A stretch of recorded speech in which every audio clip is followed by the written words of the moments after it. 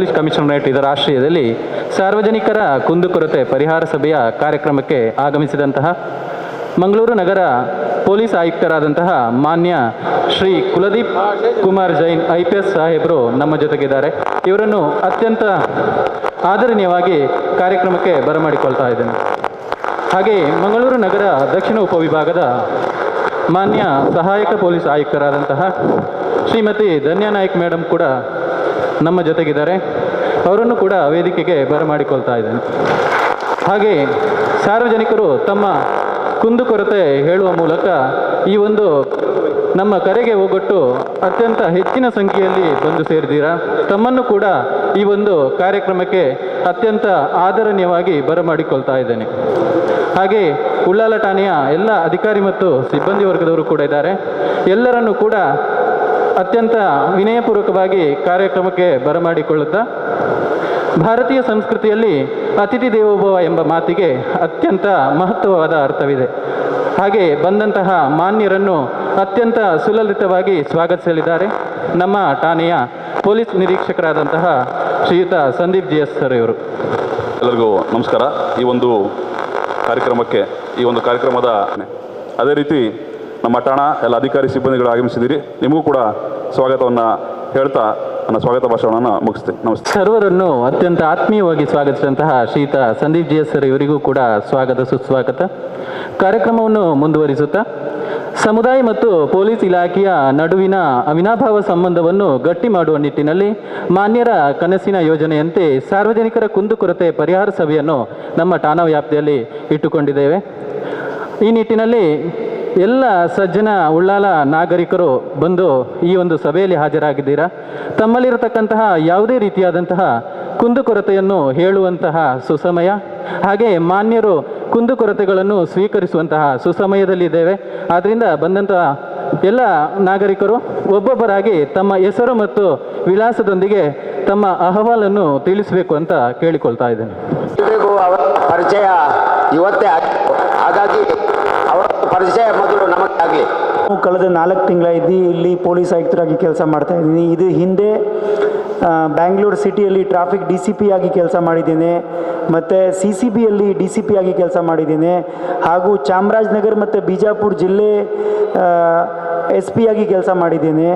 ಹಾಗೂ ನಾನು ನನ್ನ ಈ ಪೊಲೀಸ್ ಇಲಾಖೆಯ ಕರ್ತವ್ಯ ಶುರು ಮಾಡೋದು ನಮ್ಮ ದಕ್ಷಿಣ ಕನ್ನಡ ಜಿಲ್ಲೆಯಲ್ಲೇ ಶುರು ಮಾಡಿದ್ದೇನೆ 10 ವರ್ಷ ಹಿಂದೆ. ಈ ಬೆಳ್ತಂಗಡಿ ಪೊಲೀಸ್ ಠಾಣೆ SHO ಆಗಿ 3 ತಿಂಗಳ ಕರ್ತವ್ಯ ನಿರ್ವಹಿಸಿದ್ದೇನೆ. ಸೊ ಈಗ ಇಲ್ಲಿ ತಮ್ಮೆಲ್ಲರ ಸಮಕ್ಷವಾಗಿ ಮಂಗಳೂರು ಪೊಲೀಸ್ ಆಯುಕ್ತರವಾಗಿ ಕಳೆದ 4 ತಿಂಗಳಿಂದ ಕೆಲಸ ನಿರ್ವಹಿಸ್ತಾ ಇದ್ದೀನಿ.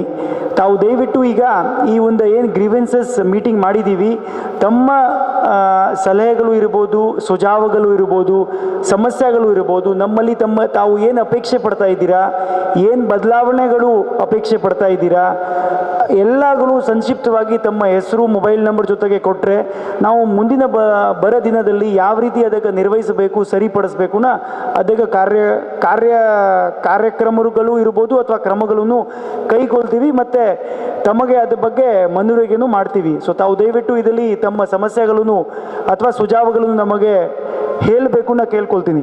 ನನ್ನ ಹೆಸರು ಅಬ್ದುಲ್ KSRTCಯಲ್ಲಿ ರಿಟೈರ್ಡ್ ಆಗಿದ್ದೇನೆ, ಟ್ರಾಫಿಕ್ ಇನ್ಸ್ಪೆಕ್ಟರ್ ಆಗಿ. ಸರ್, ಉಳ್ಳಾಲ ಸ್ಟೇಷನ್ನಲ್ಲಿ 2-3 GP ಇದೆ ಸರ್. ಅದು ಸ್ವಲ್ಪ ಓಲ್ಡ್ ಆಗಿದೆ. ನ್ಯೂ ಗಾಡಿಗಳನ್ನು ಕೊಡಬೇಕು ಸರ್. ಮತ್ತು ಪೊಲೀಸ್ನವರಿಗೆ ಬೈಕ್ ಶಾರ್ಟೇಜ್ ಉಂಟು, ಅದನ್ನು ಸ್ವಲ್ಪ ಇದು ಗಸ್ತು ಇದಕ್ಕೆ ಮಾಡಬೇಕು ಸರ್.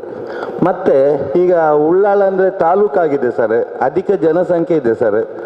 ಮತ್ತು ಪೊಲೀಸ್ನವರು ಸ್ವಲ್ಪ ಜಾಸ್ತಿ ಹಾಕಿದರೆ ಎಕ್ಸೆಸ್ ಮಾಡಿದರೆ ಒಳ್ಳೆಯದು ಸರ್. ಮತ್ತು ಉಳ್ಳಾಳ ಲಿಮಿಟ್ಸಲ್ಲಿ ಬೋಳಿಯಾರು, ತಲಪ್ಪಾಡಿ, ತೊಕ್ಕೋಟು ಹಾಗೆ ಅಂದರೆ ತುಂಬ ಸರೌಂಡಿಂಗ್ ಇದೆ ಸರ್. ಅದಕ್ಕಾಗಿ ಕುತ್ತಾರಲ್ಲಿ ಒಂದು ಸ್ಟೇಷನ್ ಮಾಡಿದರೆ ಇನ್ನೂ ತುಂಬ ಒಳ್ಳೆಯದು ಸರ್. ಸರ್ ನಮಸ್ಕಾರ, ನಾನು ಸಿದ್ದಿಕ್ ತಲಪಾಡಿ ಅಂತ ಗಡಿನಾಡು ರಕ್ಷಣಾ ವೇದಿಕೆ ಅಧ್ಯಕ್ಷನಾಗಿದ್ದೀನಿ. ಸರ್, ಇವಾಗ ಒಳ್ಳೆ ಉತ್ತಮವಾದೊಂದು ಪೊಲೀಸ್ ವ್ಯವಸ್ಥೆಯಲ್ಲಿ ನಾವೀಗ ಈ ಪ್ರದೇಶದ ಜನರಿದ್ದೇವೆ. ಒಳ್ಳೆಯೊಂದು ಪೊಲೀಸ್ ತಂಡ ಕೂಡ ಇದೆ. ಆದರೆ ಇಲ್ಲಿ ಒಂದು ಎಲ್ಲ ಕಡೆಯಂತೆ ಇಲ್ಲಿ ಸ್ವಲ್ಪ ಜೋರಾಗಿರುವ ಸಮಸ್ಯೆ ಅಂತ ಹೇಳಿದರೆ ಡ್ರಗ್ಸ್ ಸರ್. ಸಣ್ಣ ಪ್ರೈಮರಿಯಿಂದಲೇ ಈಗ ಸ್ಟಾರ್ಟ್ ಆಗಿದೆ. ಕಾಲೇಜಲ್ಲಿ ಇದ್ದದ್ದು ಈಗ ಪ್ರೈಮರಿವರೆಗೆ ಬಂದಿದೆ ಸರ್. ಆ ತಾಯಿಯ ಅಳಲನ್ನು ಕಂಡ್ರೆ ಅದೊಂದು ಸಾರಿ ಕೋರ್ಟಿಗೆ ಹೋದರೆ ಗೊತ್ತಾಗುತ್ತೆ. ಆ ಆರೋಪಿಗಳನ್ನು ತರುವಾಗ ತಾಯಿಯಂದಿರ ಆ ರೋದನ ಕಂಡ್ರೆ ಕರಳು ಹಿಂಡಿ ಬರುತ್ತೆ ಸರ್. ತಮ್ಮ ಈ ಆಗಮನದ ನಿರೀಕ್ಷೆ ನಮಗೆ ತುಂಬ ಸಂತಸವನ್ನು ಕೊಟ್ಟಿದೆ. ಯಾಕೆಂದರೆ ಮುಕ್ತವಾಗಿ ಮಾತಾಡೋದು ಅವಕಾಶವನ್ನು ಕಲ್ಪಿಸಿದ್ದೇ ಪ್ರಥಮವಾಗಿ ತಮಗೆ ಧನ್ಯವಾದಗಳನ್ನು ಸಲ್ಲಿಸ್ತಾ ಇದ್ದೇನೆ ಸರ್. ಇಲ್ಲಿ ಉತ್ತಮ ಒಂದು ಒಳ್ಳೆ ಪೊಲೀಸ್ ತಂಡವನ್ನು ನೀವು ಕೊಟ್ಟಿದ್ದೀರಾ. ಆದರೆ ಇಲ್ಲಿ ರಾತ್ರಿ 10 ಗಂಟೆಯಿಂದ ಅನಧಿಕೃತವಾಗಿ ಬೈಕ್ ಮೂಲಕ, ಕಾರು ಮೂಲಕ, ನೋಂದಣಿ ಇಲ್ಲದ ಕಾರು ಮೂಲಕ, ನಂಬರ್ ಪ್ಲೇಟ್ ಇಲ್ಲದ ಬೈಕ್ ಮೂಲಕ, ಹೆಲ್ಮೆಟ್ ಇಲ್ಲದೆ 3-4 ಜನರನ್ನು ಇಟ್ಕೊಂಡು ಅಲ್ಲಿ ತಲಪಾಡಿ ಬೋರ್ಡ್ ತನಕ ಅಲ್ಲಿ ಒಂದು ವ್ಯವಸ್ಥೆ ಕೂಡ ಇದೆ. ಯಾಕೆಂತ ಹೇಳಿದರೆ ಅಲ್ಲಿ ರಾಷ್ಟ್ರೀಯ ಹೆದ್ದಾರಿಯ ಪರ್ಮಿಷನ್ ಇದೆ ಅಂತೇಳಿ ಅಲ್ಲಿ 24 ಗಂಟೆ 2 ಕ್ಯಾಂಟೀನ್ ಓಪನ್ ಇದೆ ಸರ್. ಅಲ್ಲಿ ನಿಜವಾಗಿ ರಾಷ್ಟ್ರೀಯ ಹೆದ್ದಾರಿ ಕ್ಯಾಂಟೀನ್ ಅಂತ ಹೇಳಿದರೆ ದೂರದಿಂದ ಬೇರೆ ಬೇರೆ ರಾಜ್ಯಗಳಿಂದ ಬರುವ ಲಾರಿ ಡ್ರೈವರ್ಗಳಿಗೆ ಏನಾದರೂ ಚಾಯ್ ನೀರಿನ ವ್ಯವಸ್ಥೆಗೋಸ್ಕರ ಇರುವಂಥದ್ದು. ಇದು ಅಲ್ಲಿ ಸರ್ ತಾವೊಂದು 2 ಗಂಟೆ ಅವಧಿಗೆ ಒಂದು ವಿಸಿಟ್ ಮಾಡಿದರೆ ತಮಗೆ ಎಲ್ಲ ಪಿಕ್ಚರಲ್ಲಿ ಕ್ಲಿಯರ್ ಆಗಿ ಸಿಗುತ್ತೆ. ಜನಜಾತ್ರೆ ಸರ್ ಅಲ್ಲಿ ಎಲ್ಲ ಪಕ್ಕದ ರಾಜ್ಯದಿಂದ ಬರುವಂಥವರು, ಈ ಇಲ್ಲ ಸುತ್ತಮುತ್ತಲ ಜನರು ಕೂಡ ಇದ್ದಾರೆ. ಅದನ್ನು ಕಟ್ಟುನಿಟ್ಟಾಗಿ ನಿಷೇಧಿಸಿದ್ದರೆ ಸರ್ ನಾವು ಅದಕ್ಕೆ ಬೇಕಾಗಿ ನಾವು ಹೋರಾಟ ಮಾಡಬೇಕಾಗತ್ತೆ, ಇಲ್ಲಾಂದರೆ ನಾವೇ ಅಲ್ಲಿಗೆ ದಾಳಿ ಮಾಡಬೇಕಾಗತ್ತೆ. ಅದಕ್ಕೆ ರಾಷ್ಟ್ರೀಯ ಹೆದ್ದಾರಿಯ ಪ್ರಾಧಿಕಾರಕ್ಕೂ ಕೂಡ ನಾವು ಅವರ ಮನವಿ ಮೂಲಕ ಅವರಿಗೆ ವಿನಂತಿಯನ್ನು ಮಾಡಿದ್ದೀವಿ. ತಕ್ಷಣ ಸರ್ 11 ಗಂಟೆವರೆಗೆ ಅದನ್ನು ಬಂದ್ ಮಾಡಿ. ರಾತ್ರಿ ಪೊಲೀಸ್ ವ್ಯವಸ್ಥೆ ಒಳ್ಳೆದಿದ್ದರೂ ಕೂಡ ಈ ಮಕ್ಕಳ ಈ ಬೈಕಲ್ಲಿ ಓಡಾಡೋದು, ಅಕ್ರಮ ಕೃತ್ಯ ನಡೆಯುವುದು ಜೋರಾಗಿರುವುದರಿಂದ ಇದಕ್ಕೆ ಒಂದು ಕಠಿಣವಾದ ಒಂದು ಕ್ರಮವನ್ನು ತಂದು ಇದನ್ನು ನಿಲ್ಲಿಸಿಕೊಟ್ರೆ ತಮಗೆ ಆ ದೇವರ ಇದರಿಂದ ಎಲ್ಲರಿಂದ ಒಂದು ಅನುವು ಆಗ್ತದೆ ಅಂತ ಹೇಳಿ ನನ್ನ ಮಾತನ್ನು ಕೊನೆಗೊಳಿಸ್ತೇನೆ. ತಾವು ಬಹಳ ರೈಟ್ ಟೈಮ್ನಲ್ಲಿ ಬಂದಿದ್ದೀರಿ, ಬಹಳ ಧನ್ಯವಾದಗಳು ತಮಗೆ. ಉಳ್ಳಾಲ ಪೊಲೀಸ್ ಸ್ಟೇಷನ್ ಸಮಯಕ್ಕೆ ಸರಿಯಾಗಿ ಅತ್ಯುತ್ತಮ ಕಾರ್ಯಕ್ರಮ ಮಾಡ್ತಾ ಇದೆ. ನನಗೆ ಬಹಳ ಖುಷಿಯಾಗಿದೆ, ನಾನು ಅಪ್ರಿಷಿಯೇಟ್ ಮಾಡ್ತಾ ಇದ್ದೇನೆ. ನಾನು ಜಮಾತ್ ಇಸ್ಲಾಮಿ ಹಿಂದೂ ಉಳ್ಳಾಳದ ವತಿಯಿಂದ ಬಂದಿದ್ದೇನೆ. UA ಅಬ್ದುಲ್ ಕರೀಂ ಎಂದು. 9591277828 ನಂದು ಫೋನ್ ನಂಬರ್. ಸರ್ ನನಗೆ ಒಂದು 4 ವಿಷಯ ಹೇಳಿಕಿದೆ. ನಂಬರ್ 1, ನಮ್ಮ ಈಗಾಗಲೇ ನಿಮಗೆ ಗೊತ್ತುಂಟು, ಘನತ್ಯಾಜ್ಯ ನಮ್ಮ ಉಳ್ಳಾಳದ ಬೀಚಿನ ಎದುರಿನಲ್ಲಿ ಜನರಿಗೆ ಅತ್ಯಂತ ದೊಡ್ಡ ಒಂದು ಸ್ವಾಗತ ಕೊಡುವಂತಹ ದೊಡ್ಡ ಒಂದು ಬೇಡದ ಕೆಲಸ ಆಗಿದೆ ನಡೀತಾ ಇದ್ದದ್ದು ಇಷ್ಟರವರೆಗೆ. ಘನತ್ಯಾಜ್ಯಗಳನ್ನು ಅಲ್ಲಿ ಸಂಗ್ರಹಿಸುವುದು. ಹೊರ ಪ್ರದೇಶದಿಂದ ಜನರಲ್ಲಿ ಬರ್ತಾರೆ. ನಮ್ಮ ಉಳ್ಳಾಳ ಎಂದರೆ ಫೇಮಸ್ಸು. ವೀರರಾಣಿ ಅಬ್ಬಕ್ಕ ದೇವಿ ಆಳಿದಂತಹ ಹಲವಾರು ಧರ್ಮದ ದೊಡ್ಡ ದೊಡ್ಡ ಐತಿಹಾಸಿಕ ಕ್ಷೇತ್ರವಿರುವಂಥ ಒಂದು ಉಳ್ಳಾಳ, ಸುಂದರ ಉಳ್ಳಾಳ. ಆದರೆ ಬೀಚ್ ಎಂಬುದು ಆಕರ್ಷಣೀಯ ಇಲ್ಲ ನಮ್ಮ ಬೀಚ್. ಕಾರಣ ಏನೆಂದರೆ ನಮ್ಮ ತುಂಬ ಕುಂದುಕೊರತೆಗಳಲ್ಲಿ ಕಾಣ್ತಾ ಇದೆ. ಈಗಾಗಲೇ ನಮ್ಮ ನಾಗರಿಕರು ಬಹಳ ಶೀಘ್ರದಲ್ಲಿ ಮೊನ್ನೆಯಾಗಿ ದೊಡ್ಡ ಒಂದು ಕ್ರಾಂತಿಕಾರಿ ಕೆಲಸವನ್ನು ಮಾಡಿದ್ದರಿಂದ ಈಗ ಅದೆಲ್ಲ ವಿಲೇವಾರಿ ಆಗ್ತಾ ಉಂಟು. ನನ್ನ ರಿಕ್ವೆಸ್ಟ್ ಏನೆಂದರೆ ಇನ್ನು ಮುಂದೆ ಅಂತಹ ಘನತ್ಯಾಜ್ಯವನ್ನು ಅಲ್ಲಿ ಇಡಲಿಕ್ಕೆ ಬಿಡಬಾರ್ದು, ನಿಷೇಧಿಸಬೇಕು. ಮತ್ತು ಯಾರೆಲ್ಲ ಅನಧಿಕೃತವಾಗಿ ಬರ್ತಾರ ಅಲ್ಲಿ ಇದು ವೇಸ್ಟೇಜನ್ನು ಹಾಕಲಿಕ್ಕೆ, ಅವರ ವಾಹನಗಳನ್ನು ಮುಟ್ಟುಗೋಲು ಹಾಕುವಂಥ ಕೆಲಸ ಮಾಡಬೇಕು. ಆ ಕಠಿಣ ಕ್ರಮ ಮಾಡಿದರೆ ಇದೆಲ್ಲ ನಿಲ್ತದೆ ಸರ್.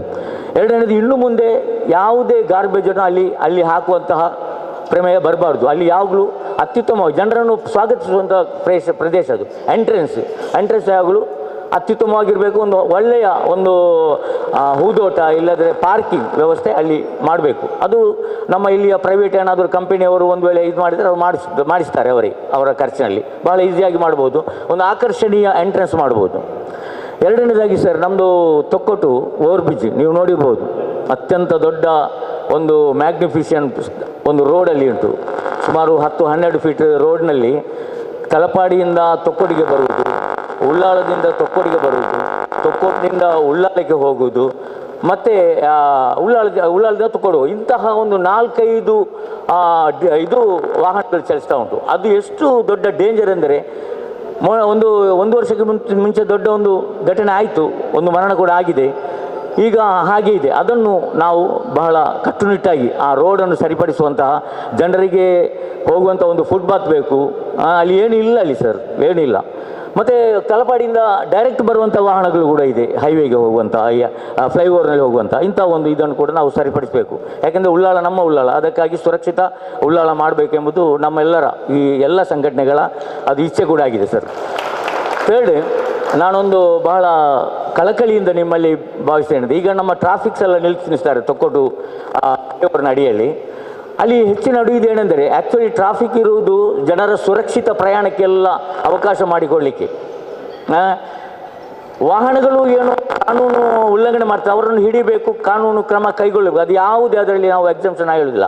ಆದರೆ ಅಲ್ಲಿ ನಿಲ್ಲುವಂಥ ಸಿಬ್ಬಂದಿಗಳ ಹೆಚ್ಚಿನ ನಾನು ಗಮನ ಹರಿಸುವುದು ಏನೆಂದರೆ, ಯಾರು ಹೆಲ್ಮೆಟ್ ಹಾಕಲಿಲ್ಲ, ಯಾರು ಅದು ಹಾಕಲಿಲ್ಲ, ಇದಕ್ಕೆ ಅವರ ತಮ್ಮ ಗಮನ ಅಲ್ಲದೆ ಜನರ ಸುರಕ್ಷಿತತೆ ಬಗ್ಗೆ ಅಲ್ಲಿ ಏನು ಅಲ್ಲಿ ಕಂಟೆಕ್ಟ್ ಆಗ್ತದೆ ಅದರ ಬಗ್ಗೆ ಯಾವುದೇ ಒಂದು ಗಮನ ಹರಿಸೋದನ್ನು ನಾನು ದೂರದಿಂದ ನೋಡ್ತಾ ಇದ್ದೇನೆ. ಇದು ಕೂಡ ಒಂದು ದೊಡ್ಡ ಮುಖ್ಯ ಒಂದು ವಿಷಯ ಸರ್. ನಾಲ್ಕನೇ ವಿಷಯ ಏನೆಂದರೆ, ಉಳ್ಳಾಳ ಎಂದರೆ ದೊಡ್ಡ ಒಂದು ಕೋಮು ಸೌಹಾರ್ದ ಕ್ಷೇತ್ರ. ಇದು ಮೊದಲು ಇಲ್ಲಿ ಕೋಮು ಸೂಕ್ಷ್ಮ ಪ್ರದೇಶ ಎಂಬ ಒಂದು ಮಾತಿತ್ತು, ಆದರೆ ಅದನ್ನು ನಾವು ಈಗ ತೆಗೆದಿದ್ದೇವೆ. ಈಗಂತ ಯಾವುದೇ ಇಲ್ಲ. ಕೋಮು ಸೌಹಾರ್ದವನ್ನು ಉಳಿಸಲು ನಾವು ಒಂದು ದೊಡ್ಡ ಕಾರ್ಯಕ್ರಮ ನಾವು ಇಡಬೇಕು. ಈಗ ಸದ್ಭಾವನಾ ವೇದಿಕೆ ಎಂಬುದು ಜಮಾತೆ ಇಸ್ಲಾಮಿಯ ಮತ್ತು ಬೇರೆ ಬೇರೆ ಸಂಘಟನೆಯ ಎಲ್ಲ ಇಟ್ಟು ಸೌಹಾರ್ದ ಸಭೆಯನ್ನು ನಾವು ಮಾಡ್ತಾ ಇದ್ದೇವೆ. ನಾಡದು 7 ತಾರೀಕಿಗೆ ನಾವು ಸಭೆ ಚರ್ಚೆ ಹಾಲ್ನಲ್ಲಿ ಕೂಡ ಒಂದು ಈದ್ ಸೌಹಾರ್ದವನ್ನು ಕೂಡ ಇಟ್ಟಿದ್ದೇವೆ. ದೀಪಾವಳಿ ಸೌಹಾರ್ದ, ಕ್ರಿಸ್ಮಸ್ ಎಲ್ಲ ಮಾಡ್ತಾ ಇದ್ದೇವೆ. ಆದರೆ ಆ ಸಂಘಟನೆಯನ್ನು ನಾವು ಸ್ಥಳೀಯ ಮಟ್ಟದಲ್ಲಿ ವ್ಯಾಪಕಗೊಳಿಸಬೇಕು. ಎಲ್ಲ ವಲಯ ಮಟ್ಟದಲ್ಲಿ, ಎಲ್ಲ ವರ್ತುಲ ಮಟ್ಟದಲ್ಲಿ ನಾವು ಆ ಸಂಘಟನೆಯನ್ನು ಸ್ಥಾಪಿಸಿ ಅಲ್ಲಿ ಹಿಂದೂ ಮುಸ್ಲಿಂ ಕ್ರೈಸ್ತರನ್ನು ಒಂದುಗೂಡಿಸುವ ಮತ್ತು ಎಲ್ಲ ಧರ್ಮಗಳ ಏನು ಹಬ್ಬಗಳಿದೆ ಆ ಹಬ್ಬಗಳ ನಾವು ಧಾರ್ಮಿಕ ಆಚರಣೆ ಮಾಡಬೇಕೆಂದಿಲ್ಲ. ಹಬ್ಬಗಳ ಬಗ್ಗೆ ಒಟ್ಟು ಖುಷಿ ಪಡೆಯುವಂತಹ 4 ಹಬ್ಬಗಳು, 3 ಹಬ್ಬಗಳ 4 ಹಬ್ಬಗಳ ಆ ವಲಯದಲ್ಲಿ ಒಟ್ಟು ಸೇರಿ ಒಂದು ತಿನ್ನುವ, ಒಂದು ಸೌಹಾರ್ದ ಮಾತನಾಡುವ ಇಂಥ ವಾತಾವರಣ ನಮ್ಮ ಉಳ್ಳಾಳದಲ್ಲಿ ಮಾಡಬೇಕು ಎಂಬುದು ನನ್ನ ಕಳಕಳಿಯಾಗಿದೆ ಸರ್. ನನಗೆ ಮಾತನಾಡಲು ಅವಕಾಶ ಮಾಡಿಕೊಟ್ಟಂತಹ ಪೊಲೀಸ್ ಡಿಪಾರ್ಟ್ಮೆಂಟ್ಗೆ ನಾನು ಧನ್ಯವಾದ ಹೇಳಿಸ್ತಾ ಎಲ್ಲರಿಗೂ ಧನ್ಯವಾದ ಸರ್. ಹೊಸ ಆಯುಕ್ತರು, ಪ್ರೀತಿಯ ಒಬ್ಬ ಬಂಧು ಅಂತ ಹೇಳ್ಬೋದು, ಈ ಸಂದರ್ಭದಲ್ಲಿ ನಮ್ಮ ಉಳ್ಳಾಳಕ್ಕೆ ಆಗಮಿಸಿದಿರಿ. ನಮ್ಮೆಲ್ಲರ ಪರವಾಗಿ ನಿಮಗೆ ಅಭಿನಂದನೆಗಳು ಸಲ್ಲಿಸ್ತಾ ಇದ್ದೀನಿ. ನಾನೊಬ್ಬ ಸಮಾಜ ಸೇವಕ, ರಾಷ್ಟ್ರೀಯವಾಗಿ ತುಂಬ ಬೇರೆ ಬೇರೆ ಕಡೆಗಳೆಲ್ಲ ಇದ್ದೆ. ಅದಕ್ಕಿಂತ ಮಿಗಿಲಾಗಿ ಸಮಾಜ ಸೇವಕ ಅಂತ ಹೇಳೋದು ತುಂಬ ಸಂತೋಷ ಆಗ್ತದೆ. ನಾನು 1978 first DIG in western range AP ದೊರೆ ಅಂತ ಹೇಳಿದರು.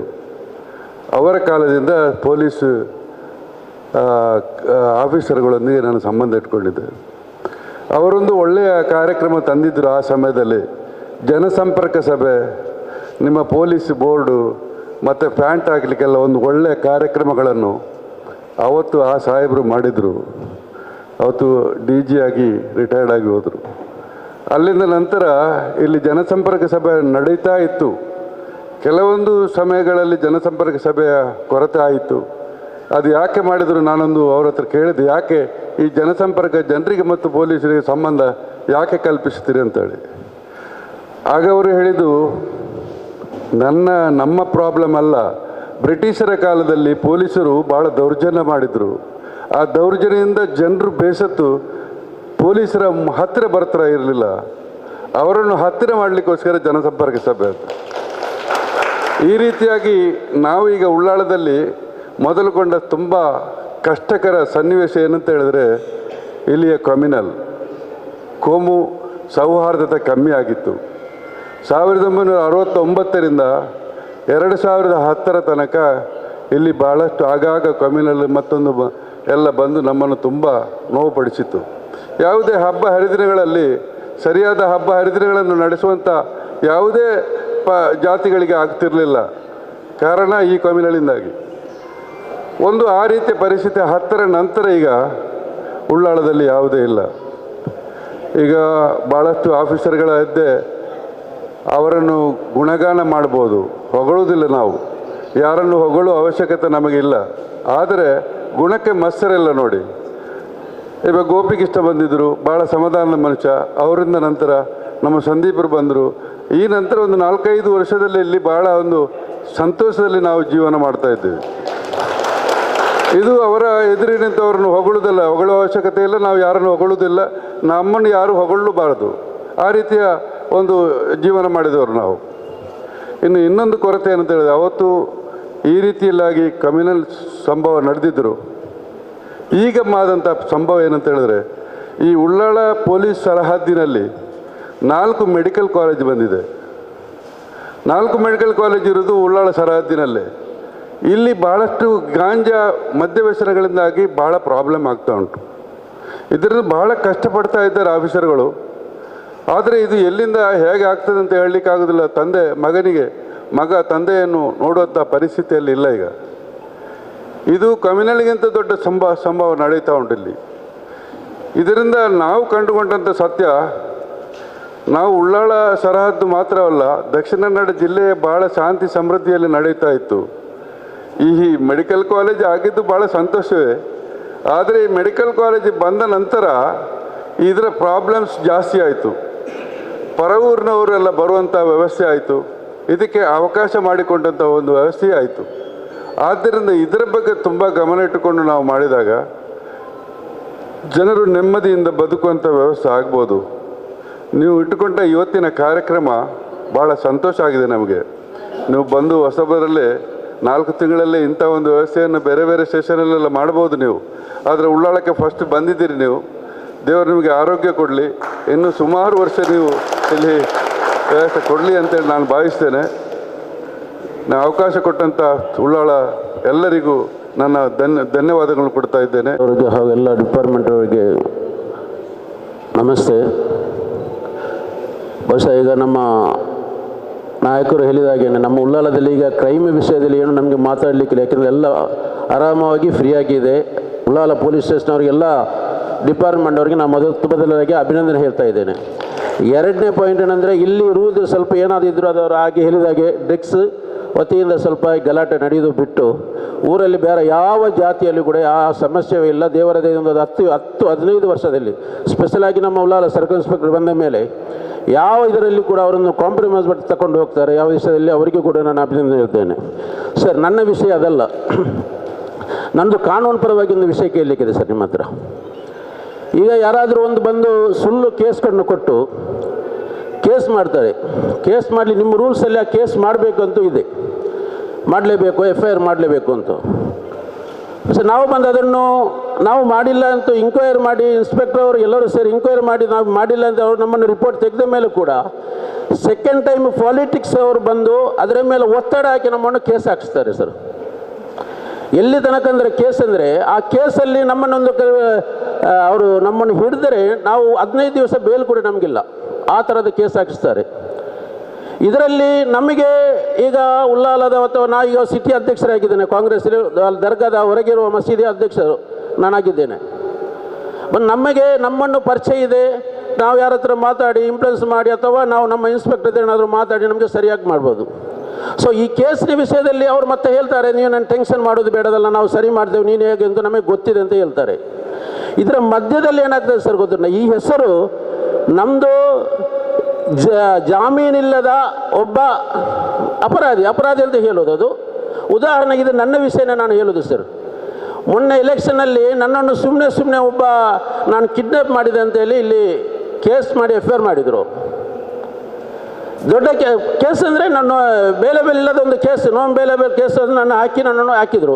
ಬಹುಶಃ ನನಗೆ ಉಳ್ಳಾಲ ಎಲ್ಲ ಠಾಣೆಯವರ ಪರಿಚಯ ಇದ್ದ ಕಾರಣ, ನನ್ನ ವಿಷಯ ಏನಂತ ಅವ್ರಿಗೆ ಗೊತ್ತಿದ್ದ ಕಾರಣ ಅವರು ಅಷ್ಟು ದೊಡ್ಡ ಆ್ಯಕ್ಷನ್ ತೆಗಿಲಿಲ್ಲ. ಯಾಕೆಂದರೆ ಅವರಿಗೆ ಗೊತ್ತಿದೆ ನಾವೇನಂತ, ಅದಲ್ಲದೆ ಆ ಕೆಲಸ ನಾನು ಮಾಡಿಲ್ಲ. ಇದು ನನಗೆ ಪ್ರಶ್ನೆ ಅಲ್ಲ. ಅದು ಏನಾದರೂ ನಾವು ಮಾಡಿ ಸರಿ ಮಾಡಿ ನಾವು ತಪ್ಪು ಮಾಡಿದರೆ ನಮಗೆ ಶಿಕ್ಷೆ ಕೊಡ್ಬೋದು, ಇಲ್ಲದಿದ್ದರೆ ನಮ್ಮನ್ನು ಬಿಡ್ಬೋದು, ಅದು ಬೇರೆ ವಿಷಯ. ಇದರ ಮಧ್ಯದಲ್ಲಿ ಇದರ ಬೆನಿಫಿಟ್ ತೆಗೆಯುವ ವಾಟ್ಸಪ್ ಗ್ರೂಪಲ್ಲಿ ಈ ಥರ ಏನು ಬಂದಿದೆ, ನನ್ನ ಕೇಸ್ ಆದ ಮೇಲೆ ಅಲ್ತಾಫ್ ಕಿಡ್ನಾಪ್ ಮಾಡೋರಿಗೆ ಈ ಗುಂಡಾಗಲಿಗೆ, ಅಂದು ನಾನು ಗುಂಡಾಗಲಿಗೆ ಯಾಕೆ ಬಂಧನ ಇಲ್ಲ ಅಂತ. ಸರ್ ನೋಡಿ, ನಾವೊಂದು ದರ್ಗಾ ಮಸೀದಿ ಅಧ್ಯಕ್ಷರು ಮತ್ತೊಂದು ಏನಾದರೂ ಜಾಸ್ತಿಯಲ್ಲಿ ಚಿಕ್ಕದಾದ ದೊಡ್ಡ ನಮ್ಮದು ವಿಷಯ ಇರುತ್ತದೆ, ನಮಗೊಂದು ರೆಸ್ಪೆಕ್ಟ್ ಇರ್ತದೆ. ಈ ವಾಟ್ಸಪ್ ರಂಗದಲ್ಲಿ ಅದು ಯಾರು ಹಾಕೋದು, ಇನ್ನೊಬ್ಬ ಲೀಡರ್ ಹಾಕಿದೆ, ಒಬ್ಬ ಪೋಸ್ಟ್ಮ್ಯಾನ್ ಕೆಲಸ ಮಾಡ್ತಾ ಇದ್ದಾನೆ, ಅದನ್ನು ಅವನು ಹಾಕಿ ಅಲ್ತಾಫ್ ಕಿಡ್ನಾಪ್ ಮಾಡಿದ ಗುಂಡಾಗಲಿಗೆ ಯಾಕೆ ಬಂಧನ ಇಲ್ಲ ಅಂತ. ಹಾಗಾದರೆ ನಾವು ಗುಂಡಾ ಅಂತ ಇಡೀ ವಾಟ್ಸಪ್ಪಲ್ಲಿ ನಮಗಲ್ಲಿ ಅವರು ತಿಳಿಸ್ತಾರೆ. ಅದಕ್ಕಾಗಿ ಸರ್ ದಯಮಾಡಿ ಸರ್, ಕೇಸ್ ಆಗುವ ಮುಂಚೆ 2 ಪಾರ್ಟಿಯನ್ನು ಕರೆದು ಅವರನ್ನು ಒಂದು ವೇಳೆ ಆಗಿದ್ದರೆ ಅವನು ಕೇಸ್ ಮಾಡಿ ಶಿಕ್ಷೆ ಅನುಭವಿಸಲಿಕ್ಕೆ ನಾವು ರೆಡಿ. ಇಲ್ಲ ಅಂದರೆ ಆ ಕೇಸ್ ಆಗಿದೆ ಮತ್ತೆ ನೀವು ತೆಗೀತೀರಿ, ಕಾಂಪ್ರಮೈಸ್, ಅದು ಬೇರೆ ವಿಷಯ. ಅದರ ಮಧ್ಯದಲ್ಲಿ ಈ ಥರ ಬರ್ತದೆ. ಅದನ್ನು ದಯಮಾಡಿ ಅಂಥ ವಾಟ್ಸಪ್ಪಲ್ಲಿ ಹಾಕೋರಿಗೆ ನೀವು ಆ್ಯಕ್ಷನ್ ತೆಗಿಬೇಕು. ನಾನು ಹೆಸರು ಬೇಕಾದರೂ ಕೊಡ್ತೇನೆ, ನನಗೆ ಮುಲಾಜೆ ಇಲ್ಲ ಅದರಲ್ಲಿ. ನಾನು 3 ಜನ ನಾನು ಅದನ್ನು ನೋಟ್ ಮಾಡಿ ಇಟ್ಟಿದ್ದೇನೆ, ನನ್ನನ್ನು ವೈರಲ್ ಮಾಡಿದವರಿಗೆ. ಆದ್ದರಿಂದ ದಯಮಾಡಿ ಸರ್ ಇದನ್ನು ಸ್ವಲ್ಪ ಹಿಂಗಾರು ಮಾಡಿ. ನೀವು ಯಾರಿಗಾದರೂ ಪಾಪದವರಿಗಾದರೂ ಇಂಥ ಕೇಸ್ ಹಾಕಬೇಡಿ. ಯಾಕೆಂದರೆ ಯಾರು ಬಂದು ಒತ್ತಡ ಮಾಡ್ತಾರೆ, ರಾಜಕೀಯದವರು, ಪಾಲಿಟಿಕ್ಸ್ ಹೋದ್ರೆ ಮುಸ್ತಫಾ ಆದರೂ ಯಾರಾದರೂ ಮಾಡ್ತಾರೆ. ಬಟ್ ಅದಕ್ಕೆ ಇದು ಹೋಗಿ ಯಾರನ್ನು ಕೇಸ್ ಮಾಡಬೇಡಿ ಸರ್ ಪ್ಲೀಸ್. ಯಾಕೆಂದರೆ ಅದರ ನಂತರ ಬರೋದನ್ನು ನಮಗೆ ಸರಿ ಮಾಡಲಿಕ್ಕೆ ಆಗೋದಿಲ್ಲ ಸರ್. Thank you sir. ನಾನು ಲೆನೆಟ್ ಕ್ಯಾಸ್ಲಿನೋ, ಒಂದು ನಿವೃತ್ತ ಪೊಲೀಸ್ ಅಧಿಕಾರಿ ಹಾಗೂ ಸುಮಾರು 20 ವರ್ಷದ ಮೊದಲು ಉಳ್ಳಾಳ ಠಾಣೆಯಲ್ಲಿ ಠಾಣಾ ಬರಹಗಾರಳಾಗಿದ್ದೆ ಎಂದು ನಿಮ್ಮ ಮುಂದೆ ಹೇಳಲು ಸಂತೋಷಪಡ್ತೇನೆ. ಇಲ್ಲಿ ಉಳ್ಳಾಳದಲ್ಲಿ ಬಬ್ಬುಕಟ್ಟೆ ಎಂಬ ಸ್ಥಳವಿದೆ. ಬಬ್ಬುಕಟ್ಟೆಯಲ್ಲಿ 2 ನಿಮಿಷಕ್ಕೊಮ್ಮೆ ಮುಡಿಪುಯಿಂದ ಮಂಗಳೂರು ನಗರಕ್ಕೆ ಬಸ್ಸುಗಳು ಹೋಗ್ತವೆ. ಅಲ್ಲಿ ಬಸ್ ತಂಗುದಾಣ ಇಲ್ಲ ಸರ್. ಸೀನಿಯರ್ ಸಿಟಿಸನ್ಸ್ ಅಲ್ಲದೆ ಒಂದು ಬದಿಯಲ್ಲಿ ಗೌರ್ಮೆಂಟ್ ಸ್ಕೂಲ್ ಬಬ್ಬುಕಟ್ಟೆ ಶಾಲೆ ಹತ್ರ, ಒಂದು ಬದಿಯಲ್ಲಿ ಗೌರ್ಮೆಂಟ್ ಸ್ಕೂಲ್, ಒಂದು ಬದಿಯಲ್ಲಿ ನಿತ್ತಾದರ್ ಇಂಗ್ಲೀಷ್ ಮೀಡಿಯಂ ಸ್ಕೂಲ್. ಸುಮಾರು 1000ಕ್ಕಿಂತ ಮೇಲೆ ವಿದ್ಯಾರ್ಥಿಗಳು ಆಚೆ ಈಚೆ ಹೋಗ್ತಾರೆ. ಅಲ್ಲದೆ 15ರಿಂದ I think 15 to 16 childrens they are going in ದ್ವಿಚಕ್ರ ವಾಹನದಲ್ಲಿ ಹೋಗ್ತಾರೆ.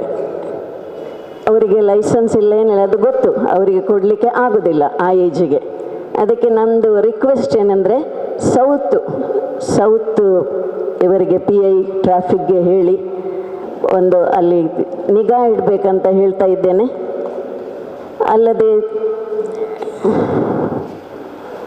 ಅಲ್ಲಿ ಹೋಗಲಿಕ್ಕೆ ಹಾದಿ ಸರಿಯಿಲ್ಲ. ಈ ವಿಷಯವನ್ನು ನಾನು ಆವಾಗಲೇ ಶಾಂತಿ ಸಮಿತಿ ಸಭೆಯಲ್ಲಿ ಸರಿಗೆ ಹೇಳಿದ್ದೇನೆ. ಅದಕ್ಕೆ ಏನು ಮಾಡಿದ್ದಾರೆ ನನಗೆ ಗೊತ್ತಿಲ್ಲ. ಪಂಚಾಯತ್ಗೆ ಲೆಟರ್ ಬರೆದಿದ್ದೀರಾ, ಸಂಬಂಧಪಟ್ಟವ್ರಿಗೆ ಬರೆದಿದ್ದೀರಾ ಅಂತ ನನಗೆ ಗೊತ್ತಿಲ್ಲ. ಆದರೂ ನಿಜವಾಗಿ ಸರ್, ನಮ್ಮ ಉಳ್ಳಾಳದ ಜನರು ತುಂಬ ಶಾಂತಿ ಪ್ರಿಯರು. ಎಲ್ಲ ನಮ್ಮ ಸಹೋದರರು ತುಂಬ ಶಾಂತಿ ಪ್ರಿಯರು. ಯಾಕೆಂದರೆ ನನಗೆ ಉಳ್ಳಾಳದ ಬಗ್ಗೆ ಕರೆಕ್ಟ್ ಎಲ್ಲ ಗೊತ್ತಿದೆ. 3 ವರ್ಷ ನಾನು ಠಾಣಾ ಬರಹಗಾರಳಾಗಿದ್ದೆ, ಎಲ್ಲ ಗೊತ್ತಿದೆ. ಏನು ಕೋಮುಗಲಭೆಯ ಸ್ಥಳವೇ ಅಲ್ಲ. ಅಲ್ಲದೆ ಇಲ್ಲಿ ಕುಂಜಿಮೋನು ಇದ್ದಾರೆ, ಅವರಿಗೆ ನಾವು ನಿಜವಾಗಿ ಹ್ಯಾಟ್ಸಪ್ ಹೇಳಬೇಕು. ಯಾಕಂದರೆ ಪ್ರತಿ UTRಗೆ, ಪ್ರತಿ ಆಕ್ಸಿಡೆಂಟ್ ಕೇಸಿಗೆ ಅವರಿಗೆ ಸಾಕು. ಸರ್ ನಮಸ್ತೆ, ನನ್ನ ಹೆಸರು ಆಸಿಫ್ ಅಂತೇಳಿ. ಕಲ್ಲಾಪಲ್ಲಿ ಅತಿ ವೇಗವಾಗಿ ಬೆಳೆಯುವಂಥ ಜಂಕ್ಷನ್ ಅಂದರೆ ಅದು ಕಲ್ಲಾಪ್ ಸರ್. ಗ್ಲೋಬಲ್ ಮಾರ್ಕೆಟ್ ಇದೆ, ಅಲ್ಲಿ ಎಲ್ಲ ಬಿಲ್ಡರ್ಗಳಲ್ಲಿ ಇರುವುದು ಜಾಸ್ತಿಯಾಗಿ. ಸರ್ ಅಲ್ಲಿ ಮೊನ್ನೆ ಅವರು ಕೂಡ ನಮ್ಮ ಮೀಟಿಂಗ್ ಕರೆದಿದ್ರು, ನಾನು ಹೋಗಿದ್ದೆ ಸರ್ ಜಪ್ಪಿನ ಮಗಿಯವ್ರಿಗೆ. ಟ್ರಾಫಿಕ್ ಅವ್ರ ಹತ್ರ ನಾನೊಂದು ರಿಕ್ವೆಸ್ಟ್ ಮಾಡಿದ್ದೆ ಅವರಿಗೆ, 2 ಟ್ರಾಫಿಕ್ ಪೊಲೀಸನ್ನು ನೀವು ಅಲ್ಲಿ ಹಾಕಿ ಅಂತೇಳಿ. ಬೆಳಗ್ಗೆ 6ರಿಂದ 7 ತನಕ ಅತಿ ಹೆಚ್ಚು ಆಕ್ಸಿಡೆಂಟ್ ಆಗುವ ಸ್ಥಳ ಅಂದರೆ ಅದು ಕಲ್ಲಾಪ್. ಸರಿ ಗೊತ್ತಿರ್ಬೋದು, ಡೈಲಿ 3-4 ಆಕ್ಸಿಡೆಂಟ್ ಇದ್ದೇ ಇರ್ತದೆ ಅಲ್ಲಿ ಡಬಲ್ ಹೈವೇ ಅಲ್ಲಿ. ಒಂದೊಂದು ಚಿಕ್ಕ ಆಕ್ಸಿಡೆಂಟ್ ಆಗ್ಬೋದು, ಒಂದೊಂದು ದೊಡ್ಡ ಪ್ರಾಣಹಾನಿ ಹೋಗುತ್ತದೆ, ಅಂಥ ಆಕ್ಸಿಡೆಂಟ್ ಕೂಡ ಆಗ್ತದೆ ಸರ್. ಇವಾಗ ಅಲ್ಲಿಗೆ ಟ್ರಾಫಿಕ್ ಅವ್ರ ಹತ್ರ ಮೊನ್ನೆ ರಿಕ್ವೆಸ್ಟ್ ಮಾಡಿದ್ದಾನೆ. ಮತ್ತೊಂದು ಸರ್, ನೀವು ನವಯುಗ ಅಂತೇಳಿ NH ಅವರು ಇದ್ದಾರಲ್ಲ ಸರ್, ನವಯುಗ ಅಂತೇಳಿ ಅವರ ಹತ್ರ ನೀವು ಅವರನ್ನು ಸಪ್ರೇಟಾಗಿ ಕರೆಸಿ ನಮ್ಮ ತಲಪಾಡಿಯಿಂದ ಕಲ್ಲಾಪಿನವರೆಗೆ, ಇಲ್ಲಾಂದರೆ ಕುದುರು ಶಾಲೆಯವರೆಗೆ 2 ಆ್ಯಂಬುಲೆನ್ಸ್ 2 ಕ್ರೈನ್ ಅಲ್ಲಿ ಬೇಕೇ ಬೇಕು ಸರ್. ಜಾಸ್ತಿಯಾಗಿ ಆಕ್ಸಿಡೆಂಟ್ ಆಗುವ ಜಾಗ ಅದು. ಇಷ್ಟರವರೆಗೆ ನವಯುಗ ಅವರು 1 ಆ್ಯಂಬುಲೆನ್ಸ್ ಕೂಡ ಅಲ್ಲಿ ಇಡಲಿಲ್ಲ ಅವರು. 2ನೇದಾಗಿ ನಮ್ಮ ತೊಕ್ಕೋಟು ಮತ್ತು ಕಲ್ಲಾಪಿನ ನಡುವಿನಲ್ಲಿ ನಾಗದ ಕಟ್ಟೆ ಒಂದಿದೆ, ಅಲ್ಲಿ ಕೂಡ ಯಾವುದೇ ಒಂದು ಲೈಟಿನ ವ್ಯವಸ್ಥೆ ಇಲ್ಲ. ರಾತ್ರಿ ಹೊತ್ತು ಅತಿ ಹೆಚ್ಚು ಮೊನ್ನೆ ಒಂದು ಸರಗಳ್ಳತನ ಆಯಿತು. ಸರಿಗೆ ಬಂದಿರ್ಬೋದು, ಮೊನ್ನೆ ಅಂದರೆ ಒಂದು 2 ತಿಂಗಳು ಮುಂಚೆ ಸರಗಳ್ಳತನ ನಾಗದ ಕಟ್ಟೆ ಹತ್ತಿರ ಲೈಟ್ ಇಲ್ಲ ಸರ್ ಅಲ್ಲಿ. ಆ ನವಯುಗ ಅವರ ಹತ್ರ ನಾನು 2-3 ಅರ್ಜಿ ಕೊಟ್ಟಿದ್ದೇನೆ, ಇಷ್ಟರವರೆಗೆ ಅವರು ಅದನ್ನು ಇದು ಮಾಡಲಿಲ್ಲ. ತೊಕ್ಕೋಟಿಂದ ಕಲ್ಲಾಪ್ ಹೋಗುವ ಮಿಡ್ಲಲ್ಲಿ ಇರೋದು ನಾಗದ ಕಟ್ಟೆ ಅಂತೇಳಿ, ಅಲ್ಲಿ ಕತ್ತಲಂದರೆ ಕತ್ತಲು, ಕರಗತ್ತಲಲ್ಲಿ. ಇಷ್ಟರವರೆಗೆ ಅವರು ಒಂದು ಲೈಟ್ ಹಾಕಲಿಲ್ಲ NH ಅವರು. ಅವರಿಗೆ ಒಂದು ನೀವು ರಿಕ್ವೆಸ್ಟ್ ಮಾಡಿ, ಇಲ್ಲಾಂದರೆ ನೀವು ನಿಮ್ಮ ರೀತಿಯಲ್ಲಿ ಒಂದು ಹೇಳಿ ಸರ್ ಅವರಿಗೆ. ನಮಗೆ ಟ್ರಾಫಿಕ್ ಪೊಲೀಸನ್ನು ನೀವು ಅದನ್ನು ಅರೇಂಜ್ ಮಾಡಿ ಪ್ಲೀಸ್. ಮುಂಚೆಯೂ ನಾವು ಅವರಿಗೆ ಕೊಟ್ಟಿದ್ದೇವೆ, ಪರ್ಮಿಷನ್ ಮೀಟಿಂಗ್ ಕರೆದಿದ್ದೇವೆ. ಆ ಮೀಟಿಂಗ್ನಲ್ಲಿ 2-3 ಸಲ ನಾವು ಅವರ ಹತ್ರ ಹೇಳಿದ್ದೇವೆ, ಕಲ್ಲಾಪಿನ ಒಂದು ಸ್ಕೂಲ್ ಉಂಟು, ಮಸೀದಿ ಉಂಟು, ಕಡಿಮೆ ಅಂದರೆ ಒಂದು 600-500 ಮಕ್ಕಳು ಆಚೆ ಈಚೆ ಓಡ್ತಾ ಇದ್ದಾರೆ. ಎಕ್ಸ್ಪ್ರೆಸ್ ಬರ್ತಾ ಉಂಟು. ಈ ತಲಪಾಡಿಯಿಂದ ಅಲ್ಲಿವರೆಗೆ ಹೈವೇಯಲ್ಲಿ ಗಾಡಿಗಳು ಓಡಾಡ್ತಾ ಇದೆ. ಟ್ರಾಫಿಕ್ ಪೊಲೀಸ್ನವರು ನಿಲ್ಲುವುದೇ ಇಲ್ಲ. ನಿಮಗೆ ನಮ್ಮದು ಟ್ರಾಫಿಕ್ CC ಕ್ಯಾಮರಾ ನೋಡಿದರೆ ಗೊತ್ತಾಗ್ಬೋದು. ಸ್ಕೂಲ್ ಬಿಡುವಾಗ ಸ್ವಲ್ಪ ಆಚೆ ಈಚೆ ಹೋಗ್ತಾರೆ, ನಂತರ ಬೇರೆ ಕಡೆ ಹೋಗಿ ಅವರ ಮೊಬೈಲ್ ಟಚ್ನಲ್ಲಿ ಇರ್ತಾರೆ. ಮಸೀದಿ ಅವರು ಬಂದರೆ ನಮ್ಮ ಹತ್ರ ಹೇಳ್ತಾರೆ, ಅಲ್ಲಿ ಸ್ಕೂಲ್ನವರು ಬಂದರೆ ನಮ್ಮ ಹತ್ರ ಹೇಳ್ತಾರೆ. ಇದಕ್ಕೆ ಮುಂಚೆವು ನಾವು 2-3 ಸಲ ಅದಕ್ಕೆ ಅರ್ಜಿಯನ್ನು ಕೊಟ್ಟಿದ್ದೇವೆ. ಯಾವುದೂ ರೆಸ್ಪಾನ್ಸಿಬಲ್ ನಮಗೆ ಸಿಗಲಿಲ್ಲ. ಆದ ಕಾರಣ ನಿಮ್ಮ ಹತ್ರ ನಾವು ಕಳಕಳಿಯಿಂದ ವಿನಂತಿಸಿಕೊಳ್ತೇವೆ. ನಮಗೆ ಒಂದು ಕಲ್ಲಾಪಿನಲ್ಲಿ ಒಂದು ಟ್ರಾಫಿಕ್ ಪೊಲೀಸು ಪರ್ಮನೆಂಟ್ ಆಗಿ ನಮಗೆ ಅಲ್ಲಿ ಇರಬೇಕು. ಅವರು ಎಷ್ಟು ಸಲ ಡ್ಯೂಟಿ ಮಾಡ್ತಾರೆ, ಆ ಡ್ಯೂಟಿಯಿಂದ ಸರಿಯಾಗಿ ನೀವು ನೆರವೇರಿಸುತ್ತಾರೆ ಅಂತ ನೀವು ಚೆಕ್ ಮಾಡಿ ಅದನ್ನು ನಮಗೆ ನೆರವೇರಿಸಿ ನೀವು ನಾವು ಕಳಕಳಿಯಿಂದ ವಿನಂತಿಸಿಕೊಳ್ಳುತ್ತೇವೆ. ಸರ್, ಇವರು ನಮ್ಮ ಕಲ್ಲಾಪ್ ಜುಮಾ ಮಸೀದಿ ಉಪಾಧ್ಯಕ್ಷರು. ಅವರು ತುಂಬ ಸಲ ನಮ್ಮ NH ಅವರಿಗೆ ಮತ್ತು ಟ್ರಾಫಿಕ್ ಅವರಿಗೆ ತುಂಬ ಅರ್ಜಿ ಕೊಟ್ಟಿದ್ದೇವೆ. ನನ್ನದು ಬೇರೆ ಅವ್ರದ್ದು ಬೇರೆ ಕೊಟ್ಟಿದ್ದೇವೆ ಸರ್. ಇದುವರೆಗೆ ಯಾವುದೇ ಒಂದು ಇದು ಮಾಡಲಿಲ್ಲ ಅವರು. ಒಂದು ಟ್ರಾಫಿಕ್ ಅವರನ್ನು ಮೊನ್ನೆ ನಾನು ಮೀಟಿಂಗ್ ಕರೆಯುವಾಗ ನಾನು ಹೋಗಿದ್ದೆ ಸರ್. ಒಂದು ಟ್ರಾಫಿಕ್ ಅವರಿಗೆ ಒಂದು ಹೇಳಿಬಿಡಿ, ಅಂದರೆ 2 ಪೊಲೀಸ್ ಅಲ್ಲಿ ಬೇಕೇ. ಜಾಸ್ತಿಯಾಗಿ ನಮ್ಮ ಗ್ಲೋಬಲ್ ಮಾರ್ಕೆಟಿಂದ ವೆಹಿಕಲ್ ಬರ್ತಾ ಇರ್ತದೆ, ದೊಡ್ಡ ದೊಡ್ಡ ವೆಹಿಕಲ್. ಆ ವೆಹಿಕಲನ್ನು ಕಂಟ್ರೋಲ್ ಮಾಡಲಿಕ್ಕೆ ಒಬ್ಬ ಪೊಲೀಸರಿಂದ ಸಾಧ್ಯ ಆಗ್ತಾ ಇಲ್ಲ. ಆದ ಕಾರಣ ನೀವು ಟ್ರಾಫಿಕ್ ಅವರಿಗೆ ಮತ್ತು ಇವರು ನವಯುಗ ಅವರಿಗೆ ಆ್ಯಂಬುಲೆನ್ಸ್ದು ಒಂದು ವ್ಯವಸ್ಥೆ ಮಾಡಲಿ ಸರ್. ಒಂದು ಕಲ್ಲಾಪಲ್ಲಿ ಇದ್ದರೆ ನಿಜವಾಗಿ ಎಷ್ಟು ನಮ್ಮ ಕುದುರು ಶಾಲೆಯಿಂದ ಹಿಡಿದು ತಲಪಾಡಿವರೆಗೆ ಎಷ್ಟೋ ಆಕ್ಸಿಡೆಂಟ್ ಆಗ್ತದೆ ದಿವಸ ಡೈಲಿ. ಆದ ಕಾರಣ ನೀವು ನವಯುಗ ಅವರನ್ನು ಕರೆದು ಒಂದು ಆ್ಯಂಬುಲೆನ್ಸ್ ವ್ಯವಸ್ಥೆ ಒಂದು ಮಾಡಿ ಸರ್, ಪ್ಲೀಸ್. ನಮಸ್ಕಾರ, ನನ್ನ ಹೆಸರು ಪ್ರಮೋದ್ ಕುಮಾರ್ ಅಂತ ಹೇಳಿ. ನಾನೊಂದು ಟೂರಿಸ್ಟು ಟ್ಯಾಕ್ಸಿಯ ವಾಹನ ಚಾಲಕ, ಅದಲ್ಲದೆ ದಕ್ಷಿಣ ಕನ್ನಡ ಜಿಲ್ಲಾ ಟ್ಯಾಕ್ಸಿ ಮತ್ತು ಮಿನಿ ಬಸ್ಸಿನ ಇಡೀ ಜಿಲ್ಲೆಯ ಕಾರ್ಯಾಧ್ಯಕ್ಷನಾಗಿದ್ದೇನೆ. ಹಾಗೆ ಉಳ್ಳಾಳದ ಈ ಸಾರ್ವಜನಿಕ ಕುಂದುಕೊರತೆ ಪರಿಹಾರ ಸಭೆಯಲ್ಲಿ ನಮ್ಮನ್ನೆಲ್ಲ ಊರಿನವರು ನೀವು ಆಹ್ವಾನಿಸಿದ್ದೀರಿ. ಹಾಗೆ ದಕ್ಷಿಣ ಕನ್ನಡ ಜಿಲ್ಲೆಯ ಪೊಲೀಸ್ ಆಯುಕ್ತರು, ಅವರ ಅಸಿಸ್ಟೆಂಟ್ ಆಯುಕ್ತರು ಮತ್ತು ಸರ್ಕಲ್ ACP ಅವರು ಮತ್ತು ಪೊಲೀಸ್ ವರ್ಗಕ್ಕೆಲ್ಲ ನಾನು ತುಂಬ ಹೃದಯದ ಶುಭಾಶಯಗಳನ್ನು ಹೇಳ್ತಾ ಇದ್ದೇನೆ. ನೀವು ಇವತ್ತು ಕರೆದ ವಿಷಯ ಅಂತ ಹೇಳಿದರೆ ಉಳ್ಳಾಳ ಪರಿಸರದಲ್ಲಿ ಎಲ್ಲ ಯಾವುದ್ಯಾವುದು ಕುಂದುಕೊರತೆ ಉಂಟು ಅಂತ ಇವತ್ತು ನೀವು ಕರೆದಿದ್ದೀರಿ. ಆದರೂ ನಾವು ಹೇಳುವುದಂದರೆ ನಾವು ನಮ್ಮ ಪರಿಸರದಲ್ಲಿ ಉಳ್ಳಾಳದಲ್ಲಿ ಏನು ಆಗ್ತದೆ, ಏನು ಉಂಟು ಅಂತ ಹೇಳಿ ತಿಳಿಸಲಿಕ್ಕೆ ನಾನು ಬಯಸ್ತೇನೆ. ಒಂದನೇದಾಗಿ ನಮ್ಮ ಊರಿನಲ್ಲಿ 12ರಿಂದ 16 ವರ್ಷದ ಒಂದು ಹುಡುಗರು ಬೈಕ್ ಚಲಾಯಿಸ್ತಾ ಇದ್ದಾರೆ. ಆ ಬೈಕ್ ಚಲಾಯಿಸುವುದು ನೋಡಿದರೆ ಯಾರಿಗೂ ಒಂದು ಗಡಗಡ ಹೆದರಿಕುವ ವಿಷಯ. ಅಂದರೆ ಒಂದು ಹಸು ಕರು ಹಾಕಿದ ಕೂಡಲೇ ಅದು ಆ ಕರು ನಡಿಲಿಕ್ಕೆ ಸ್ಟಾರ್ಟ್ ಮಾಡಿದರೆ ಅದಕ್ಕೆ ಕಿವಿಗೆ ಗಾಳಿ ಬೀಳುವಾಗ ಅದು ಓಡ್ತಾ ಇರ್ತಂತೆ ಅಡ್ಡಾದಿಡ್ಡಿ.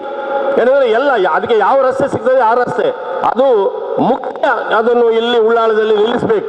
ಏನಂದರೆ ಸಣ್ಣ ಮಕ್ಕಳು ಅವರು ಹೋಗುವ ಸ್ಪೀಡು, ಅವರು ಒಂದು ಕೋಣಿಯಲ್ಲಿ ಬಂದು ರಸ್ತೆಗೆ ನುಗ್ಗುವುದು ಅಂತ ಹೇಳಿದರೆ ಮುಜುಗರದ ಕೆಲಸ.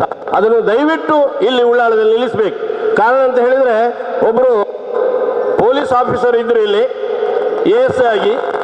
ಅವರ ಹತ್ರ ನಾನು ಒಂದಿನ ಕೇಳಿದೆ, ಈ ಉಳ್ಳಾಳ ಎಂಬುದು ಕರ್ನಾಟಕದಲ್ಲಿದ ಅಥವಾ ಇದು ಬೇರೆ ಅಲ್ಲಿ ಮಾಹಿ ಅಂತ ಇದೆ ಕೇರಳದಲ್ಲಿ ಬೇರೆ ಇದೆ ಅಂತ. ಅವರು ಹೇಳಿದರು, ನಿಮ್ಮ ಲೈಸೆನ್ಸ್ನ ಪ್ರಾಯ ನನಗೆ ಆಗಲಿಲ್ಲ, ನಾನು 3ನೇ ಸಾರಿ ಇಲ್ಲಿ ಟ್ರಾನ್ಸ್ಫರ್ ಆಗಿ ಬರುವ, ನೀವು ಏನು ಹಾಗೆ ಮಾತಾಡೋದು ಕೇಳಿದೆ. ಸರಿ ಆಲೋಚನೆ ಮಾಡಿ ಹೇಳುವಾಗ ಅವರು ಹೇಳಿದರು, ಕರೆಕ್ಟ್, ಇಲ್ಲಿ ಶಿಸ್ತು ಇಲ್ಲ. ಶಿಸ್ತನ್ನು ಏನು ಕಾರಣ ಕೇಳಿದಕ್ಕೆ ಅವರು ಹೇಳಿದರು, ನಮ್ಮ ಹೈಯರ್ ಆಫೀಸರ್ ಹೇಳಿದ್ದಾರೆ ಉಳ್ಳಾಳದಲ್ಲಿ ಏನಾದರೂ ಮಾತಾಡಬೇಡಿ, ಅದು ಹಾಗೆ ಮುಂದುವರಿಯಲಿ ಅಂತ. ನೋಡಿ ಏನೊಂದು ವಿಷಯ ನೋಡಿ, ಅವರು ನನ್ನನ್ನು ಖುದ್ದು ಹೇಳಿದ್ದು. ಎರಡನೇದಾಗಿ ರಸ್ತೆ ಬದಿಯಲ್ಲಿ ಅಂತೆ ಇಲ್ಲಿ ಉಳ್ಳಾಳ ನಗರ ಬಹಳ ಸಪೂರ ರಸ್ತೆ. ಆ ರಸ್ತೆಯಲ್ಲಿ ಬಸ್ಸು ಹೋಗುವಾಗ ಒಂದ ಸೈಡು ಅವರ ಅಂಗಡಿಗೆ ತಾಗಿಸ್ಕೊಂಡು ಹೋಗಬೇಕು, ಇಲ್ಲದ್ರೆ ರಿಕ್ಷಾಗೆ ತಾಗಿಸ್ಕೊಂಡು ಹೋಗಬೇಕು. ಆಚೆ ಬೆದೆಯಲ್ಲಿ ರೈಟ್ ಸೈಡ್ನಲ್ಲಿ ಲೆಫ್ಟ್ ಸೈಡ್ನಲ್ಲೆಲ್ಲ ವಾಹನ ನಿಲ್ಲುವುದು. ಅಲ್ಲಿಂದ ಒಂದು ಕಿಲೋಮೀಟರ್ವರೆಗೆ ಅವರಿಗೆ ಹೋಗ್ಲಿಕ್ಕೆ ಆಗುದಿಲ್ಲ, ಬಸ್ಸನ್ನು ಡ್ರೈವ್ ಮಾಡಿ ಬರ್ಲಿಕ್ಕೆ ಆಗುದಿಲ್ಲ.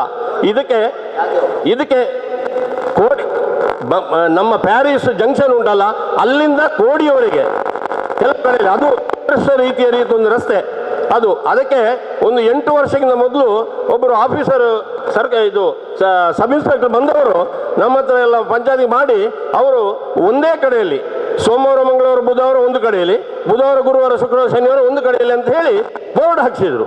ಬೋರ್ಡ್ ಯಾರ ಕೊಟ್ಟರು ಹಾಕಿದ್ರು. ಆ ಬೋರ್ಡು ಪಾಲನೆ ಮಾಡಲಿಲ್ಲ. ಯಾಕೆಂದರೆ ದಯವಿಟ್ಟು ಕೇಳಿ, ಆ ಬೋರ್ಡು ಮಾಡಬೇಕಂದ್ರೆ ಮನೆಯ ಮಕ್ಕಳಿಗೆ ಮನೆಯಲ್ಲಿ ಶಿಸ್ತು ಕಲಿಸಿದರೆ ಮಾತ್ರ ಆ ಮಕ್ಕಳು ಕಲಿದು. ಪೊಲೀಸ್ನವರಲ್ಲಿ ನಿಂತು ಒಂದು 15 ದಿವಸ ಡ್ಯೂಟಿ ಮಾಡಿ ಆ ಕಾರನ್ನು ಆ ಬದಿಯಲ್ಲಿ ನಿಲ್ಲಿಸಿದ್ರೆ ಅವರು ಎಲ್ಲರೂ ನಿಲ್ಲಿಸ್ತಿದ್ರು. ಆ ಬೋರ್ಡು ಇಲ್ಲಿ ಕರಾವಳಿ ಪ್ರದೇಶದಲ್ಲಿ ಉಪ್ಪಿನ ನೀರು ಅದು ಕರಗಿಯೇ ಹೋಯಿತು. ಅದನ್ನು ಪಾಲನೆ ಮಾಡಲಿಲ್ಲ. 3 ತೊಕ್ಕೋಟಿನ ಒಳಪೇಟೆ ಒಂದು ಇದೆ, ಬಹಳ ಒಂದು ಜನಸಂಖ್ಯೆ ಊರು. ಅಲ್ಲಿ ಒಂದು ಶಾಲೆ ಇದೆ, 3,500-4 ಸಾವಿರ ಮಕ್ಕಳು ಇದೆ. ಅಲ್ಲಿ ನೀವು ನೋಡ್ಬೋದು, ಬೆಳಿಗ್ಗೆ ಆ ಶಾಲೆ ಬಿಡುವ ಟೈಮ್ನಲ್ಲಿ, ಸಾಯಂಕಾಲ ಹೋಗುವ ಟೈಮ್ನಲ್ಲಿ ಎಷ್ಟೋ ಬಸ್ಸು, ಎಲ್ಲ ಶಾಲೆದ ಬಸ್ಸು ಹೋಗ್ತಾ ಇದೆ. ಆ ಬಸ್ಸು ಅಲ್ಲಿಗೆ ಹೋಗುವುದಿಲ್ಲ, ವಾಹನ ಅಡ್ಡಾದಿಡ್ಡಿ ನಿಲ್ಲುವುದು. ಯಾರು ಏನು ಮಾತಾಡೋದಿಲ್ಲ. ನಾವು ಮಾತಾಡೋದು ನಮ್ಮ ಮೇಲೆ ರೇಗ್ತಾರೆ. ನಾನಿದು ಕಣ್ಣಾರೆ, ನಾನೊಬ್ಬ ಚಾಲಕ ಅಂತ ಹೇಳಿ ನಾನು ತಿಳಿದು ನಿಮಗೆ ಹೇಳುದು. ಅದನ್ನು ನೀವು ಏನಾದರೂ ಒಂದು ಸರಿ ಮಾಡಬೇಕು. ಅಲ್ಲಿ ಅಂದರೆ ಇದ್ದ ಕಡೆಯಲ್ಲಿ ವಾಹನ ಇಲ್ಲುವುದು, ಯಾವ ವಾಹನ ಹೋಗ್ಲಿಕ್ಕೂ ಆಗುವುದಿಲ್ಲ. 4ನೇದು ಹೆಲ್ಮೆಟ್. ಯಾಕೆ ಉಳ್ಳಾಳದ ವ್ಯಕ್ತಿಗಳು ಅಡ್ಡ ಬಿದ್ದರೆ ಅವರ ತಲೆ ಒಡೆಯುವುದಿಲ್ವಾ? ಯಾಕೆ ಹೆಲ್ಮೆಟ್ ಧರಿಸುವುದಿಲ್ಲ? ಇಲ್ಲಿ ಇಡೀ ಕರ್ನಾಟಕ ಸ್ಟೇಟ್ನಲ್ಲಿ ಹೆಲ್ಮೆಟ್ ಧರಿಸಿದ ಊರು ಎಂದರೆ ಒಂದು ಉಳ್ಳಾಳ ಮಾತ್ರ. ಯಾಕೆ ಧರಿಸುವುದಿಲ್ಲ? ಸಣ್ಣ ಸಣ್ಣ ಮಕ್ಕಳು ಬಿಡ್ತಾರೆ, ದೊಡ್ಡವರು ಬಿಡ್ತಾರೆ, 2 ಜನ ಕೂತ್ಕೊಳ್ತಾರೆ. ಏನಾದರೂ ಬಿದ್ದರೆ ಹೆಲ್ಮೆಟ್ ಧರಿಸೋದು ಯಾಕೆ?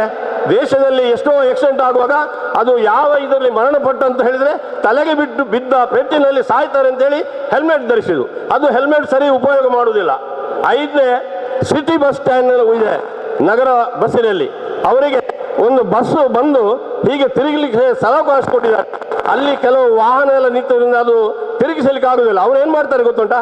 ವಾಹನ ತಿರುಗಿಸಬೇಕಾದ್ರೆ ಇಡೀ ರೋಡನ್ನು ಉಪಯೋಗ ಮಾಡ್ತಾರೆ. ಅಲ್ಲಿ ಗಲಾಟೆ ಯಾವಾಗಲೂ ಆಗ್ತಾ ಇದೆ. ಅದನ್ನು ನಿಜವಾಗಿ ಅದು ಪವರ್ ಸ್ಟೇರಿಂಗು, ಬಸ್ಸು ಹೀಗೆ ಹೋಗಿ ಪವರ್ ಸ್ಟೇರಿಂಗ್ ಚೆನ್ನ ಸುಲಭದಲ್ಲಿ ತಿರುಗಿಸಬಹುದು. ಅದನ್ನೊಂದು ನಿಲ್ಲಿಸಬೇಕು. 6ನೇ ರಸ್ತೆ ಬದಿಯಲ್ಲಿ ವ್ಯಾಪಾರ ಮಾಡ್ತಾರೆ. ವ್ಯಾಪಾರ ಮಾಡುವುದನ್ನು ನಾನು ನಿಲ್ಲಿಸುವುದಿಲ್ಲ. ಆ ವ್ಯಾಪಾರ ಮಾಡುವಾಗ ಎಲ್ಲ ಕಾರು ಸಮೇತ, ಸ್ಕೂಟರ್ ಸಮೇತ ತಾನು ಎಲ್ಲಿ ನಿಲ್ಲಿಸಿದ ಅವರಿಗೆ ಗೊತ್ತಿರುವುದಿಲ್ಲ. ಹಿಂದಿನವರಿಗೆ ತುಂಬ ಉಪದ್ರ. ಅವ್ರು ವ್ಯಾಪಾರ ಮಾಡಲಿ, ನಮಗೆ ಅದರ ಲಕ್ಷ್ಯವೇ ಇಲ್ಲ. ಅದು ಆ ಬೈಕ್ ನಿಲ್ಲಿಸಬೇಕು ಅಂತ ನಾನು ನಿಮ್ಮನ್ನು ಕೇಳಿಕೊಳ್ತೇನೆ. ನೀರಿನ ವಾಹನ, ನೀರಿಲ್ಲದ ಉಳ್ಳಾಳದಲ್ಲಿ ನೀರಿಲ್ಲದ್ರಿಂದ ನಮ್ಮ ಪಂಚಾಯತ್ ನೀರು ಸರಬರಾಜು ಮಾಡ್ತೇವೆ. ತಮಗೆಲ್ಲರಿಗೂ ಗೊತ್ತಿರಬಹುದು. ಆ ನೀರಿನ ವಾಹನ ಒಂದು ಬಿಡುವುದು ನೋಡಿದರೆ ನಮ್ಮ ಎದೆ ಗಡಗಡ ಆಗ್ತದೆ. ಮೊನ್ನೆ ಅಲ್ಲಿ ಬಸ್ ಸ್ಟ್ಯಾಂಡ್ ಎದುರು ಮಕ್ಕಳನ್ನು ಕೂತ್ಕೊಳಿಸ್ಕೊಂಡು ವ್ಯಾನ್ ಬರುವಾಗ ಹೈ ಸ್ಪೀಡ್ ಹೋದ. ನಾವು ಹೊಡೆದು ಪುಡಿ ಆಯ್ತು ಅಂತ ಬಸ್ಸಿನ ನಿಂತು ನೋಡ್ತಾ ಇದ್ದಾರೆ. ಅವರಿಗೆ ದಿಕ್ಕಾನೇ ಇಲ್ಲ. ಹೋಗೋ ಸ್ಪೀಡ್ ಅಂತ ಹೇಳಿದರೆ ಕೆಲವು ಅಡ್ಡ ರೋಡ್ನಲ್ಲಿ ಪಟ್ಟ ನುಗ್ಗುವುದು, ಜನರಿಗೆ ಆಕ್ಷೇಪ ಆಗ್ತದೆ. ಆದ್ದರಿಂದ 8ನೇದು ಅಂತ ಹೇಳಿದರೆ, ಬಹಳ ನಿಮ್ಮ ದಕ್ಷಿಣ ಕನ್ನಡ ಕರಾವಳಿಯಲ್ಲಿ ಇಂಥ ಒಂದು ಬೀಚ್ ನಿಮಗೆ ಸಿಗ್ಲಿಕ್ಕಿಲ್ಲ. ಇದು ಬೀಚ್ ಡೇಂಜರ್. ನೀರಿಗೆ ಹೋದರೆ ಮೇಲೆ ಬರುವುದಿಲ್ಲ. ಆದರೂ ಸುಂದರವಾದ ಬೀಚು. ಆ ಬೀಚಿನ ಪಕ್ಕದಲ್ಲಿ ಇಲ್ಲಿ ಯಾವುದೇ ಉತ್ಸವ ಆಗಲಿ ಅಥವಾ ಉರೂಸ್ ಆಗಲಿ ಅದಕ್ಕೆ ಬೇಕಾಗಿ ಒಂದು ಶೌಚಾಲಯ ಕಟ್ಟಿದ್ರು. ಆ ಶೌಚಾಲಯದ ಬದಿಯಲ್ಲಿ, ಈಚೆ ಬದಿಯಲ್ಲಿ ಮಸೀದಿ ಇದೆ, ಈಚೆ ಬದಿಯಲ್ಲಿ ಆಸ್ಪತ್ರೆ ಇದೆ. ಜನರು ಹೋಗ್ತಾ ಇದ್ದಾರೆ. ಎಲ್ಲೆಲ್ಲಿಂದ ಬಂದವರು ಬರುವಾಗ ಆ ಕಾಣುವುದೆಂತ ಗೊತ್ತಾಗ ಸ್ವಲ್ಪ ಕಸ ಹಾಕಲಿಕ್ಕೆ ಶುರು ಮಾಡಿದರು. ಇದು ಒಣ ಕಸ ಬೇರೆ, ಹಸಿ ಕಸ ಬೇರೆ. ಈಗ ಮಾಡಿ ಆ ವಾತಾವರಣವನ್ನೇ ಕಲುಷಿತ ಮಾಡಿದ್ದಾರೆ. ಅದನ್ನು ನಿಲ್ಲಿಸಬೇಕು. ಇದು ನಾನು ಪರವಾಗಿ ನಾನು ಹೇಳಿದ, ನನ್ನ ಪರವಾಗಿ ಅಲ್ಲಿ ಆದ್ದರಿಂದ ಈ ಅವಕಾಶ ಕೊಟ್ಟದಕ್ಕೆ ನಾನು ತುಂಬ ಧನ್ಯವಾದ. ನನ್ನೊಂದು ನೋವಿನ 2 ಮಾತಾಡಲಿಕ್ಕೆ ನಾನು ಬಂದಿದ್ದೇನೆ ಸರ್. ಅಂತ ಹೇಳಿದರೆ, ನನ್ನ ಮಗನದು ಮೊನ್ನೆ ಇದು ಗಡಿಪಾರು ಮಾಡಿದರು ಸರ್. ಈ ಗಡಿಪಾರಿಗೆ ಲೆಕ್ಕ ಅಂತ ಸರ್. ಅದು ಅಲ್ಲದೆ ಇಲ್ಲಿ ರೌಡಿ ಶೀಟರ್ ಆಗ್ತಾ ಇದ್ದಾರೆ.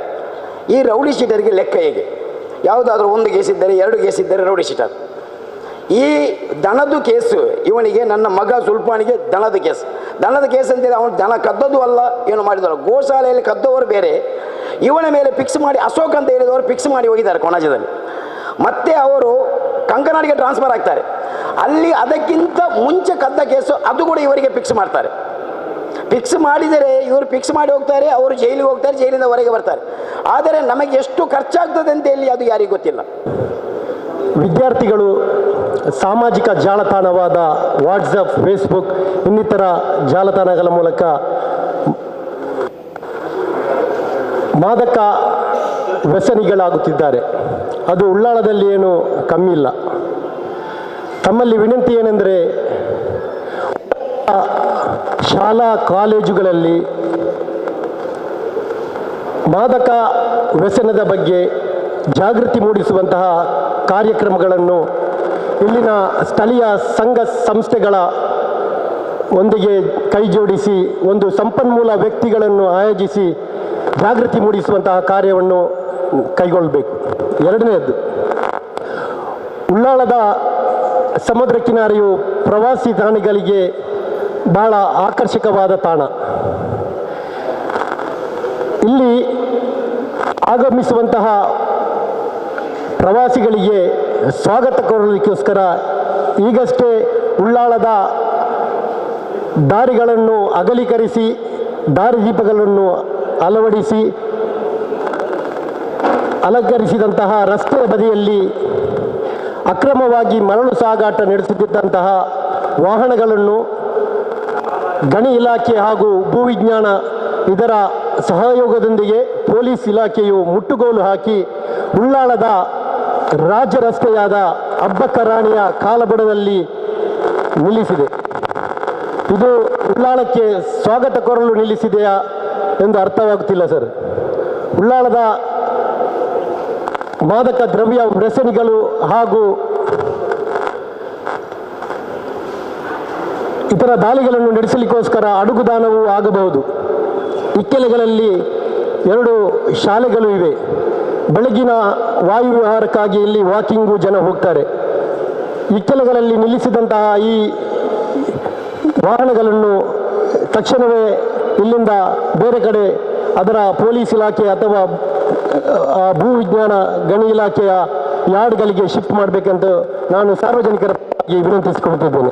ಬಹಳ ಸ್ಪಷ್ಟವಾಗಿ ನಮಗೆ ಈ ಕುಂದುಕೊರತೆ ಪರಿಹಾರ ಸಭೆ ಅಂದರೆ ನಾನಿದು ಮೊದಲನೇ ಬಾರಿ ಇಲ್ಲಿ ಹಾಜರಾಗ್ತಾ ಇರೋದು. ಯಾವೆಲ್ಲ ಕೊರತೆ ಹೇಳ್ಬೋದು, ಯಾವುದು ಹೇಳ್ಬಾರ್ದು ಗೊತ್ತಾಗ್ತಾ ಇಲ್ಲ. ಅಂದರೆ ಎಲ್ಲ ಹೇಳ್ತಾ ಇರ್ತಾರೆ, ಅದರಲ್ಲಿ ಆ ರೀತಿಯ ಒಂದು ಮಾರ್ಗದರ್ಶನ ಸಿಗ್ತಾ ಇಲ್ಲ. ಅದಕ್ಕೆ ಮುಂಚಿತವಾಗಿ ಇಲ್ಲಿ ಪ್ರಾಸ್ತಾವಿಕವಾಗಿ ಸ್ವಲ್ಪ ಮಾತನಾಡಬೇಕಿತ್ತಂತ ಒಂದು ಸೂಚನೆ. ಎರಡನೇದಾಗಿ ಈಗ ಒಟ್ಟು ನಾವೆಲ್ಲ ಮಾತನಾಡ್ತಾ ಬಂದಿದ್ದೇವೆ. ಈಗ ಬಹಳ ಮುಖ್ಯವಾಗಿ ನಾನು ಇಲ್ಲಿ ಉಳ್ಳಾಳದಲ್ಲಿ ಪರಿಸರಾತ್ಮಕ ಹಲವಾರು ಚಟುವಟಿಕೆಗಳನ್ನು ಮಾಡ್ತಾ ಬಂದಿದ್ದೇವೆ. ಯಾಕೆಂದರೆ ಪರಿಸರದಲ್ಲಿ ಎಲ್ಲರನ್ನು ಒಟ್ಟುಗೂಡಿಸಲಿಕ್ಕೆ ಸಾಧ್ಯ ಇದೆ ಅಂತ ಅದನ್ನು ನಾವು ಕಂಡುಕೊಂಡಿದ್ದೇವೆ ಅನುಭವದಲ್ಲಿ. ಇಲ್ಲಿ ಕೋಮು ಸೂಕ್ಷ್ಮ ಪ್ರದೇಶ ಕೋಮು ಅಂತ ಅದು ಹೇಳುವ ಅಗತ್ಯನೇ ಇಲ್ಲ. ಬದಲಾಗಿ ಎಲ್ಲ ಕಮ್ಯುನಿಟಿ ಒಂದುಗೂಡಲಿಕ್ಕೆ ಬಹಳ ಸುಲಭ ಮತ್ತು ಅಗತ್ಯದ ಒಂದು ವೇದಿಕೆ ಅಂದರೆ ಪರಿಸರದ ಬಗ್ಗೆ ನಾವು ಮಾತನಾಡಬೇಕಾಗ್ತದೆ. ಈ ನಿಟ್ಟಿನಲ್ಲಿ ನಾವು ಪರಿಸರದ ಬಗ್ಗೆ ಕೆಲಸ ಮಾಡುವಾಗ ಈಗ ನಮ್ಮ ನದಿ ಪರಿಸರದಲ್ಲಿ ತುಂಬ ಚಟುವಟಿಕೆಗಳನ್ನು ಮಾಡ್ತಾ ಬಂದಿದ್ದೇವೆ. ನಾವು ಇಲ್ಲಿನ ಅಧಿಕಾರಿಗಳ ಜೊತೆ ಇದ್ದೇವೆ, ಇಲ್ಲಿ ಆಡಳಿತ ವರ್ಗದ ಜೊತೆಯಲ್ಲೇ ಸೇರಿಕೊಂಡು ಮಾಡ್ತಾ ಇರ್ತೇವೆ. ಕೆಲವೊಮ್ಮೆ ನಾವು ಕಷ್ಟಪಟ್ಟು ಯಾರೆಲ್ಲ ನದಿಗೆ ತಂದು ಮಾಂಸ ತ್ಯಾಜ್ಯವನ್ನು ಸುರಿಸ್ತಾರೆ, ಕಸ ತ್ಯಾಜ್ಯವನ್ನು ಇನ್ನಿತರ ಮಾರಕ ತ್ಯಾಜ್ಯವನ್ನು ಸುರಿಸುವಾಗ ಅವರ ವಿರುದ್ಧ ನಾವು ಅವರ ಬಗ್ಗೆ ಕಠಿಣ ಕ್ರಮ ಕೈಗೊಳ್ಳಲಿ ಎಂಬ ಉದ್ದೇಶದಿಂದ ಅವರ ಫೋಟೋವನ್ನು ತೆಗೆದು ಮುನ್ಸಿಪಾಲಿಟಿ ಥ್ರೂ ಆಗಿ ಪೊಲೀಸ್ ಸ್ಟೇಷನ್ಗೆ ತಂದು ಕೊಟ್ಟರೆ ಅದರ ಬಗ್ಗೆ ಏನು ಆ್ಯಕ್ಷನ್ ತೆಗೆಯದ ಹಲವಾರು ಪುರಾವೆಗಳು ನಮ್ಮಲ್ಲಿದೆ. ದಯವಿಟ್ಟು ಸರ್ ನಾವು ನಿಮ್ಮಲ್ಲಿ ಕೇಳಿಕೊಳ್ಳುವುದೇನೆಂದರೆ ತ್ಯಾಜ್ಯ ಹಾಕುವವರ ಗಾಡಿಯನ್ನು ಅದನ್ನು ಮುಟ್ಟುಗೋಲಾಗಬೇಕು. ಅದಕ್ಕೆ ಕಠಿಣವಾದ ಕ್ರಮವನ್ನು ನಿಮ್ಮ ಇಲಾಖೆಯಿಂದ ಕೊಡಬೇಕು. ಯಾಕೆಂದರೆ ಆ ರೀತಿಯಲ್ಲಿ ನೀವು ನಮಗೆ ಸಹಕಾರ ಮಾಡಿದರೆ ನಮಗೆ ಮುಂದುವರಿಬಹುದು. ಮತ್ತು ಈ ಮೂಲಕ ಈಗ ಉಳ್ಳಾಳದಲ್ಲಿ ಆಗುವಂತಹ ಸಮಸ್ಯೆಯನ್ನು ಕೂಡ ನಿಮ್ಮ ಗಮನಕ್ಕೆ ಬಂದಿರಬಹುದು. ಎಲ್ಲ ಕಮ್ಯುನಿಟಿಯನ್ನು ಒಂದುಗೂಡಿಸಲಿಕ್ಕೆ ನಮಗೆ ಅಂತಹ ತ್ಯಾಜ್ಯ ಮುಕ್ತ ಪ್ರದೇಶವನ್ನು ಮಾಡಿದರೆ ಖಂಡಿತವಾಗಿ ಸಾಧ್ಯ ಇದೆ. ಮತ್ತು ಅಲ್ಲಿ ಸರಿಯಾಗಿಲ್ಲ ಅಂತೇಳಿ ನಾವು ದೂಡಿದು ಕೂಡ ಉಂಟು ಸರ್. ಅಲ್ಲಿ ಸರಿಯಾದ ಫ್ಯಾನ್ ಇಲ್ಲ. ಈವ್ನಿಂಗ್ ಟೈಮಲ್ಲಿ ಪಾಸ್ಪೋರ್ಟ್ ಇಂಕ್ವೈರಿಗೆ ಲೇಡೀಸ್ ಬರ್ತಾರೆ, ಮಕ್ಕಳು ಬರ್ತಾರೆ, ಅವರಿಗೆ ಕೂತ್ಕೊಳ್ಳುವ ಒಂದು ವ್ಯವಸ್ಥೆ ಇದೆ. ಆದರೂ ಅಲ್ಲಿ ಕೂತ್ಕೊಳ್ಳೋ ಒಂದು ಫ್ಯಾನ್ ಸಹ ಇಲ್ಲ. ಪ್ರಥಮವಾಗಿ ಅಲ್ಲಿ ಪೈಂಟಿಂಗ್ ಸಹ ಇಲ್ಲ ಸರ್. ಒಂದು 3-4 ಟರ್ಮ್ ಇದೆ, ಪೇಂಟಿಂಗ್ ಕೂಡ ಅಲ್ಲಿ ಇಲ್ಲ. ಮತ್ತು ಇನ್ನೊಂದು ವಿಷಯದಲ್ಲಿ ಸರ್, ಉಳ್ಳಾಳ ನಗರ ಈ ಪೊಲೀಸ್ ಠಾಣೆ ವ್ಯಾಪ್ತಿಯಲ್ಲಿ ಒಂದು CC ಕ್ಯಾಮರಾ ಕೂಡ ಇಲ್ಲ. ಇಷ್ಟೆಲ್ಲ ಅಕ್ರಮ ಆಗ್ತಾ ಇದೆ. 7 ಗಂಟೆಯಿಂದ ಒಂದು 12 ಗಂಟೆವರೆಗೆ ತುಂಬ ಜಾಸ್ತಿ ಇಲ್ಲಿ ಟೂ ವೀಲರಲ್ಲಿ ಮತ್ತು ಏನೆಲ್ಲ ಇನ್ಸಿಡೆಂಟ್ ಆಗಿದೆ ಅದು ಟೈಮ್ ನೋಡಿದರೆ 7ರಿಂದ 12 ತನಕ. ಬಟ್ ಇಲ್ಲಿ ಹತ್ತಿರದಲ್ಲಿರುವ ಫ್ಲ್ಯಾಟಿಗೆ ಹೋದರೂ ಕೂಡ ಅವರು ಹೇಳ್ತಾರೆ CC ಕ್ಯಾಮರಾ ಸರಿ ಇಲ್ಲ ಅಂತೇಳಿ. ಸರ್, ಈಗ ಉಳ್ಳಾಳ ನಗರದಲ್ಲಿ CC ಕ್ಯಾಮರಾ ಉಂಟು, ಇಲ್ಲಿ ಯಾಕೆ ಇಲ್ಲ ಸರ್ CC ಕ್ಯಾಮರಾ? ಘನತ್ಯಾಜ್ಯ ವಿಲೇವಾರಿದು ಅದರ ಬದಿಯಲ್ಲಿ ಶೌಚಾಲಯ ಇದೆ. ಲಾಸ್ಟ್ ಟೈಮ್ DC ಅವರು ಬಂದರು, ಅವರು ಅದಕ್ಕೆ ಫಂಡ್ ಇಟ್ಟಿದ್ದಾರೆ ಶೌಚಾಲಯವನ್ನು ರಿನೋವೇಷನ್ ಮಾಡಲಿಕ್ಕೆ. ಹೆಣ್ಣು ಮಕ್ಕಳಲ್ಲಿ ಜಾತಿ ಭೇದ ಇಲ್ಲ, 100% ಹೇಳ್ತೇನೆ. ನಮ್ಮ ಊರಿಗೆ ಸಾವಿರಾರು ಪ್ರವಾಸಿಗರು ಬರ್ತಿದ್ದಾರೆ. ಹೆಣ್ಣು ಮಕ್ಕಳು ಅಲ್ಲಿ ಬೀಚ್ ಹತ್ತಿರದ ಮನೆಯಲ್ಲಿ ಹೋಗಿ ಡ್ರೆಸ್ ಚೇಂಜ್ ಮಾಡ್ತಿದ್ದಾರೆ. ಶೌಚಕ್ಕೆ ಅವಕಾಶ ಕೇಳ್ತಿದ್ದಾರೆ. ನಗರಸಭೆ ಆಡಳಿತ ಕಣ್ಣಿದ್ದು ಕುರುಡರಾಗಿದ್ದಾರೆ. ಹೆಣ್ಣು ಮಕ್ಕಳಿದು ಮಾನ, ನಮಗೆಲ್ಲರಿಗೂ ಗೌರವನಿದು. ಇದಕ್ಕೆ ನಗರಸಭೆ ಸ್ಪಂದಿಸಲೇಬೇಕು. ಒಂದನೇದಾಗಿ ಆ ರಿನೋವೇಷನ್ ಮಾಡಿ ಅದನ್ನು ಉಳ್ಳಾಲಕ್ಕೆ ಅದರ ಬದಿಯಲ್ಲಿ ಉತ್ತಮವಾದ ಒಂದು ಪರಿಸರ ನಿರ್ಮಾಣಕ್ಕೆ ಗಾರ್ಡನ್ ವ್ಯವಸ್ಥೆ ಆಗಬೇಕು. 10-16 ಫಿಶ್ ಮಿಲ್ಗಳಿದೆ, ಅವ್ರದ್ದು CSR ಫಂಡ್ ನಮಗೆ ಯುಟಿಲೈಸ್ ಆಗಬೇಕು. ಇನ್ನೊಂದು ಸರ್, ಉಳ್ಳಾಲ ಜಂಕ್ಷನ್ನಿಂದ 44D ರೂಟಲ್ಲಿ BM ಶಾಲೆ ಹತ್ತಿರವರೆಗೆ ನನ್ನ ಲೆಕ್ಕದಲ್ಲಿ 7 ಹಂಪ್ಸ್ ಹಾಕಿದ್ದಾರೆ. ಟ್ರಾಫಿಕ್ ಇಲಾಖೆಯವರಿಗೆ 7 ಹಂಪ್ಸ್ ಹಾಕಿದ್ದಾರೆ. ಒಂದು ಎಮರ್ಜೆನ್ಸಿ ಕೇಸ್ ಇದ್ದರೆ ಅದರಲ್ಲಿ ಹಾಕ್ಕೊಂಡು ಹೋಗುವ ಪರಿಸ್ಥಿತಿನೇ ಇಲ್ಲ. ಆ ಹಂಪ್ಸ್ಗಳನ್ನೆಲ್ಲ ತೆಗೆಸಬೇಕು. ಮತ್ತು ಒಳಚರಂಡಿ ವ್ಯವಸ್ಥೆಯಲ್ಲಿ ನೀರೆಲ್ಲ ಮಾರ್ಗದಲ್ಲಿ ನಿಂತಿದೆ ಸರ್, ಇದನ್ನು ಪರಿಹಾರ ಮಾಡಬೇಕು. ಇನ್ನೊಂದು, ಉಳ್ಳಾಲದ ಎಂಟ್ರೆನ್ಸಲ್ಲಿ ಏನು ಅವರು ಅನಧಿಕೃತ ಏನು ಮಾಡಿದ್ದಾರೆ ನಮಗೆ ಗೊತ್ತಿಲ್ಲ. ಆ ಗಾಡಿಯನ್ನೆಲ್ಲ ಅಬ್ಬಕರಾಣಿಯ ಸರ್ಕಲ್ನ ಎದುರುಗಡೆನೇ ನಿಲ್ಲಿಸಿದ್ದಾರೆ ಸರ್ ಪೊಲೀಸ್ ಇಲಾಖೆಯಿಂದ. ಅದನ್ನು ದಯವಿಟ್ಟು ತೆರವುಗೊಳಿಸಿ ಆ ಮಾರ್ಗವನ್ನು ಉತ್ತಮ ಮಾರ್ಗವನ್ನಾಗಿ ಮಾಡಿಕೊಳ್ಳಿ. ಮತ್ತು ಗಾಂಜಾ ವ್ಯಸನಿಗಳು ಉಳ್ಳಾಲ ಬೀಚ್ನಲ್ಲಿ ಹಿಂದೂ ಮುಸ್ಲಿಂ ಅದು ಇದು ಅಂತ ಹೇಳಿ ಇಲ್ಲಿ ಕೋಮುದ್ವೇಷ ಹರಡಲಿಕ್ಕೆ ಯುವಕರೇ ಕಾರಣ, ಯುವತಿಯರೇ ಕಾರಣ. ಯಾಕೆಂತ ಹೇಳಿದ್ದು ಉಳ್ಳಾಲ ಬೀಚ್ನಲ್ಲಿ ಸತತವಾಗಿ ನಡೀತಿದೆ. ಅವರ ಇಂಥ ಕಾಮ ಪ್ರಜ್ಞೆಯನ್ನು ಆ ಬೀಚ್ನಲ್ಲಿ ತೆಗಿತಾ ಇದ್ದಾರೆ. ಪೊಲೀಸ್ ಇಲಾಖೆ ಅದಕ್ಕೆ ತಕ್ಷಣ ಸ್ಪಂದಿಸಬೇಕು. ಪೊಲೀಸ್ ಸಿಬ್ಬಂದಿಯನ್ನಲ್ಲಿ ಬೀಚಲ್ಲಿ ನೇಮಿಸಲೇಬೇಕು. ಇನ್ನು ಈ 3 ತಿಂಗಳು ಕಡಲ್ ಕೊರೆತ, ಪ್ರವಾಸಿಗರು ಬರುವಾಗ ಅವರಿಗೆ ಏನು ಅಲ್ಲಿ ಆ ಸಮುದ್ರಕ್ಕೆ ಇಳಿಬಾರ್ದಂತ ಯಾವುದೇ ಅಲ್ಲಿ ಫಲಕ ಕೂಡ ಇಲ್ಲ. ಇದನ್ನೆಲ್ಲ ಒಂದು ಮಾನ್ಯ ಅಧಿಕಾರಿನವರು ತುರ್ತಾಗಿ ಮಾಡಿ ನಮ್ಮ ಉಳ್ಳಾಲವನ್ನು ಒಳ್ಳೆ ರೀತಿಯಿಂದ ನಡೆಸಬೇಕಂತ ನಿಮ್ಮಲ್ಲಿ ವಿನಂತಿ. ನನ್ನ ಹೆಸರು ರವೀಂದ್ರ ಗಟ್ಟಿ, ಮಾಜಿ ಸೈನಿಕ ನಾನು. ನನ್ನದೊಂದು ಮನವಿ ಏನೆಂದರೆ, ಈ ಕೋಟೆಕಾರು ಪಟ್ಟಣ ಪಂಚಾಯತ್ ತುಂಬ ಬೆಳೆಯುವ ಪ್ರದೇಶವಾಗಿದೆ. ಈಗ ಮುಖ್ಯವಾಗಿ ಬೀರಿ ಕೂಡ ದೊಡ್ಡ ಜಂಕ್ಷನ್ ಆಗಿದೆ. ಈಗ ಆ ಜಂಕ್ಷನಲ್ಲಿ ಅನೇಕ ಅಪಘಾತಗಳಾಗಿವೆ. ಕಾರಣ ಅವೈಜ್ಞಾನಿಕವಾಗಿ ನವಯುಗ ಕನ್ಸ್ಟ್ರಕ್ಷನ್ ಅವರು ರಸ್ತೆ ನಿರ್ಮಾಣ ಮಾಡಿದ್ದಾರೆ. ಅದರ ಸರ್ವಿಸ್ ರಸ್ತೆ ಕೂಡ ಸರಿಯಾಗಿ ಮಾಡಲಿಲ್ಲ ಅವರು. ಇದರಿಂದ ಒಂದು ಸ್ಟ್ರೀಟ್ ಲೈಟ್ ಕೂಡ ಉರಿಯುವುದಿಲ್ಲ ಅದರಲ್ಲಿ ಸರಿಯಾಗಿ. ರಾತ್ರಿ ಹೊತ್ತು ಒಂದು ಮಕ್ಕಳನ್ನು ಕ್ರಾಸ್ ಮಾಡಬೇಕಾದ್ರೆ ಲೈಟ್ ಇಲ್ಲ ರೋಡಲ್ಲಿ. ಇದನ್ನು ಸರಿಪಡಿಸಬೇಕು. ಅದರಂತೆ ಕೋಟೆಕಾರಿನಲ್ಲಿ ಒಂದು ವೈನ್ ಶಾಪ್ ನಿರ್ಮಾಣವಾಗಿದೆ. ಆ ನಿರ್ಮಾಣ ಆದದ್ದು ತುಂಬ ಒಳ್ಳೆಯದಾಗಿದೆ ಮದ್ಯಪ್ರಿಯರಿಗೆ. ಆದರೆ ಅದರ ಬದಿಯಲ್ಲೇ ನಮ್ಮ ಗಟ್ಟಿ ಕಾಂಪೌಂಡ್ಗೆ ಹೋಗೋ ಒಂದು ರಸ್ತೆ ಇದೆ. ಆ ರಸ್ತೆ ಬದಿಯಲ್ಲಿ ಕುಳಿತುಕೊಂಡು ಮದ್ಯಪಾನ ಮಾಡ್ತಾರೆ. ಒಂದು ಬಿಯರ್ ಬಾಟ್ಲನ್ನು ಎಸೆಯುತ್ತಾರೆ. ಅವರಿಗೆ ನಾವು ಮಾತಾಡುವಾಗ ನಮ್ಮನ್ನು ದಿಟ್ಟಿಸಿ ನೋಡ್ತಾರೆ. ಈ ರೀತಿಯ ಪರಿಸ್ಥಿತಿ ನಿರ್ಮಾಣ, ಇದನ್ನೆಲ್ಲ ಹೋಗಲಾಡಿಸಲು ತಾವು ಸ್ಪಂದನೆ ನೀಡಬೇಕಾಗಿ ನಮ್ಮಲ್ಲಿ ಕೇಳಿಕೊಳ್ತಿದ್ದೇವೆ. ಮೊದಲನೇದಾಗಿ ಡಾಕ್ಟರ್ BR ಅಂಬೇಡ್ಕರ್ ಅವರನ್ನು ನೆನಪಿಸ್ತಾ ಒಂದು ಸಂದರ್ಭದಲ್ಲಿ ನಮಗೆ ಒಂದು ಅವಕಾಶ ಮಾಡಿಕೊಟ್ಟದ್ದಾಗಿ ನಾನು ತಮ್ಮೆಲ್ಲರ ಪರವಾಗಿ ಹೃತ್ಪೂರ್ವಕ ಅಭಿನಂದನೆಗಳನ್ನು ತಮಗೆ ಸಲ್ಲಿಸ್ತೇನೆ. ಅದೇ ರೀತಿ ನಾನು ಒಬ್ಬ ಹಳೆಯ ಪೀಸ್ ಕಮಿಟಿ ಮತ್ತು ಉಳ್ಳಾಲ ಪೊಲೀಸ್ ಠಾಣೆಯಲ್ಲಿ ಪೀಸ್ ಕಮಿಟಿ ಮೀಟಿಂಗ್ ಮತ್ತು ಸಿಟಿಸನ್ ಕಮಿಟಿ ಮೀಟಿಂಗನ್ನು ಬಹಳ ಹಿಂದೆ ಕರೆಯುತ್ತಾ ಇದ್ದರು. ನಡುವಿನಲ್ಲಿ ಅನೇಕ ತಿಂಗಳಿಂದ ಕರೆಯುತ್ತಾ ಇಲ್ಲ. ಇದನ್ನು ದಯಮಾಡಿ ಒಂದು ರೆಗ್ಯುಲರೈಸ್ ಮಾಡಿದರೆ ಪೀಸ್ ಕಮಿಟಿ ಮತ್ತು ಸಿಟಿಸನ್ ಕಮಿಟಿ ಮೀಟಿಂಗನ್ನು ಪ್ರತಿ ತಿಂಗಳು ಮಾಡಿದರೆ ಸಾರ್ವಜನಿಕರ ಅನೇಕ ಸಮಸ್ಯೆಗಳು ಇದರಿಂದ ಪರಿಹಾರಕ್ಕೆ ಒಂದು ದಾರಿಯಾಗಬಹುದು ಅಂತ ಹೇಳಿ ನಾನು ತಮ್ಮಲ್ಲಿ ಒಂದು ರಿಕ್ವೆಸ್ಟ್ ಮಾಡಲಿಕ್ಕೆ ಬಯಸ್ತೇನೆ ಮಾನ್ಯ ಕಮಿಷನರ್ರವರೇ. ಮತ್ತೊಂದು ಏನಂತ ಹೇಳಿದರೆ, ಬಹಳ ಹಿಂದೆ ಶ್ರೀಮಂತ್ ಕುಮಾರ್ ಸಿಂಗ್ ಅವರು ಇಲ್ಲಿ SP ಆಗಿದ್ದರು. SP ಆಗಿದ್ದಾಗ ಅವರು ವರ್ಷಕ್ಕೊಮ್ಮೆ ಒಂದು ಪೊಲೀಸ್ ಇಲಾಖೆಯ ಸಾಧನೆಗಳ ಬಗ್ಗೆ ಒಂದು ಬುಕ್ಲೆಟನ್ನು ಮಾಡ್ತಾ ಇದ್ದರು, ವಿವಿಧ ಪೊಲೀಸ್ ಠಾಣೆಯ ಚಟುವಟಿಕೆಯ ಬಗ್ಗೆ. ಅಂತಹ ಒಂದು ಬುಕ್ಲೆಟನ್ನು ತಾವು ಒಂದು ವರ್ಷಕ್ಕೊಮ್ಮೆ ರಿಲೀಸ್ ಮಾಡಿದರೆ ಉಳ್ಳಾಲ ಪೊಲೀಸ್ ಸ್ಟೇಷನ್ನ ಕಾರ್ಯವ್ಯಾಪ್ತಿ ಹೇಗುಂಟು, ಅಲ್ಲಿ ಹೇಗೆ ಚಟುವಟಿಕೆ ಅಂತ ಹೇಳಿ ಜನಸಾಮಾನ್ಯರಿಗೆ ತಿಳುವಳಿಕೆಗೆ ಬಹಳ ಒಳ್ಳೆಯದಾಗುತ್ತದೆ ಹೇಳಿ ಇನ್ನೊಂದು ರಿಕ್ವೆಸ್ಟ್.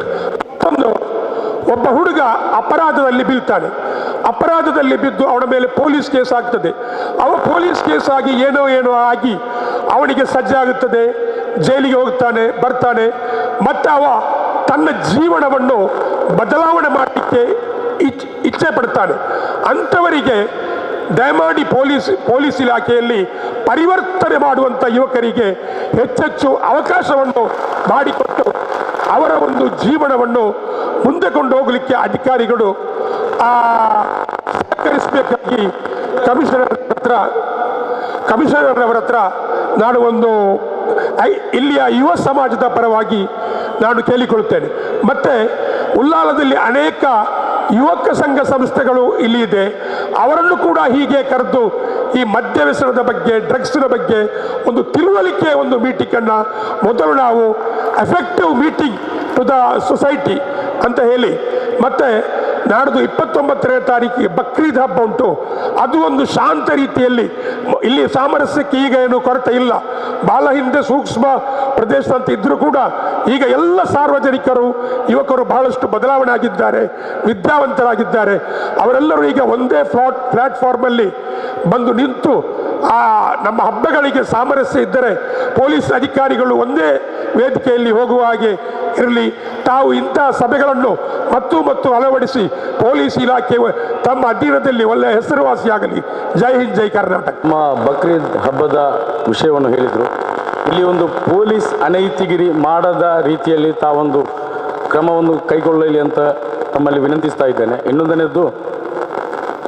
ಇನ್ನೊಂದು ಧಾರ್ಮಿಕವಾಗಿ ಧರ್ಮಗಳ ಮಧ್ಯೆ ವಿಷಬೀಜ ಬಿತ್ತುವಂತಹ ಯಾರಾದರೂ ಅಂತಹ ಕೆಲಸ ಮಾಡಿದವರ ಮೇಲೆ, ಎಷ್ಟೇ ದೊಡ್ಡ ನಾಯಕನಾದರೂ ಕೂಡ ಅವರ ಮೇಲೆ ಕ್ರಮ ಕೈಗೊಳ್ಳಿ ಅಂತ ನಾನು ರಿಕ್ವೆಸ್ಟ್ ಮಾಡ್ತಾ ಇದ್ದೇನೆ.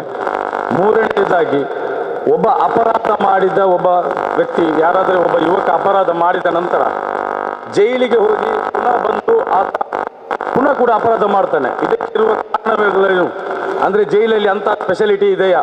ಜೈಲು ಯಾವುದೋ ಒಂದು ಐಷಾರಾಮಿ ಕೊಡುವಂತಹ ವ್ಯವಸ್ಥೆ ಅದರೊಳಗಿದೆ, ಒಂದು ಅರ್ಥ ಆಗ್ತಾ ಇಲ್ಲ.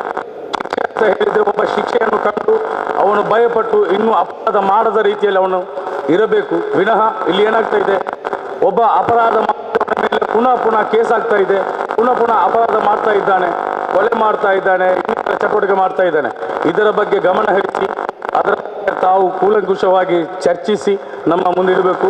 ವೇದಿಕೆಯಲ್ಲಿರುವ ಎಲ್ಲರಿಗೂ ವಂದಿಸುತ್ತಾ, ನಾನು ಶೇಖರ್ ಕಣ್ಣೀರ್ ಅಂತೇಳಿ, ನಮ್ಮದು ಕೊಲ್ಯ ಪರಿಸರದಲ್ಲಿ ದೇವಸ್ಥಾನ, ಶಾಲೆ ಹಾಗೂ ಮಕ್ಕಳಿಗೆ ರಸ್ತೆ ದಾಟಲಿಕ್ಕೆ ಭಾಳಷ್ಟು ಸಮಸ್ಯೆ ಆಗ್ತದೆ. ಯಾಕೆ ಅಂತ ಹೇಳಿದ್ರೆ, ನಾವು ಇದಕ್ಕಿಂತ ಮುಂಚೆ ಕೂಡ ಟ್ರಾಫಿಕ್ ಅಧಿಕಾರಿ ಅವರಿಗೆ ಮನವಿ ಕೊಟ್ಟಿದ್ದೇವೆ, ಉಳ್ಳಾಲ ಠಾಣಾಧಿಕಾರಿ ಅವರಿಗೆ ಕೊಟ್ಟಿದ್ದೇವೆ. ಯಾಕೆ ಅಂತ ಹೇಳಿದ್ರೆ ಆವಾಗ ಅದು ಟ್ರಾಫಿಕ್ಗೆ ಬರೋದು ಅಂತೇಳಿ ಟ್ರಾಫಿಕ್ ಅಧಿಕಾರಿ ಅವರಿಗೆ ಕೂಡ ಹೇಳಿದ್ದೇವೆ.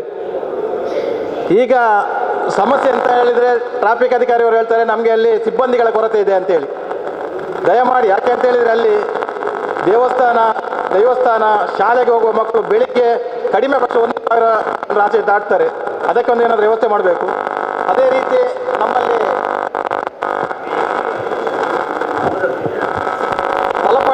ತಲಪಾಡಿ ಟೋಲ್ ಗೇಟಲ್ಲಿ 2 ಆ್ಯಂಬುಲೆನ್ಸ್ ಉಂಟು ಅಂತ ಹೇಳ್ತಾರೆ. ತುರ್ತಾಗಿ ಏನಾದರೂ ಆಕ್ಸಿಡೆಂಟ್ ಆದ ಕೂಡಲೇ ನಾವು ಇದನ್ನು ಕಳೆದ ಒಂದು ಆಕ್ಸಿಡೆಂಟಲ್ಲಿ ನಾವಲ್ಲಿ 1 ಗಂಟೆ ತನಕ ಟ್ರಾಫಿಕ್ ಅಧಿಕಾರಿಯವರಿಗೆ ಬರಲಿಕ್ಕೆ ಆಗಲಿಲ್ಲ, ಫೋನ್ ಮಾಡಿ ಕೂಡ. ನಮಗೆ ಲಾಸ್ಟ್ಗೆ ಇವರು ಇನ್ಸ್ಪೆಕ್ಟರ್ ಬಂದಿದ್ದಾರೆ, ಆದರೂ ಕೂಡ 1 ಗಂಟೆ ಟೈಮ್ ಹೋಗಿದೆ. ಅಲ್ಲಿ ಜೀವ ಹೋಗುವಂಥ ಪರಿಸ್ಥಿತಿಯಾಗಿ 2 ಅಲ್ಲಿ ಸ್ಪಾಟಲ್ಲಿ ಡೆತ್ ಆಗಿದ್ದಾರೆ. ಅದೇ ಪ್ರಕಾರ ಆ್ಯಂಬುಲೆನ್ಸನ್ನು ಕೇಳುವಾಗ ಹೇಳ್ತಾರೆ ನವಯುಗದಲ್ಲಿ 2 ಆ್ಯಂಬುಲೆನ್ಸ್ ಉಂಟು ಅಂತ ಹೇಳ್ತಾರೆ. ನಾವು ಇಲ್ಲಿ 3/4 ಗಂಟೆ ತನಕ ಆ್ಯಂಬುಲೆನ್ಸ್ ಬರಲಿಲ್ಲ. ನವಯುಗದಲ್ಲಿ ಹೋಗಿ ತಲಪಾಡಿ ನವಯುಗದಲ್ಲಿ ಹೋಗುವಾಗ ಹೇಳ್ತಾರೆ ನಮ್ಮ ಒಂದು ಆ್ಯಂಬುಲೆನ್ಸನ್ನು ಕಾಂಟ್ಯಾಕ್ಟ್ ಬೇಸಲ್ಲಿ ಕಿನ್ನಿಗೋಳಿಗೆ ಒಂದು ಕೊಟ್ಟಿದ್ದಾರೆ ಅಂತೇಳಿ. ಕ್ರಮ ಪ್ರಕಾರವಾಗಿ 2 ಆ್ಯಂಬುಲೆನ್ಸ್ ಉಂಟು ಅಂತ ಹೇಳಿದ್ದಾರೆ. ಮತ್ತೊಂದು ಆ್ಯಂಬುಲೆನ್ಸ್ ಕೇಳುವಾಗ ಹೇಳ್ತಾರೆ ಅದನ್ನು ನಾವು ರಿಪೇರಿಗೆ ಇಟ್ಟಿದ್ದೇವೆ, ಇಲ್ಲಿ 2 ಆ್ಯಂಬುಲೆನ್ಸ್ ಕೂಡ ಇಲ್ಲ ಅಂತೇಳಿ. ಅಂಥ ಸಮಸ್ಯೆ ಆಗಬಾರ್ದು. ಮತ್ತೊಂದು ನಮ್ಮದು ಸ್ಟ್ರೀಟ್ ಲೈಟ್, ನವಯುಗದ ಸ್ಟ್ರೀಟ್ ಲೈಟ್, ಅಲ್ಲಿ ದಾರಿಯಲ್ಲಿ ಆಚೆ ಈಚೆ ದಾಟಲಿಕ್ಕೆ ಭಾಳ ಕಷ್ಟ ಆಗಿದೆ. ಅದನ್ನು ಕೂಡ ಉದ್ದಕ್ಕೆ ನಮ್ಮದು ಸಾಧಾರಣ ತೊಕ್ಕೋಟಿಂದ ತಲಪಾಡಿ ತನಕೊಂಡು ಅದನ್ನು ಕೂಡ ಒಂದು ಉರಿಯುವಂಥ ಒಂದು ವ್ಯವಸ್ಥೆಯನ್ನು ಮಾಡಬೇಕು. ಅವಕಾಶವಾಗಿ ಧನ್ಯವಾದವನ್ನು ಇಟ್ಟೆ. ಮಾಡಿ ಮತ್ತು ಮಾಸ್ತಿಗಡ್ಡೆ ಮತ್ತು ಬಸ್ ಬಡ ಇಲ್ಲಿ 7 ಗಂಟೆಗೆ ರಸ್ತೆಯಲ್ಲಿ ಹೋಗುವಾಗ ತುಂಬ ಹೆಣ್ಣು ಮಕ್ಕಳಿಗೆ ಉಪದ್ರ ಆಗುವಂಥದ್ದು. ಇದನ್ನೊಂದು ಸ್ವಲ್ಪ ಗಮನಕ್ಕೆ ತಗೊಳ್ಬೇಕು. ಗ್ರಾಮ ಪಂಚಾಯತ್ ಸದಸ್ಯ ಮೊಯ್ದೀನ್ ಸಾಯಿರ್ ಅಂತೇಳಿ ಟೋಲ್ಗೇಟಲ್ಲಿ ರಾತ್ರಿ ಹೊತ್ತು ಕೇರಳದಿಂದ ಬರುವವರು ಅಲ್ಲದಿದ್ದರೆ ಕೇರಳಕ್ಕೆ ಹೋಗುವವರು ಎಲ್ಲಿಯಾದರೂ ಅದರ ಸ್ಕ್ಯಾನಿಂಗ್ ವ್ಯವಸ್ಥೆ ಅವ್ರದ್ದು ಸರಿಯಿಲ್ಲ ಅಂತ ಹೇಳಿದರೆ ಅಲ್ಲಿ ತುಂಬ ರಾತ್ರಿ ಗಲಾಟೆ ಆಗ್ತಾ ಇದೆ. ಮೊನ್ನೆ ಸಹ ಒಂದು ಗಲಾಟೆ ಆಗಿ ಕೇಸ್ ಆಗಿದೆ, ಸ್ಟೂಡೆಂಟಿನವರಿಗೆ ಹೊಡೆದು. ಅಲ್ಲಿ ತುಂಬ ರಾತ್ರಿ ಹೊತ್ತು ತುಂಬ ಜಾಸ್ತಿ ಅಲ್ಲಿ ಉಪದ್ರ ಮಾಡ್ತಾ ಇರ್ತಾರೆ. ಇದು ಕೇವಲ ಕೇರಳದವರಿಗೆ ಮಾತ್ರ ಅಲ್ಲ, ಈ ಕಡೆಯಿಂದ ಆ ಕಡೆ ಸಂಚರಿಸುವ ಪ್ರತಿಯೊಬ್ಬರಿಗೂ ಅಲ್ಲಿ ಕಿರುಕುಳ ನೀಡ್ತಾ ಇದ್ದಾರೆ ರಾತ್ರಿ ಹೊತ್ತು. ಅಲ್ಲಿ ಎಷ್ಟು ಸಿಬ್ಬಂದಿ ಬೇಕು ಅದಕ್ಕಿಂತ ಜಾಸ್ತಿ ಸಿಬ್ಬಂದಿ ಅಲ್ಲಿ ರಾತ್ರಿ ಹೊತ್ತು ಕೂತ್ಕೊಂಡಿರ್ತಾರೆ. ಮತ್ತು KC ರೋಡ್ ಜಂಕ್ಷನ್ ಅಂತ ಹೇಳಿದರೆ ತುಂಬ ಜನಬಿಡಿದ ಪ್ರದೇಶ. ಕಾಲೇಜ್ ಇದೆ, ಸ್ಕೂಲ್ ಬಸ್ ಮತ್ತು ರೂಟ್ ಬಸ್ ಎಲ್ಲ ಓಡಾಡ್ತಿರೋಂಥ ಸ್ಥಳ. ಆ ಸ್ಥಳದಲ್ಲಿ ಲಾಸ್ಟ್ ಟೈಮ್ ಪಂಚಾಯತಿಂದ ಮತ್ತು ನಮ್ಮಿಂದ ನಾವು ಟ್ರಾಫಿಕ್ ಅವರಿಗೆ ಕೊಟ್ಟಿದ್ದೇವೆ. ಅಲ್ಲಿ 2-3 ಬ್ಯಾರಿಕೇಡ್ ಹಾಕಬೇಕು, ಅಲ್ಲಿ ವ್ಯವಸ್ಥೆ ಸರಿಯಿಲ್ಲ, ಸ್ಪೀಡ್ ಹೋಗ್ತಿದೆ ಅಂತೇಳಿ. ಇಷ್ಟರವರೆಗೆ ಅಲ್ಲೊಂದು ವ್ಯವಸ್ಥೆ ನಡೆಯಲಿಲ್ಲ. ಯಾಕೆಂತೇಳಿ ಬೆಳಿಗ್ಗೆ ಹಾಗೂ ಸಂಜೆ ತುಂಬ ವೆಹಿಕಲ್ಸ್ ಹೋಗುವಂಥ place KC road junction. Sharada school ಇದೆ, ಅಲ್ಲಿಂದ ಒಂದು 30-40 ಬಸ್ ಹೋಗ್ತಿದೆ ಬೆಳಿಗ್ಗೆ ಮತ್ತು ಸಂಜೆ. ಮತ್ತು ಸ್ಕೂಲ್ ಬಸ್ ಬೇರೆ ಎಲ್ಲ ಮಂಗಳೂರಿಂದ ಎಷ್ಟು ಕಾಲೇಜ್ ಇದೆ ಎಲ್ಲ ಕಾಲೇಜ್ ಬಸ್ ಬರೋದು ನಮ್ಮ ಪ್ರದೇಶಕ್ಕೆ KC ರೋಡಿಂದ ಒಳಗಡೆ. ಆ ಕಡೆ ಈ ಕಡೆ ಹೋಗುವಾಗ ಮಕ್ಕಳು ನಡೀತಾ ಇರ್ತಾರೆ, ಅಲ್ಲಿ ತುಂಬ ಉಪದ್ರ ಆಗ್ತದೆ. ಅದಕ್ಕೊಂದು ವ್ಯವಸ್ಥೆ ಟ್ರಾಫಿಕ್ ಅವರಿಂದ ಮಾಡಬೇಕು. 2-3 ಸಲ ಕಂಪ್ಲೇಂಟ್ ಕೊಟ್ಟಿದ್ದೇನೆ, ಇಷ್ಟರವರೆಗೆ ಅದಕ್ಕೆ ಯಾವುದೇ ಸ್ಪಂದನೆ ನೀಡಲಿಲ್ಲ. ಪಂಚಾಯತಿಂದ ಸಹ ಲೆಟ್ರ್ ಕೊಟ್ಟಿದ್ದೇವೆ, ಮತ್ತು ನಮ್ಮಿಂದ ಸಹ ನಾವು ಫೋನ್ ಮಾಡಿ ಹೇಳಿದ್ದೇವೆ. ಇಷ್ಟರವರೆಗೆ ಅದಕ್ಕೆ ಒಂದು ಏನು ಸ್ಪಂದನೆ ನೀಡಲಿಲ್ಲ ಟ್ರಾಫಿಕ್ ಅವರು. ಓಕೆ ಸಂತೋಷ್ ನಗರ 300 ಗ್ರಾಮದಿಂದ ಶಕ್ತಿ ಕೇಂದ್ರ ಅಧ್ಯಕ್ಷ BJPಯಲ್ಲಿ. ಎರಡನೇದಾಗಿ ನಾನು ಶ್ರೀಗುಳಿಗೆ ಬೈರುವ ಒಗರಗಜ್ಜೆ ಸೇವಾ ಸಮಿತಿಯಲ್ಲಿ ಅಧ್ಯಕ್ಷನಾಗಿದ್ದೇನೆ. ಸರ್, ಅಲ್ಲಿ ಗಾಂಜಾದೊಂದು ಕೇಸ್ ಇತ್ತು. ನಿಮ್ಮ 100ಗೆ ನಾನು ಕಾಲ್ ಮಾಡಿದೆ. ಅವರು ಆಲ್ರೆಡಿ ಬಂದು ಅಲ್ಲಿ ರೈಡ್ ಮಾಡಿದರು. ರೈಡ್ ಮಾಡಿ ಅವರು ಎಲ್ಲ ಓಡ್ಕೊಂಡು ಹೋದರು. ಮರುದಿವಸ ಬೆಳಿಗ್ಗೆ ಬಂದು ಅವರು ನನ್ನನ್ನು ಹ್ಯಾಕ್ ಮಾಡಿದ್ದು. ನಾನು ಅವರ ಮನೆಗೆ ಹೋಗಿ ಹ್ಯಾಕ್ ಮಾಡಿದೆ. ಅದೇ ಪ್ರಾಬ್ಲಮ್ ಸಾಲ್ವ್ ಆಯಿತು. ಕುಂದುಕೊರತೆ ಪರಿಹಾರ ಅಂತ ಹೇಳಿದರೆ, ಪೊಲೀಸ್ ಇಲಾಖೆಯಲ್ಲಿ ಏನಾದರೂ ಕುಂದುಕೊರತೆ ನಿಮಗೆ ಊರಿನವರಿಗೆ ಆಗಿದೆಯಾ? ಜನಸಾಮಾನ್ಯರ ಬದುಕಿಗೆ ಪೊಲೀಸಿನವರಿಂದ ಕಿರುಕುಳ ಇದೆಯಾ? ಅಥವಾ ಪೊಲೀಸ್ ಸ್ಟೇಷನ್ಗೆ ಹೋದಾಗ ಅವರಿಗೆ ಅಗೌರವವಾಗಿದೆಯಾ? ಅವರಿಗೆ ನ್ಯಾಯ ಸಿಕ್ಕಲಿಲ್ವಾ ಎಂಬ ವಿಚಾರದ ಬಗ್ಗೆ ಕೊರತೆಗಳನ್ನು ಕೇಳಲಿಕ್ಕೆ ಆಯುಕ್ತರು ಬಂದಿದ್ದಾರೆ ಅಂತ ನಾನು ನೆನೆಸ್ತೇನೆ. ಅದು ವಾಸ್ತವ ಕೂಡ ಆಗಿದೆ.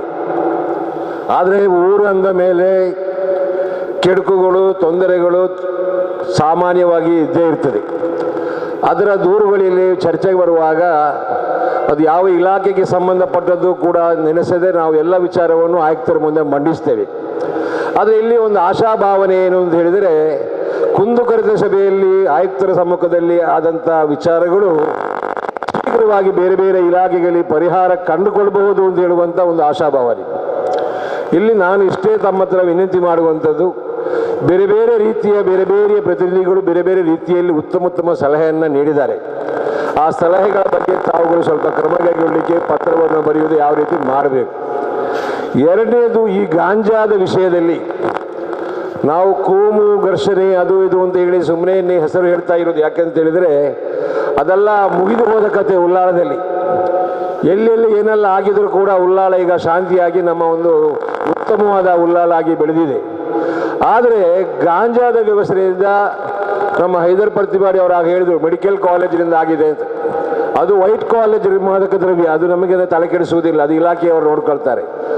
ಊರಿಗೆ ಸಮಸ್ಯೆ ಇರುವಂಥದ್ದು ಸಣ್ಣ ಪುಟ್ಟ ಗಾಂಜಾ ವ್ಯಸನಿಗಳಿಂದ. ಈ ಸಣ್ಣ ಪುಟ್ಟ ಗಾಂಜಾ ವ್ಯಸನಿಗಳಿಂದ ಮಾತಾಡಲಿಕ್ಕಾಗಲ್ಲ.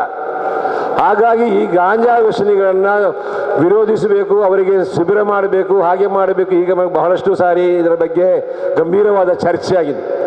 ಅದಕ್ಕೆ ನಾನು ಹೇಳುವುದಂದರೆ, ಯಾವ ಸಂಘ ಸಂಸ್ಥೆ ಕೂಡ ಅವರನ್ನು ಕರೆದು ಮಾತಾಡುವಂಥ ಪರಿಸ್ಥಿತಿಯಲ್ಲಿಲ್ಲ. ಕರೆದು ಮಾತಾಡಿದರೆ ಅವರಿಗೆ ಚಾಕು ಚೂರಿ ಹಾಕುವಂಥ ಪರಿಸ್ಥಿತಿ ಬರ್ಬೋದು.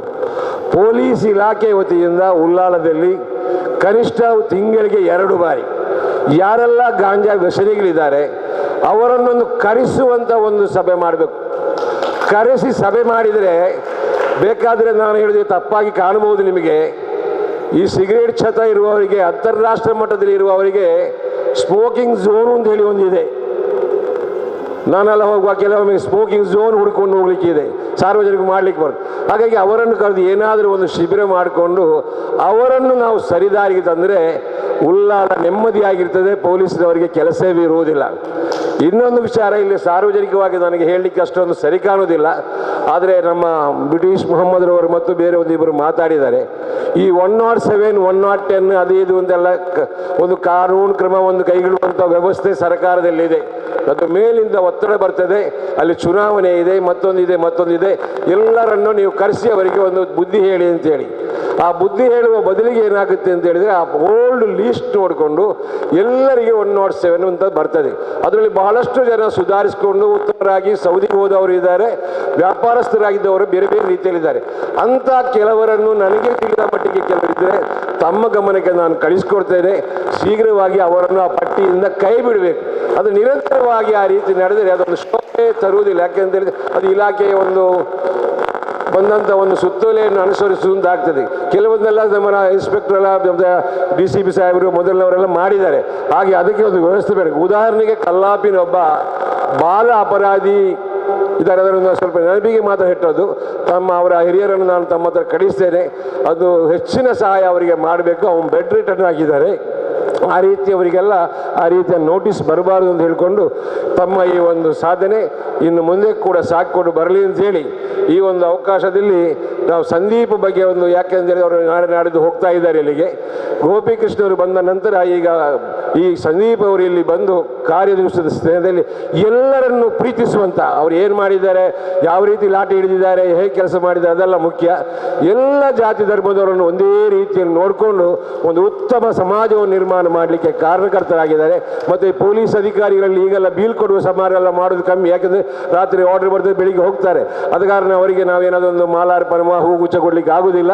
ಇದೆಲ್ಲರ ಪರವಾಗಿ ನಾನೊಂದು ಹೂಗುಚ್ಛದ ರೀತಿ ಒಂದು ಅವರಿಗೆ ಅಭಿಮಾನ. ಯಾಕೆಂದರೆ ವಿಶೇಷವಾಗಿ ಕೊರೋನಾದ ಕಾಲದಲ್ಲಿ ಅವರು ಕಾರ್ಯನಿರ್ವಹಿಸಿದಂಥ ಒಂದು ಆ ಕಾರ್ಯರೂಪ ಅದು ಈ ಉಳ್ಳಾಳದ ಜನತೆಯ ಮನಸ್ಸಿನಿಂದ ಹೋಗಲಿಕ್ಕೆ ಸಾಧ್ಯ ಇಲ್ಲ. ಹಾಗಾಗಿ ತಮ್ಮ ನಿರ್ದೇಶನದಂತೆ ತಮ್ಮ ವ್ಯಾಪ್ತಿಯ ಎಲ್ಲ ಪೊಲೀಸ್ ಅಧಿಕಾರಿಗಳು ಸಂದೀಪ್ರಂಥ ಒಂದು ನ್ಯಾಯಭರಿತವಾದ ಪ್ರೀತಿ ವಿಶ್ವಾಸ ಗಳಿಸುವಂಥ ಅಧಿಕಾರಿಗಳಾಗಿ ಮಾರ್ಪಡಿಸಬೇಕು ಅಂತ ಹೇಳಿಕೊಂಡು ಉಳ್ಳಾಳದ ಎಲ್ಲ ಪೊಲೀಸರು ಕೂಡ ಸೌಜನ್ಯದಿಂದ ಕೆಲಸ ಮಾಡುವವರಾಗಿದ್ದಾರೆ ಅಂತ ಹೇಳಿಕೊಂಡು ನನ್ನ ಮಾತನ್ನು ಮುಗಿಸ್ತೇನೆ. ಜೈ ಹಿಂದ್, ಜೈ ಕರ್ನಾಟಕ. ರಾಜೇಶ್ ಉಚ್ಚಿಲ್, ಸೋಮೇಶ್ವರ ಪುರಸಭೆಯ ಮಾಜಿ ಅಧ್ಯಕ್ಷರು. ಮಳೆಗಾಲ ಬಂದಿದೆ. ಈ ಮಳೆಗಾಲದ ಸಂದರ್ಭದಲ್ಲಿ ಕಳ್ಳರ ಕಾಟ ಹೆಚ್ಚಿನ ಮನೆಗಳಲ್ಲಿ ಆಗ್ತಾ ಇದೆ. ಅದು ನಮ್ಮ ತಲಪಾಡಿಯಿಂದ ಹಿಡಿದು ಎಲ್ಲ ದಕ್ಷಿಣ ಕನ್ನಡ ಎಲ್ಲ ಜಾಗದಲ್ಲಿ ಕೂಡ ಇಲ್ಲಿ ಇರುವ ಸಾರ್ವಜನಿಕರ ಎಲ್ಲ ಪರವಾಗಿ ನಾನು ಕೇಳ್ತಾ ಇದ್ದೇನೆ, ಅದಕ್ಕೆ ಒಂದು ವ್ಯವಸ್ಥಿತವಾದ ವ್ಯವಸ್ಥೆ ಆಗಬೇಕು ಎನ್ನುವ ಮಾತನ್ನು ಹೇಳ್ತಾ ಇದ್ದೀನಿ. ಅದೇ ರೀತಿ ಹೈವೇಯಲ್ಲಿ ಆಕ್ಸಿಡೆಂಟ್ಗಳಾಗ್ತಾ ಇದೆ. ಆಕ್ಸಿಡೆಂಟ್ ಆದ ಸಂದರ್ಭದಲ್ಲಿ ಆಗಲೇ ಯಾರಿಗೆ ತಿಳಿಸ್ಬೇಕಂತ ಎಲ್ಲ ಸಾರ್ವಜನಿಕರಿಗೆ ಗೊತ್ತಿರುವುದಿಲ್ಲ. ಟ್ರಾಫಿಕ್ ಪೊಲೀಸ, ಉಳ್ಳಾಲ ಪೊಲೀಸ, ಅದನ್ನೊಂದು ಸಾರ್ವಜನಿಕರಿಗೆ ಒಂದು ತಿಳಿಸುವಂಥ ವ್ಯವಸ್ಥೆಯನ್ನು ಮಾಡಬೇಕು. ಒಂದು ವಿಚಾರ, ಉಳ್ಳಾಳ ಒಳಪೇಟೆಯಲ್ಲಿ ಚಿಕ್ಕ ಮಕ್ಕಳು 3 ಬೈಕಲ್ಲಿ ಹೋಗ್ತಾ ಇರ್ತಾರೆ, ಹೆಲ್ಮೆಟ್ ಇಲ್ಲ ಮತ್ತು ನಂಬರ್ ಪ್ಲೇಟ್ ಇರುವುದಿಲ್ಲ. ಇದನ್ನೊಂದು ಗಮನಿಸಬೇಕಂತ ನನ್ನ ಒಂದು ಅಪೇಕ್ಷೆ. ಇನ್ನೊಂದು, ತಲಪಾಡಿಯಿಂದ ತೊಕ್ಕೋಟುವರೆಗೆ ಎಲ್ಲ ಕಡೆಯಲ್ಲಿ ಸರ್ವಿಸ್ ರಸ್ತೆ ಆಗಲಿಲ್ಲ. ಆದ ಕಾರಣ ಸಾರ್ವಜನಿಕರು ಒಂದು ಸುತ್ತಾಗಿ ಹೈವೇಯನ್ನು ಪ್ರವೇಶ ಮಾಡುವಂಥ ಪರಿಸ್ಥಿತಿ ಬರ್ತಾ ಇರ್ತದೆ. ಆದ ಕಾರಣ ಅದನ್ನು ವಿರುದ್ಧ ದಿಕ್ಕಿನಲ್ಲಿ ಚಲಾಯಿಸ್ತಾರೆ. ಅದು ಅವರ ತಪ್ಪ ಅಥವಾ ತಪ್ಪ ಅಂತ ಗೊತ್ತಿಲ್ಲ. ಸರ್ವಿಸ್ ಬೇಗ ಮಾಡಲಿಕ್ಕಾಗಿ ತಾವುಗಳು ಇಲಾಖೆಗೆ ಒಂದು ಪತ್ರ ಬರೀಬೇಕಂತ ನನ್ನ ವಿನಂತಿ. ಇನ್ನೊಂದು, ಉಳ್ಳಾಳ ಠಾಣೆಯಲ್ಲಿ 5 ಅಥವಾ 6 ಸಬ್ ಇನ್ಸ್ಪೆಕ್ಟರ್ನವರು ಇದ್ದಾರೆ ಅಂತ ನನ್ನ ಅನಿಸಿಕೆ. ಜೀಪ್ ಇರುವುದು 2 ಮತ್ತು ಸರ್ಕಲ್ ಇನ್ಸ್ಪೆಕ್ಟರ್ ಅವರ ಒಂದು ವಾಹನ ಈಗ ತಾನೇ ಗುಜರಿ ಆಗ್ತಾ ಬಂದಿದೆ. ಸರ್, ದಯವಿಟ್ಟು ಒಳ್ಳೆಯ ಒಂದು ವಾಹನವನ್ನು ಅವರಿಗೆ ಕೊಡಬೇಕಾಗಿ ಸಾರ್ವಜನಿಕರ ಪರವಾಗಿ ನಮ್ಮ ಒಂದು ವಿನಂತಿ. ನಮ್ಮದು ಇವಾಗ ಒಂದು ತಲಪಾಡಿ ಹೇಳಿದರು, ಫ್ಲೈಓವರ್ ಮೇಲೆ ಕೂಡ ನಮ್ಮ ವಿದ್ಯುತ್ ದೀಪ ಇಲ್ಲ ಸರ್. ಮತ್ತೊಂದು ಕಳ್ಳಕಾಕರ ಬಗ್ಗೆ ಹೇಳಿದರು. ಈ ಪ್ರದೇಶದಲ್ಲಿ ಉಳ್ಳಾಲ ಸ್ಟೇಷನ್ ಸರಹದಿಯಲ್ಲಿ ಹಲವಾರು ಕಳ್ಳತನಗಳಾಗಿವೆ. ಈಗ ನಾನು ಹೇಳುವಂಥದ್ದು, ನಮ್ಮ ನೈಟ್ ಬೀಟ್ ಇದೆ. ಬಹುಶಃ ನೈಟ್ ಬೀಟನ್ನು ಇನ್ನಷ್ಟು ಸ್ಟ್ರಾಂಗ್ ಮಾಡಿದರೆ ಅದನ್ನು ನಿಲ್ಲಿಸಲಿಕ್ಕೆ ಆಗುತ್ತೆ. ಆ ನೈಟ್ ಬೀಟ್ಗೆ ಜಾಸ್ತಿ ಪ್ರಾಶಸ್ತ್ಯವನ್ನು ಕೊಡುವಂಥದ್ದು. ಮತ್ತೊಂದು, ಆವಾಗ ನಮ್ಮ ಸ್ಥಳೀಯ ಮುಖಂಡರನ್ನು ಕರೆದು ಒಂದು ಪೀಸ್ ಮೀಟಿಂಗ್ ಮಾಡಿದರೆ ಅದರಿಂದ ಇನ್ನೂ ಹಲವಷ್ಟು ವ್ಯವಸ್ಥೆಗಳನ್ನು ಸರಿ ಮಾಡಲಿಕ್ಕೆ ಆಗತ್ತೆ ಅನ್ನೋ ಅಭಿಪ್ರಾಯ. ನದಿಯಲ್ಲಿ ದುಡಿತಾರೆ, 100 ಮಂದಿ ಇದ್ದಾರೆ. ಆದರೂ ನದಿ ತಟದಲ್ಲಿ ಈಗಲೂ ಕೂಡ ಮರಳುಗಾರಿಕೆ, ಅಕ್ರಮ ಮರಳುಗಾರಿಕೆ ನಡೀತಾ ಇದೆ ಸರ್. ದಯವಿಟ್ಟು ಆ ಮರಳುಗಾರಿಕೆ ನಿಷೇಧ ಮಾಡಬೇಕು ನಾನು ಕೇಳಿಕೊಳ್ತೇನೆ. ಉಳ್ಳಾಳ ಈ ನದಿ ತಟ ಕೋಟೆಪುರ ಸೈಡ್ ಮೊನ್ನೆ ಸೀಸ್ ಮಾಡಿದರೆ ಕೂಡ ಆದರೂ ಕೂಡ ಈಗ ತೆಗಿತಾ ಇದ್ದಾರೆ. 2 ದಿವಸ ಬಂದಿತ್ತು, ನಂತರ ಮುಂದುವರಿಸ್ತಾನೆ ಇದ್ದಾರೆ. ಎಲ್ಲ ಸಾರ್ವಜನಿಕ ಪರವಾಗಿ ಬಂದಿದ್ದೇನೆ. ನಮ್ಮ ಒಂದು 10-15 ವರ್ಷದಿಂದ ಒಂದು ತುಂಬ ನಮ್ಮ ಲೇಔಟ್ ಇದು ತುಂಬ ಪ್ರಾಬ್ಲಮ್ ಉಂಟು ಸರ್. ಅದು ಮೊದಲಿಗೆ ಏನಂದರೆ ಡ್ರೈನೇಜ್ ವ್ಯವಸ್ಥೆ ಸರಿ ಇಲ್ಲದೆ ರೋಡಲ್ಲಿ ಡ್ರೈನೇಜ್ ತ್ಯಾಜ್ಯವು ಹೋಗ್ತಾ ಉಂಟು. ಎಲ್ಲರಿಗೂ ಗೊತ್ತಿದ್ದ ವಿಷಯ ಸರ್. ಇದು ನಮ್ಮ ಸೋಮೇಶ್ವರ ಬೀಚಲ್ಲಿ ಆಚೆ ಸೈಡಲ್ಲಿ ಈಚೆ ಸೈಡಲ್ಲಿ ಕೊಟ್ಟಿದ್ದಾರೆ, ಹೊರಗಡೆ ಕೊಟ್ಟಿದ್ದಾರೆ ಸರ್. ಅಲ್ಲಿ ಒಂದು ಕ್ರಮ ಸರಿಯಾಗಿ ಇಲ್ಲ. ಅದು ಒಂದು ಇದು ಸರ್. ಮತ್ತು ಯಾವುದು ನಮ್ಮ ಲೇಔಟಲ್ಲಿ ನಮ್ಮ ತುಂಬ ವರ್ಷದಿಂದ ಪ್ರಾಬ್ಲಮ್ ಉಂಟು ಸರ್. ಯಾವುದು ಸರಿಯಾಗಿ ಇಲ್ಲ. ನಾವು ತುಂಬ ಶ್ರಮ ಪಟ್ಟಿದ್ದೇವೆ ಇದನ್ನೊಂದು ಸರಿ ಮಾಡಲಿಕ್ಕೆ. ಇಲ್ಲಿ ನಮ್ಮ ಮೊದಲಿನ ಅಧ್ಯಕ್ಷರಾದ ರಾಜೇಶ್ ಅವರು ಕೂಡ ಇದ್ದಾರೆ, ಅವರಿಗೂ ಈ ವಿಷಯ ಗೊತ್ತು. ಉಳ್ಳಾಳ ಪಂಚಾಯತ್ ಅವರು ಕೂಡ ತುಂಬ ಸಲ ನಮ್ಮ ಇಲ್ಲಿ ಬಂದು ಕುಂದುಕೊರತೆಗಳನ್ನು ನೋಡಿದ್ದಾರೆ ಸರ್.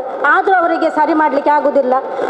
ಏನು ಹೇಳ್ತಾರೆ ಅಂದರೆ, ಈ ಒಂದು ಲೇಔಟಲ್ಲಿ ಸೋಮೇಶ್ವರ ಪಂಚಾಯತ್ ಮತ್ತು ಉಳ್ಳಾಳ ಪಂಚಾಯತ್ ಎರಡೂ ಸೇರಿಕೊಂಡಿದೆ ಸರ್. ಅದು ಒಂದು ಸಮಸ್ಯೆ ಅಂತ ಎಲ್ಲರೂ ಅದೇ ಹೇಳ್ತಾರೆ ನಮಗೆ. ಈ ಒಂದು ಸಮಸ್ಯೆ ಇದ್ದ ಕಾರಣ ಅಲ್ಲಿ ಕೆಲಸಗಳು ಆಗುವುದಿಲ್ಲ. ರೋಡು ಸರಿ ಇಲ್ಲ, ಏನೂ ಸರಿ ಇಲ್ಲ ಸರ್.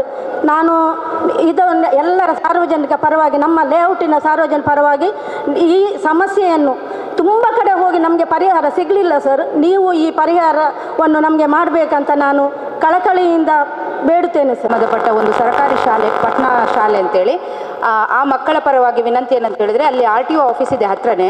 RTO ಆಫೀಸ್ ಇರುವ ಕಾರಣ ತುಂಬ ಲಾರಿಗಳು ಎಲ್ಲ ಬಂದು ಅಲ್ಲಲ್ಲೇ ನಿಲ್ತವೆ.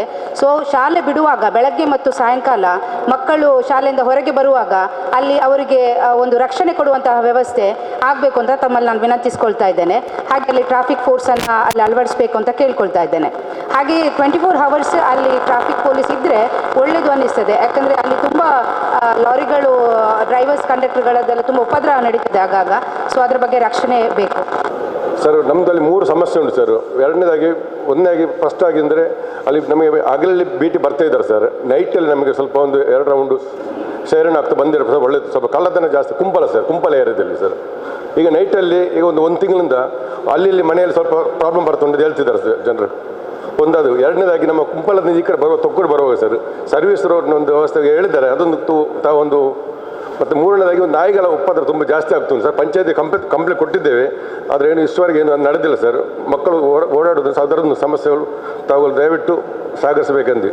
ಈಗ ತಾವು ಹಲವಾರು ಸಲಹೆಗಳು ಕೊಟ್ಟಿದ್ದೀರಾ ಮತ್ತು ಸಮಸ್ಯೆಗಳು ಹೇಳಿದ್ದೀರಾ. ಮೊದಲವಾಗಿ ಹೇಳಬೇಕುನಾ, ಪ್ರತಿಯೊಂದು ಸಮಸ್ಯೆ ಪರಿಹಾರ ಬರೀ ಪೊಲೀಸ್ ಇಲಾಖೆ ಹತ್ರ ಇಲ್ಲ. ಯಾಕೆಂದ್ರೆ ಬೇರೆ ಸುಮಾರು ಇಲಾಖೆ ಅದು ಸಂಬಂಧಪಟ್ಟದ್ದು ಆಗ್ತದೆ. ಸೊ ನಾವು ಈಗ ತಮ್ಮ ಕಡೆಯಿಂದ ಏನು ಸಲಹೆಗಳು ತೊಗೊಂಡಿದ್ದೀವಿ ಅಥವಾ ನಿಮ್ಮ ಸಮಸ್ಯೆಗಳು ತಿಳ್ಕೊಂಡಿದ್ದೀವಿ, ಅದು ಸಂಬಂಧಪಟ್ಟ ಇಲಾಖೆಯವರಿಗೆ ಪತ್ರ ವ್ಯವಹಾರ ಮಾಡ್ತೀವಿ ಮತ್ತು ಅವ್ರಿಗೆ ಗಮನಕ್ಕೆ ತರ್ತೀವಿ. ಸೊ ದ್ಯಾಟ್ ಆ ಪ್ರಾಬ್ಲಮ್ಸ್ದ ಪರಿಹಾರ ಆಗೋದಕ್ಕೆ ಸಾಧ್ಯ ಆಗಬಹುದು ಒಂದು ಪ್ರಯತ್ನಗಳು ಮಾಡಬೇಕು. ಉದಾಹರಣೆಗೆ ಹೇಳಬೇಕುನಾ, ಇಲ್ಲಿ ಏನು ವೇಸ್ಟ್ ಡಿಸ್ಪೋಸಲ್ ಪ್ರಾಬ್ಲಮ್ ಇದೆ, ತ್ಯಾಜ್ಯ ಸಂಬಂಧಪಟ್ಟದ್ದು ಇರ್ಬೋದು, ಅಥವಾ ಅದೇ ಡ್ರೈನೇಜ್ ಮತ್ತು ವೇಸ್ಟ್ ಮ್ಯಾನೇಜ್ಮೆಂಟ್ ಬಗ್ಗೆ ಏನಿದೆ ಅದು ಇರ್ಬೋದು, ಅಥವಾ ಸ್ಟ್ರೀಟ್ ಲೈಟ್ ಸಂಬಂಧಪಟ್ಟದ ಫೆಸಿಲಿಟೀಸ್ ಇರ್ಬೋದು, ಅಥವಾ ಈ ಮೂಢ ಕ್ಷೇತ್ರ ವ್ಯಾಪ್ತಿಯಲ್ಲಿ ಏನು ಸಮಸ್ಯೆಗಳು ಇದೆ ಈ ಎಲ್ಲ ಪ್ರಾಬ್ಲಮ್ಸ್, ಅಥವಾ ಹೈವೇ ಸಂಬಂಧಪಟ್ಟದ ಸರ್ವಿಸ್ ರೋಡ್ ಇರ್ಬೋದು.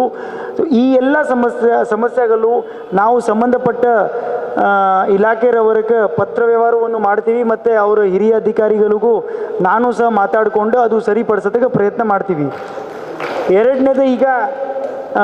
ಎರಡನೇದು ಮಾತಾಡಬೇಕು, ಹಲವಾರು ಕಡೆ ತಾವು ಟ್ರಾಫಿಕ್ ವ್ಯವಸ್ಥೆ ಬಗ್ಗೆ ಹೇಳಿದ್ದೀರಾ. ತೊಕ್ಕೂಟ ಇರ್ಬೋದು, ಅಥವಾ ನಮಗೆ ತಲಪಾಡಿ ಹತ್ರ ಇರ್ಬೋದು, ಅಥವಾ ಕೋಟೆಕಾರ್ ಜಂಕ್ಷನ್, ಬೀರಿ ಜಂಕ್ಷನ್, ಕೊಳ್ಳಿಯ ಇರ್ಬೋದು, ಈ ಎಲ್ಲ ಕಡೆ ಏನು ಕೋಡಿ ರೋಡ್ ಇರ್ಬೋದು, ಅಥವಾ ಕೆಲವು ಕಡೆ ಈ ಸಣ್ಣ ಮಕ್ಕಳು ಟ್ರಿಪಲ್ ರೈಡಿಂಗ್ ಮಾಡೋದು, ಹೆಲ್ಮೆಟ್ ವ್ಯವಸ್ಥೆ ಇರ್ಬೋದು. ಈ ಎಲ್ಲ ಸುಮಾರು ಜನ ತಮ್ಮ ಜಾಗದಲ್ಲಿ ಇರ್ಬೋದು, ಕ್ಷೇತ್ರದಲ್ಲಿ ಇರ್ಬೋದು, ಅಥವಾ ತಮ್ಮ ಅನುಭವದಲ್ಲಿ ತಾವು ಹೇಳಿದ್ದೀರಾ.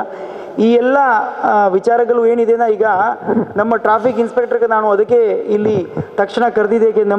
ಯಾಕೆಂದರೆ ಈ ಒಂದು ಪಬ್ಲಿಕ್ ಗ್ರೀವೆನ್ಸಲ್ಲಿ ಬರೀ ನಾವು ಉಳ್ಳಾಲ ಠಾಣಾ ವ್ಯಾಪ್ತಿ ಜೊತೆಗೆ ಟ್ರಾಫಿಕ್ ವ್ಯವಸ್ಥೆ ಬಗ್ಗೆನೂ ಸರಿಪಡಿಸಬೇಕು ಮತ್ತು ಅದಕ್ಕೆ ದಿನನಿತ್ಯ ಇಂಪ್ರೂವ್ಮೆಂಟ್ ತೋರಿಸೋದಕ್ಕೆ ಒಂದು ಅವಕಾಶ ಆಗ್ತದೆ. ಸೊ ಟ್ರಾಫಿಕ್ ಇನ್ಸ್ಪೆಕ್ಟರ್ ಅವರು ಬಂದಿದ್ದಾರೆ, ಅವ್ರ ಗಮನಕ್ಕೆ ಎಲ್ಲ ತಂದು ನಾವು ಈ ಎಲ್ಲ ಪ್ರಾಬ್ಲಮ್ಗಳು ಒಂದು ನಿಟ್ಟದಲ್ಲಿ ಈ ಪಾರ್ಕಿಂಗ್ ವ್ಯವಸ್ಥೆ ಇರ್ಬೋದು, ಅಥವಾ ಜಾಸ್ತಿ ಜನ ಈ ನಮ್ಮ ಕಲ್ಲಾಪು ಜಂಕ್ಷನಲ್ಲಿ ಸಿಬ್ಬಂದಿದ ವ್ಯವಸ್ಥೆ ಇರ್ಬೋದು, ಅಥವಾ ಕೆಲವು ಏನು ಒಳಗಡೆ ಜಂಕ್ಷನ್ಸ್ ಇದೆ ಅಲ್ಲಿ ಸಿಬ್ಬಂದಿ ಕೊರತೆಯಿಂದ ನಾವು ಹಾಕಕ್ಕೆ ಆಗ್ತಾ ಇಲ್ಲ, ಅದು ಯಾವ ಟೈಮಿಂಗಲ್ಲಿ ಅಲ್ಲಿ ಹಾಕಕ್ಕೆ ಸಾಧ್ಯ ಆಗ್ತದೆ, ಅದು ಸ್ವಲ್ಪ ಟ್ರಾಫಿಕ್ ಅಧಿಕಾರಿಗಳ ಜೊತೆಗೆ ನಾನು ಚರ್ಚೆ ಮಾಡಿ ಅಲ್ಲಿ ಟ್ರಾಫಿಕ್ ವ್ಯವಸ್ಥೆ ಸರಿಪಡಿಸೋದಕ್ಕೆ ಮತ್ತು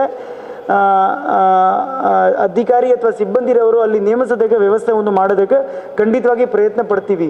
ಹಾಗೂ ಇದ್ರ ಜೊತೆಗೆ ಈ ಟ್ರಿಪಲ್ ರೈಡಿಂಗ್ ಇರ್ಬೋದು ಅಥವಾ ಹೆಲ್ಮೆಟ್ ಇಲ್ಲದೆ ಯಾರು ಪ್ರಯಾಣ ಮಾಡ್ತಾರೆ ಅವರ ವಿರುದ್ಧವಾಗಿಯೂ ಸಹ ಹಿಂದೆನೂ ಸ್ವಲ್ಪ ಕ್ರಮಗಳು ಆಗಿದೆ, ಮುಂದೆನೂ ಅದ್ರ ಬಗ್ಗೆ ಕ್ರಮ ಆಗ್ತದೆ. ಬಟ್ ನಾನು ನಿಮಗೆಲ್ಲರಿಗೂ ಈ ಸಂದರ್ಭದಲ್ಲಿ ಏನು ಹೇಳೋಕ್ಕೆ ಇಷ್ಟಪಡ್ತಿದ್ದೆ, ತಾವು ವಿವಿಧ ಸಂಸ್ಥೆಗಳು ಮುಖಂಡರಾಗಿ ಇದ್ದೀರಲ್ಲ, ತಮ್ಮ ತಮ್ಮ ಗ್ರಾಮದಲ್ಲಿ ಅಥವಾ ತಮ್ಮ ತಮ್ಮ ಪ್ರದೇಶದಲ್ಲಿ ತಾವು ಹಿರಿಯರಾಗಿದ್ದೀರಾ, ಅಲ್ಲಿ ತಾವು ಎಲ್ಲ ಫ್ಯಾಮಿಲಿ ಮೆಂಬರ್ಸ್ಗೆ ಮತ್ತು ಮಕ್ಕಳಕ್ಕೆ ಕರೆದು ನಮ್ಮ ಸಹಾಯದಿಂದ ಕೂಡ ತಾವು ಕೂಡ ಒಂದು ಅರಿವು ಮೂಡಿಸ್ಬೇಕು, ಅವ್ರಿಗೆ ಹೇಳಬೇಕು ಕಿ ಯಾರು 18 ವರ್ಷ ಮೇಲೆ ಪಟ್ಟ ಆಗಿರಾರ ಅವರು ಮಾತ್ರ ಗಾಡಿ ಓಡಿಸೋದಕ್ಕೆ ತಾವು ಅವಕಾಶ ಮಾಡಿ ಕೊಡ್ತೀರಾ, ಬೇರೆ ಯಾರಿಗೆ ತಾವು ಅವಕಾಶ ಕೊಡೋದಿಲ್ಲ. ಅದು ಸ್ವಲ್ಪ ಪ್ರತಿ ಮನೆಯಿಂದ ಅದು ಒಂದು ಸೆಲ್ಫ್ ಡಿಸಿಪ್ಲಿನ್ ಆದರೆ ನಮಗೂ ಅದು ಇಂಪ್ಲಿಮೆಂಟ್ ಮಾಡೋಕ್ಕೆ ಅತಿ ಸುಲಭ ಆಗ್ತದೆ. ಇಲ್ಲದ್ರೆ ಈಗ ಹೇಗೆ ಆಗ್ತಾ ಇದೆನಾ, ಎಲ್ಲಿ ನಾವು ಇರ್ತೀವಿ ಕ್ರಮ ಕೈಗೊಳ್ತೀವಿ, ಅವಾಗ ಒಂದು ಅರ್ಧ ಗಂಟೆ 1 ಅವರ್ 2 ಅವರ್ ಸುಧಾರಣೆಗಳು ಕಾಣ್ತದೆ. ನಾವು ಅಲ್ಲಿಂದ ಕ್ರಮ ಕೈಗೊಂಡು ಬೇರೆ ಕಡೆ ಹೋದರೆ ಮತ್ತೆ ಅಲ್ಲಿ ಸುಮಾರು ಈ ಟ್ರಾಫಿಕ್ ರೂಲ್ಸನ್ನು ಪಾಲನೆ ಮಾಡದೆ ಪ್ರಯಾಣಗಳು ಮಾಡೋದು ಮತ್ತು ಸೇಫ್ಟಿ ಇದು ಮಾಡೋದು ಕೂಡ ಸಂದರ್ಭಗಳು ಆಗ್ತದೆ. ಸೊ ಇದು ಟ್ರಾಫಿಕ್ ರೂಲ್ಸ್ ಫಾಲೋ ಮಾಡಬೇಕುನಾ ಹೇಗೆ ಇದನ್ನು ನಾವು ದಿನನಿತ್ಯ ನಮ್ಮ ಲೈಫ್ದಲ್ಲಿ ಅಥವಾ ನಮ್ಮ ಜೀವನದಲ್ಲಿ ಹೇಗೆ ಬೆಳಿಗ್ಗೆ ಎದ್ದಿದ್ರೆ ನಾವು ಇದು ಏನು ಹೇಳ್ತೀವಿ ಸ್ನಾನ ಮಾಡೋದು, ತಿಂಡಿ ಮಾಡೋದು, ಊಟ ಮಾಡೋದು, ಯಾವ ರೀತಿ ಅದೆಲ್ಲ ಖಂಡಿತವಾಗಿ ಏನು ಕೆಲವು ಕೆಲಸಗಳು ಮಾಡ್ತೀವಿ, ಅದೇ ರೀತಿ ನಮ್ಮ ಸೇಫ್ಟಿ ಸಲುವಾಗಿ ಏನು ಕ್ರಮಗಳು ಆಗಬೇಕು ನಾವು ಸ್ವತಃ ಅದು ತಗೊಳ್ಳೇಬೇಕು. ಆ ತಗೊಂಡ್ರಿದ್ರೆ ಮಾತ್ರ ಒಂದು ಎಲ್ಲರಿಗೂ ನಾವು ಒಂದು ಒಳ್ಳೆ ಸೇಫ್ ಆದ ಒಂದು ವಾತಾವರಣ ಕೊಡೋಕ್ಕೆ ಸಾಧ್ಯ ಆಗ್ತದೆ. ಆದರೆ ನಾವು ನಮ್ಮ ಕಡೆಯಿಂದ ಟ್ರಾಫಿಕ್ ವತಿಯಿಂದ ತಮ್ಮೆಲ್ಲರಿಗೂ ಮತ್ತೆ ಒಂದು ಸರಿ ಭರವಸೆ ನೀಡ್ತೀನಿ, ಈ ಎಲ್ಲ ಕ್ರಮ ಕೈಗೊಳ್ತೀವಿ. ಕ್ರಮ ಕೈಗೊಳ್ಳೋದ ವಿಚಾರವನ್ನು ತಮ್ಮ ಎಲ್ಲರಿಗೂ ಗೊತ್ತಾಗ್ತದೆ ಕೂಡ ಈ ಸಂದರ್ಭದಲ್ಲಿ ಹೇಳೋಕ್ಕೆ ಇಷ್ಟಪಡ್ತೇನೆ. ಆಮೇಲೆ ಸುಮಾರು ಜನ ನಮಗೆ ಹೇಳಿದರು ಸ್ಟೇಷನಲ್ಲಿ ಕೆಲವು ಫೆಸಿಲಿಟೀಸ್ ಜೀಪ್ ಇರ್ಬೋದು, ಬೈಕ್ ಇರ್ಬೋದು ಅಥವಾ ಫೆಸಿಲಿಟೀಸ್ ಸರಿ ಇಲ್ಲ. ಹಾಂ ಕರೆಕ್ಟ್, ಈಗ ಸ್ಟೇಷನಲ್ಲಿ ಈಗಾಗಲೇ 4 CCTV ಕ್ಯಾಮ್ರಾ, ಸ್ಟೇಷನ್ ಒಳಗಡೆ 4 CCTV ಕ್ಯಾಮ್ರಾ 24/7 ವರ್ಕ್ ಆಗ್ತಾ ಇದೆ. ಮತ್ತು ಉಳ್ಳಾಲ ಠಾಣಾ ವ್ಯಾಪ್ತಿಯಲ್ಲಿ ಈ ಸಾರ್ವಜನಿಕರು ಏನೇನು CCTV ಕ್ಯಾಮ್ರಾ ಹಾಕಿದ್ದಾರೆ ಅದು ನಾವು ಒಂದು ನಮ್ಮ ಆ್ಯಪ್ ಮೂಲಕ ಮ್ಯಾಪ್ ಮಾಡ್ಕೊಂಡಿದ್ದೀವಿ. ಅವ್ರದ್ದು ಪಟ್ಟಿ ನಮ್ಮ ಹತ್ರ ರೆಡಿ ಇದೆ. ಸುಮಾರು 1000ಕ್ಕಿಂತ ಜಾಸ್ತಿ ಕ್ಯಾಮ್ರಾಗಳು ಉಳ್ಳಾಲ ಠಾಣಾ ವ್ಯಾಪ್ತಿಯಲ್ಲಿ ಈಗಾಗಲೇ ಕಾರ್ಯನಿರ್ವಹಿಸ್ತಾ ಇದೆ. ತಮ್ಮೆಲ್ಲ ಗಮನಕ್ಕೆ ಅದೆಲ್ಲ ಬಹುತೇಕವಾಗಿ ಪ್ರೈವೇಟ್ರವರು ಹಾಕಿದ, ತಾವು ಎಲ್ಲ ನಮ್ಮ ಮನೆಯಲ್ಲಿ ಇರ್ಬೋದು ಅಥವಾ ಅಂಗಡಿ ಇರ್ಬೋದು ಅಥವಾ ಕೆಲವು ವಾಣಿಜ್ಯ ಏನು ಬಿಲ್ಡಿಂಗ್ಸ್ ಇದೆ ಅಲ್ಲಿ ಹಾಕಿದ ಕ್ಯಾಮ್ರಾ ಬಗ್ಗೆ ಈಗಾಗಲೇ ನಮ್ಮ ಹತ್ರ ಮಾಹಿತಿ ಇದೆ. ಅದು ನಾವು ಕಾಲಕ್ಕೆ ಬೀಟ್ ಮೂಲಕ ಇರ್ಬೋದು ಕ್ರಾಸ್ ಚೆಕ್ ಮಾಡ್ಕೊಳ್ತಾ ಇದ್ದೀವಿ. ಅದು ಸೂಚನೆ ಸ್ಥಿತಿ ಇದೆ, ರೆಕಾರ್ಡಿಂಗ್ ಆಗ್ತಾ ಇದೆಯಾ. ಯಾಕೆಂದರೆ ನಾಳೆ ಏನಾದರೂ ಘಟನೆ ಆಗೋ ಸಂದರ್ಭದಲ್ಲಿ ನಮಗೆ ಈ ಒಂದು ರೆಕಾರ್ಡಿಂಗಿಂದ ಯಾವುದೇ ಒಂದು ಪ್ರಕರಣ ಇರ್ಬೋದು, ಸಮಸ್ಯೆ ಇರ್ಬೋದು ಬಗೆಹರಿಸೋಕ್ಕೆ ಭಾಳ ಅನುಕೂಲ ಆಗ್ತದೆ. ಈಗಾಗಲೇ ಇದು ಮಾಡಿದ್ದೀವಿ ಮತ್ತು ಮುಂದಿನ ದಿನದಲ್ಲಿ ಇನ್ನೂ ಕೆಲವು ಕ್ಯಾಮ್ರಾಗಳು ಅಳವಡಿಸೋದಕ್ಕೆ ಪ್ಲ್ಯಾನ್ಗಳು ಇದೆ. ಇದು ಸಂಬಂಧಪಟ್ಟದ ಈಗಾಗಲೇ ಪ್ರಸ್ತಾವನೆಗಳು ಸರ್ಕಾರಕ್ಕೆ ಹೋಗಿದೆ. ಅದು CCTVs ನಾವು ಮುಂದಿನ ದಿನದಲ್ಲಿ ಅಳವಡಿಸೋದಕ್ಕೆ ಪ್ರಯತ್ನಗಳು ಪಡ್ತೀವಿ. ಹಾಗೂ ಈ ಬೇಸಿಕ್ ಫೆಸಿಲಿಟೀಸ್ ಬಗ್ಗೆ ಏನು ಸ್ಟೇಷನ್ ಬಗ್ಗೆ ಹೇಳಿದ್ರೆ ತಾವು ನನ್ನ ಗಮನಕ್ಕೂ ಇದೆ. ಈಗ ಏನು ನಮ್ಮ ಹತ್ರ ರಿಸೋರ್ಸಸ್ ಇದೆ, ಈಗ ಕಮಿಷನರ್ ವ್ಯಾಪ್ತಿಯಲ್ಲಿ ಏನು ರಿಸೋರ್ಸಸ್ ಇದೆ ಅದ್ರ ಪ್ರಕಾರ ನಾವು ಪ್ರತಿ ಸ್ಟೇಷನ್ಗೆ 2 ಜೀಪನ್ನು ಕೊಟ್ಟಿದ್ದೀವಿ ಹಾಗೂ ಬೈಕ್ಸ್ಗಳು ಕೊಟ್ಟಿದ್ದೀವಿ. ಈಗ ಮುಂದಿನ ಹೊಸದರು ಏನಾದರೂ ಬರುವ ಸಂದರ್ಭದಲ್ಲಿ ಖಂಡಿತವಾಗಿ ಸ್ಟೇಷನ್ಗೆ ಕೊಡ್ತೀವಿ. ಮತ್ತು ಅಂತ ಏನೇ ಎಮರ್ಜೆನ್ಸಿ ಆಗುವಾಗ ಈಗಾಗಲೇ ಹೆಚ್ಚಿನ ವಾಹನಗಳು ಅವ್ರಿಗೆ ನೀಡೋದ ವ್ಯವಸ್ಥೆಯನ್ನು ಸಹ ಮಾಡ್ಕೊಂಡಿದ್ದೀವಿ. ಇದ್ರ ಜೊತೆಗೆ ಏನು ಫ್ಯಾನ್ಗಳು ಕೆಲವು ಹೇಳಿದ್ದೀರಾ ಅದು ಕೂಡಲೇ ಈ ವಾರದಲ್ಲೇ ಸರಿಪಡಿಸೋದಾಗ ಏನಾದರೂ ಆ ಥರದ ಅವಕಾಶಗಳು ಇದ್ದರೆ ಸರಿಯಾಗಿ ಕೆಲಸ ಆಗ್ತಾ ಇಲ್ಲ. ಖಂಡಿತವಾಗಿ ನೆಕ್ಸ್ಟ್ ಒಂದು 4-5 ಡೇಸಲ್ಲಿ ನಮ್ಮ ಇನ್ಸ್ಪೆಕ್ಟರ್ ಸಂದೀಪ್ ರವರು ಅದೆಲ್ಲ ಸರಿಪಡಿಸ್ತಾರೆ. ತಮಗೆ ಇದ್ರ ಬಗ್ಗೆ ನಾನು ಭರವಸೆಯನ್ನು ನೀಡ್ತೀನಿ. ಹಾಗೂ ಒಂದು ಗಾಂಜಾ ಮತ್ತು ಡ್ರಗ್ಸ್ ಬಗ್ಗೆ ಎಲ್ಲರೂ ತಾವು ಹೇಳಿದ್ದೀರಾ. ಈಗ ಅಗೈನ್ ಇದನ್ನು ಬಗ್ಗೆ ನಾನು ಹೇಳಬೇಕುನಾ, ಪೊಲೀಸರವರು ದಿನನಿತ್ಯ ಈ ಉಳ್ಳಾಲ್ ಠಾಣಾ ವ್ಯಾಪ್ತಿಯಲ್ಲಿ ಇರಬೇಕು ಕನಿಷ್ಠ ಒಂದು 3 ರಿಂದ 4 ಪ್ರಕರಣಗಳು ಯಾರು ಗಾಂಜಾ ಸೇವನೆ ಮಾಡಿದ್ದಾರೆ ಅವ್ರದ್ದು ನಾವು ಯೂರಿನ್ ಟೆಸ್ಟ್ ಅನ್ನು ಮಾಡಿಸಿ ಖಾತ್ರಿಪಡಿಸಿ ಅವ್ರ ಮೇಲೆ ಕ್ರಮ ಕೈಗೊಳ್ತಾ ಇದ್ದೀವಿ. ಮತ್ತು ಅವ್ರ ಹತ್ರ ವಿಚಾರಣೆ ಮಾಡಿಕೊಂಡು ಮುಂದೆ ಯಾರು ಅವ್ರಿಗೆ ಅದು ಕೊಟ್ಟಿದ್ರು, ಯಾರು ಅವ್ರಿಗೆ ಇಂಥ ಒಂದು ಕೆಟ್ಟ ಇದಕ್ಕೆ ತರಿಸಿದ್ರು ಅಥವಾ ಯಾರು ಸಪ್ಲೈ ಮಾಡ್ತಾ ಇದ್ದಾರೆ, ಯಾರು ಪೆಡ್ಲರ್ಸ್ ಇದ್ದಾರೆ, ಅದ್ರ ಬಗ್ಗೆ ಈಗಾಗಲೇ ಒಂದು ಟೀಮ್ ದಿನನಿತ್ಯ ಕೆಲಸ ಮಾಡ್ತಾ ಇದೆ. ಬಟ್ ಇದರಲ್ಲಿ ನನಗೆ ಕೆಲವರು ಏನು ಈಗ ಸಲಹೆ ಕೊಟ್ಟಿದ್ರು, ಸುಮಾರು ಸಂಘ ಸಂಸ್ಥೆಯವರು ಎಲ್ಲರೂ ಕೈ ಜೋಡಿಸ್ಬಿಟ್ಟು ಅಥವಾ NGO ಮುಖಾಂತರ ಇನ್ನೂ ಹೆಚ್ಚಿನ ಅವೇರ್ನೆಸ್ಗಳು ಮಾಡಬೇಕು. ನಾವು ಅದಕ್ಕೆ ಸಿದ್ಧವಾಗಿ ಇದ್ದೀವಿ. ತಾವು ಯಾವಾಗಲೂ ನಮ್ಮ ಠಾಣೆ ವ್ಯಾಪ್ತಿಗೆ ಬಂದು ತಮ್ಮ ಸಲಹೆಗಳು ಕೊಟ್ಟರೆ ಸರ್ ಇಂಥ ಜಾಗದಲ್ಲಿ ಈ ಒಂದು ಕಾರ್ಯಕ್ರಮ ಮಾಡಬೇಕು, ನಾವು ಇದಕ್ಕೆ ಪ್ಲ್ಯಾನ್ ಮಾಡ್ಕೊಂಡು ತಾವು ನಮಗೆ ಸಹಕರಿಸಬೇಕು ಅಥವಾ ತಮ್ಮ ಕಡೆಯಿಂದ ಒಂದು ನಮಗೆ ಆಶ್ರಯ ಆಗಬೇಕು, ನಾವು ಅದಕ್ಕೆ ಸಿದ್ಧವಾಗಿ ಇದ್ದೀವಿ. ಮತ್ತು ತುಂಬ ಶಾರ್ಟ್ ನೋಟಿಸಲ್ಲಿ ಕೂಡ ಇಂಥ ಕಾರ್ಯಕ್ರಮ ಮಾಡೋದಕ್ಕೆ ಸಿದ್ಧವಾಗಿ ಇದ್ದೀವಿ ಅಂತ ನಿಮಗೆಲ್ಲರಿಗೂ ಹೇಳಕ್ಕೆ ಹೇಳ್ತೀನಿ. ಹಾಗೂ ಇದ್ರ ಜೊತೆಗೆ ಇನ್ನೂ ಒಂದು ಏನು ನನಗೆ ತಮ್ಮ ಕಡೆಯಿಂದ ಒಂದು ಸಹಯೋಗ ಏನು ಬೇಕಾಗಿದೆನಾ, ಈಗ ಗಾಂಜಾ ಪ್ರಾಬ್ಲಮ್ ಅಥವಾ ಈ ಡ್ರಗ್ಸ್ ಪ್ರಾಬ್ಲಮ್ ಏನಿದೆ ತಮ್ಮೆಲ್ಲರೂ ಗಮನಕ್ಕೂ ಸುತ್ತಮುತ್ತ ತಾವು ನೋಡುವಾಗ ತಮ್ಮ ಗಮನಕ್ಕೆ ಬರ್ತದೆ. ಕೆಲವು ಏರಿಯಾದಲ್ಲಿ ಇರ್ಬೋದು ನೈಟ್ 8 ಗಂಟೆ ಅಥವಾ 10 ಗಂಟೆ ಆದಮೇಲೆ ಕೆಲವು ಹುಡುಗರು ಕೂತ್ಕೊಂಡು ಈ ಥರ ಸೇವನೆ ಮಾಡೋದು ಇರ್ಬೋದು, ಅಥವಾ ಕೆಲವು ಊರಲ್ಲಿ ನೋಡುವಾಗ ಕೂಡ ಗೊತ್ತಾಗ್ತದೆ ಇವರ ಇಂಥವರು ಅಂಥವರು ಆಥವರು ಎಲ್ಲ ಸ್ವಲ್ಪ ಇದಕ್ಕೆ ಒಳಪಟ್ಟಿದ್ದಾರೆ ಅಂತ ತಮಗೆ ಗಮನಕ್ಕೆ ಬರುವಾಗ ತಾವು ಗೋಪ್ಯವಾಗಿ ಆ ಮಾಹಿತಿಗಳು ನಮಗೆ ಕೊಟ್ಟರೆ ನಾವು ಅದ್ರ ಮೇಲೆ ಕ್ರಮ ಕೈಗೊಳ್ಳೋಕೆ ಭಾಳ ಅನುಕೂಲ ಆಗ್ತದೆ. ಆ ಗೋಪ್ಯತೆ ಕಾಪಾಡೋದಕ್ಕೆ ನಮ್ಮ ಕೆಲಸ ಆಗ್ತದೆ, ಖಂಡಿತವಾಗಿ ನಾವು ಕಾಪಾಡ್ತೀವಿ. ಮತ್ತು ಅವ್ರಿಗೆ ಏನು ರಕ್ಷಣೆ ಆಗಬೇಕು ಅದನ್ನು ಸಹ ನೀಡ್ತೀವಿ. ತಾವು ಅದು ಇನ್ಸ್ಪೆಕ್ಟರ್ ಅವರಿಗೆ ಕೊಡಬೇಕು, ACPಗೆ ಕೊಡ್ಬೋದು, ಅಥವಾ ನನಗೂ ನೇರವಾಗಿ ನನ್ನ ನಂಬರ್ಗೆ ಫೋನ್ ಮಾಡ್ಬೋದು, ಅಥವಾ ವಾಟ್ಸಪ್ ಮೂಲಕ ಕೊಟ್ಟರೇನು ಸಹ ಭಾಳ ಅನುಕೂಲ ಆಗ್ತದೆ. ಅಲ್ಲದ್ರೆ ಬೇರೆ ಎಸಿದಲ್ಲಿ ತಮಗೆ ಯಾರಿಗೂ ಪರಿಚಯ ಇಲ್ಲ, ಏನು ನಮಗೆ ಗೊತ್ತಾಗ್ತಾ ಇಲ್ಲ ಏನು, ತಾವು ದಯವಿಟ್ಟು ಎಮರ್ಜೆನ್ಸಿದಲ್ಲಿ 112ಗೆ ಕರೆ ಮಾಡಿದರೆ ಪೊಲೀಸ್ ಇಲಾಖೆಯಿಂದ ಏನು ಹೆಲ್ಪ್ ಆಗ್ಬೋದು ಅದು ಆಗ್ತದೆ. ಅಥವಾ ಆ್ಯಂಬುಲೆನ್ಸ್ ಬರೋದು ಕೂಡ ಏನು ತಾವು ಸುಮಾರು ಜನ ಹೇಳ್ತಾ ಇದ್ರಾಗಿ ಹೈವೇದಲ್ಲಿ ಆ್ಯಂಬುಲೆನ್ಸ್ ಕೆಲವು ಟೈಮ್ ಸಿಗೋದಿಲ್ಲ, ಅಂಥ ಸಂದರ್ಭದಲ್ಲಿ ಸಹ ತಾವು 112ಗೆ ಕರೆ ಮಾಡಿದರೆ ಇಮಿಡಿಯೇಟ್ಲಿ ಅದಕ್ಕೆ ಏನು ವ್ಯವಸ್ಥೆ ಆಗಬೇಕು ಅಥವಾ ಯಾವ ಇಲಾಖೆಗೆ ನಾವು ತಿಳಿಸ್ಬೇಕು, ಆ್ಯಂಬುಲೆನ್ಸ್ ಇರ್ಬೋದು ಅಥವಾ ಪೊಲೀಸ್ ಇಲಾಖೆ ಇರ್ಬೋದು ಅಥವಾ ಏನಾದರೂ ಫೈರ್ ಇಂಜಿನ್ ಬರಬೇಕು ಅಂತ ಫೈರ್ ಬ್ರಿಗೇಡ್ ಬರಬೇಕು ಅಂತ ಎಲ್ಲ ವ್ಯವಸ್ಥೆಗೆ ಇದು ಒಂದು ನ್ಯಾಷನಲ್ ಎಮರ್ಜೆನ್ಸಿ ನಂಬರ್ ಇದೆ. ತಾವು 112 ದಯವಿಟ್ಟು ಅದಕ್ಕೆ ಬಳಸಬೇಕು. ಆ ಒಂದು ಈಗ ಸುಮ್ಮನೆ ಪೊಲೀಸರವರು ಕರೆದು ಇಂಥ 107 110 ಮಾಡ್ತಾರೆ. ಈಗ ತಮ್ಮ ಎಲ್ಲರಿಗೂ ಒಂದು ಮಾಹಿತಿ ಏನು ಹೇಳೋಕ್ಕೆ ಇಷ್ಟಪಡ್ತಿದ್ದೀನ, 107 110 ಕಾಯ್ದೆ ಏನಿದೆ ಅದು ತಮ್ಮ ಕಡೆಯಿಂದ ಒಂದು ಒಪ್ಪಿಗೆ ತಗೊಳ್ತಾ ಇದೆ ಕಿ ನಾವು ಮುಂದಿನ ದಿನದಲ್ಲಿ ಮುಂದಿನ 6 ತಿಂಗಳ ಇರ್ಬೋದು ಅಥವಾ ಮುಂದಿನ 1 ವರ್ಷದಲ್ಲಿ ಯಾವುದೇ ಥರದ ಅನೈತಿಕ ಚಟುವಟಿಕೆಯಲ್ಲಿ ಅಥವಾ ಸಮಸ್ಯೆಗಳಲ್ಲಿ ನಾನು ಭಾಗವಹಿಸುವುದಿಲ್ಲ, ನನ್ನ ಕಡೆಯಿಂದ ಈ ಥರದ ಯಾವುದೂ ಸಮಸ್ಯೆ ಆಗುವುದಿಲ್ಲ, ಅದಕ್ಕೆ ಒಂದು ಒಪ್ಪಿಗೆ ಇದೆ. ತಾವು ಅದು ಒಪ್ಪಿಗೆ ಕೊಟ್ಟರೆ ಅದು ಏನಾಗ್ತದೆ, ಎಲ್ಲರಿಗೂ ಜವಾಬ್ದಾರಿ ಇರ್ತದೆ ಕಿ ಹೌದು ನಾನು ಒಂದು ಒಪ್ಪಿಗೆ ಪೊಲೀಸ್ ಇಲಾಖೆಗೆ ಕೊಟ್ಟಿದ್ದೀನಿ, ಪೊಲೀಸರವರು ನನ್ನ ಮೇಲೆ ಭರವಸೆ ಇಟ್ಟಿದ್ದಾರೆ, ಅವರು ನನ್ನ ಒಪ್ಪಿಗೆಗೆ ಸಮರ್ಥನೆ ಮಾಡಿ ಒಂದು ಒಪ್ಪಿಗೆಗೆ ಒಪ್ಪಿಸಿದ್ದಾರೆ. ನಾವು ತಮಗೆ ಅಲ್ಲಿ ತೊಂದರೆ ಕೊಡೋಕೆ ನಮ್ಮ ಉದ್ದೇಶ ಖಂಡಿತವಾಗಿ ಇಲ್ಲವೇ ಇಲ್ಲ. ತಮ್ಮ ಕಡೆಯಿಂದ ಒಂದು ಒಪ್ಪಿಗೆ ಕೊಟ್ಟರೆ ತಮಗೂ ಒಂದು ಜವಾಬ್ದಾರಿ ಇರ್ತದೆ ಕಿ ಹೌದು ನಾನು ಏನು ಹಳೆಯದು ನನಗಿಂತ ಏನು ತಪ್ಪ ಆಗಿದೆ, ಗೊತ್ತಿದ್ರೆ ಆಗಿದೆ, ಗೊತ್ತಿಲ್ಲದೆ ಆಗಿದೆ, ಯಾವುದೇ ಥರದ ತಪ್ಪಾಗಿದೆ, ಈಗ ಮುಂದಿನ ನನ್ನ ಕಡೆಯಿಂದ ಆಗಬಾರ್ದು. ನಾವು ಒಂದು ಒಪ್ಪಿಗೆ ಪೊಲೀಸರವ್ರಿಗೆ ಕೊಟ್ಟರೆ ನಮಗೆ ಖಂಡಿತವಾಗಿ ಅದಕ್ಕೆ ಅನುಕೂಲ ಆಗ್ತದೆ. ನಾವು ಒಂದು ಒಪ್ಪಿಗೆ ನಿಮ್ಮ ಕಂಡ್ರೆ ತಗೊಳ್ಳೋದಕ್ಕೆ ಮಾತ್ರ ಇದು ಒಂದು ವ್ಯವಸ್ಥೆಯನ್ನು ಮಾಡ್ಕೊಂಡಿದ್ದೀವಿ. ಸೊ ದಟ್ ನಿಮ್ಮ ಜವಾಬ್ದಾರಿಯೂ ಅಷ್ಟೇ ಇರ್ತದೆ ಎಷ್ಟು ನಮ್ಮ ಜವಾಬ್ದಾರಿ ಏನಿದೆ, ಯಾರಾವುದು ಹಿಂದೆ ಈ ರೀತಿ ಸಮಸ್ಯೆಗಳು ಮಾಡೋರ ಮೇಲೆ ಕಣ್ಣ ಇಟ್ಕೋಬೇಕು, ಅವ್ರಿಗೆ ನಾವು ಜಾಗೃತಿ ಮೂಡಿಸ್ಬೇಕು, ಅವ್ರ ಮುಂದೆ ಯಾವುದೇ ರೀತಿ ಇಂಥ ಘಟನೆಗಳಲ್ಲಿ ಭಾಗವಹಿಸಬಾರದು ಅನ್ನೋ ಒಂದು ಜವಾಬ್ದಾರಿ ಹೇಗೆ ನಮ್ಮದು ಇದೆ, ಅದೇ ರೀತಿ ತಮ್ಮ ಜವಾಬ್ದಾರಿನೂ ಇದೆ ಕಿ ನಾವು ಈ ರೀತಿ ಘಟನೆಗೆ ಹೋಗೋದಿಲ್ಲ ಮಾಡೋದಿಲ್ಲನ. ಸೊ ಈ ಒಂದು ಒಪ್ಪಿಗೆ ಮೂಲಕ ಒಂದು ಬಾಂಡ್ ಮೂಲಕ ತಾವು ಆ ಜವಾಬ್ದಾರಿ ಸರಿಯಾಗಿ ನಿರ್ವಹಿಸಬೇಕು ಅನ್ನೋ ಒಂದು ಆಸೆಯಿಂದ ಮಾತ್ರ ಇದು ಮಾಡ್ತಾ ಇದ್ದೀವಿ, ಬಿಟ್ಟು ತಮಗೆ ತೊಂದರೆ ಆಗಬಾರ್ದು ಅನ್ನೋ ಒಂದು ಕ್ಲಿಯರ್ ಕಟ್ ಉದ್ದೇಶ ಇದೆ. ಆದರೆ ಒಬ್ಬರು ಹೇಳ್ತಾ ಇದ್ರು ನಮಗೆ ಫಿಕ್ಸ್ ಮಾಡಿದ್ರು, ಅದರ ಫಿಕ್ಸ್ ಮಾಡೋದಕ್ಕೆ ಸಾಧ್ಯನೇ ಇಲ್ಲ. ಎಲ್ಲ ಥರದ ಏನು ನಮ್ಮ ಹತ್ರ ಎವಿಡೆನ್ಸ್ ಇದೆ, ಯಾವ ಪ್ರಕರಣ ಬಗ್ಗೆ ಹೇಳ್ತಾ ಇದ್ದೀರಾ ತಾವು ನನ್ನ ಹತ್ರ ಬಂದರೆ ನಾನು ಅದ್ರ ಬಗ್ಗೆ ಬೇಕಾದಾಗೆ ನಿಮಗೆ ಸಪ್ರೇಟಾಗಿ ಎಕ್ಸ್ಪ್ಲೈನ್ ಮಾಡ್ತೀನಿ, ನನಗೇನು ಅದರಲ್ಲಿ ಅಭ್ಯಂತರ ಇಲ್ಲ. ಫಿಕ್ಸ್ ಮಾಡೋದ ಕೆಲಸ ಬಗ್ಗೆ ಸಾಧ್ಯನೇ ಇಲ್ಲ. ಯಾರಾವುದು ಈ ಥರ ಮಾಡೋಕ್ಕೆ ಪ್ರಯತ್ನ ಮಾಡಿದರೆ ತಮ್ಮೆಲ್ಲರಿಗೂ ಹೇಳ್ತಾ ಇದ್ದೀನಿ, ನಾನು ಅವ್ರ ಮೇಲೆ ಕಠಿಣವಾಗಿ ಕ್ರಮ ಕೈಗೊಳ್ತೇನೆ, ಅದರಲ್ಲಿ 2 ಮಾತೇ ಇಲ್ಲ. ಸೊ ತಾವು ನಮಗೆ ಅದು ಭರವಸೆ ನೀಡಬೇಕು, ನಮ್ಮ ಮೇಲೆ ಭರವಸೆ ಇರಬೇಕು.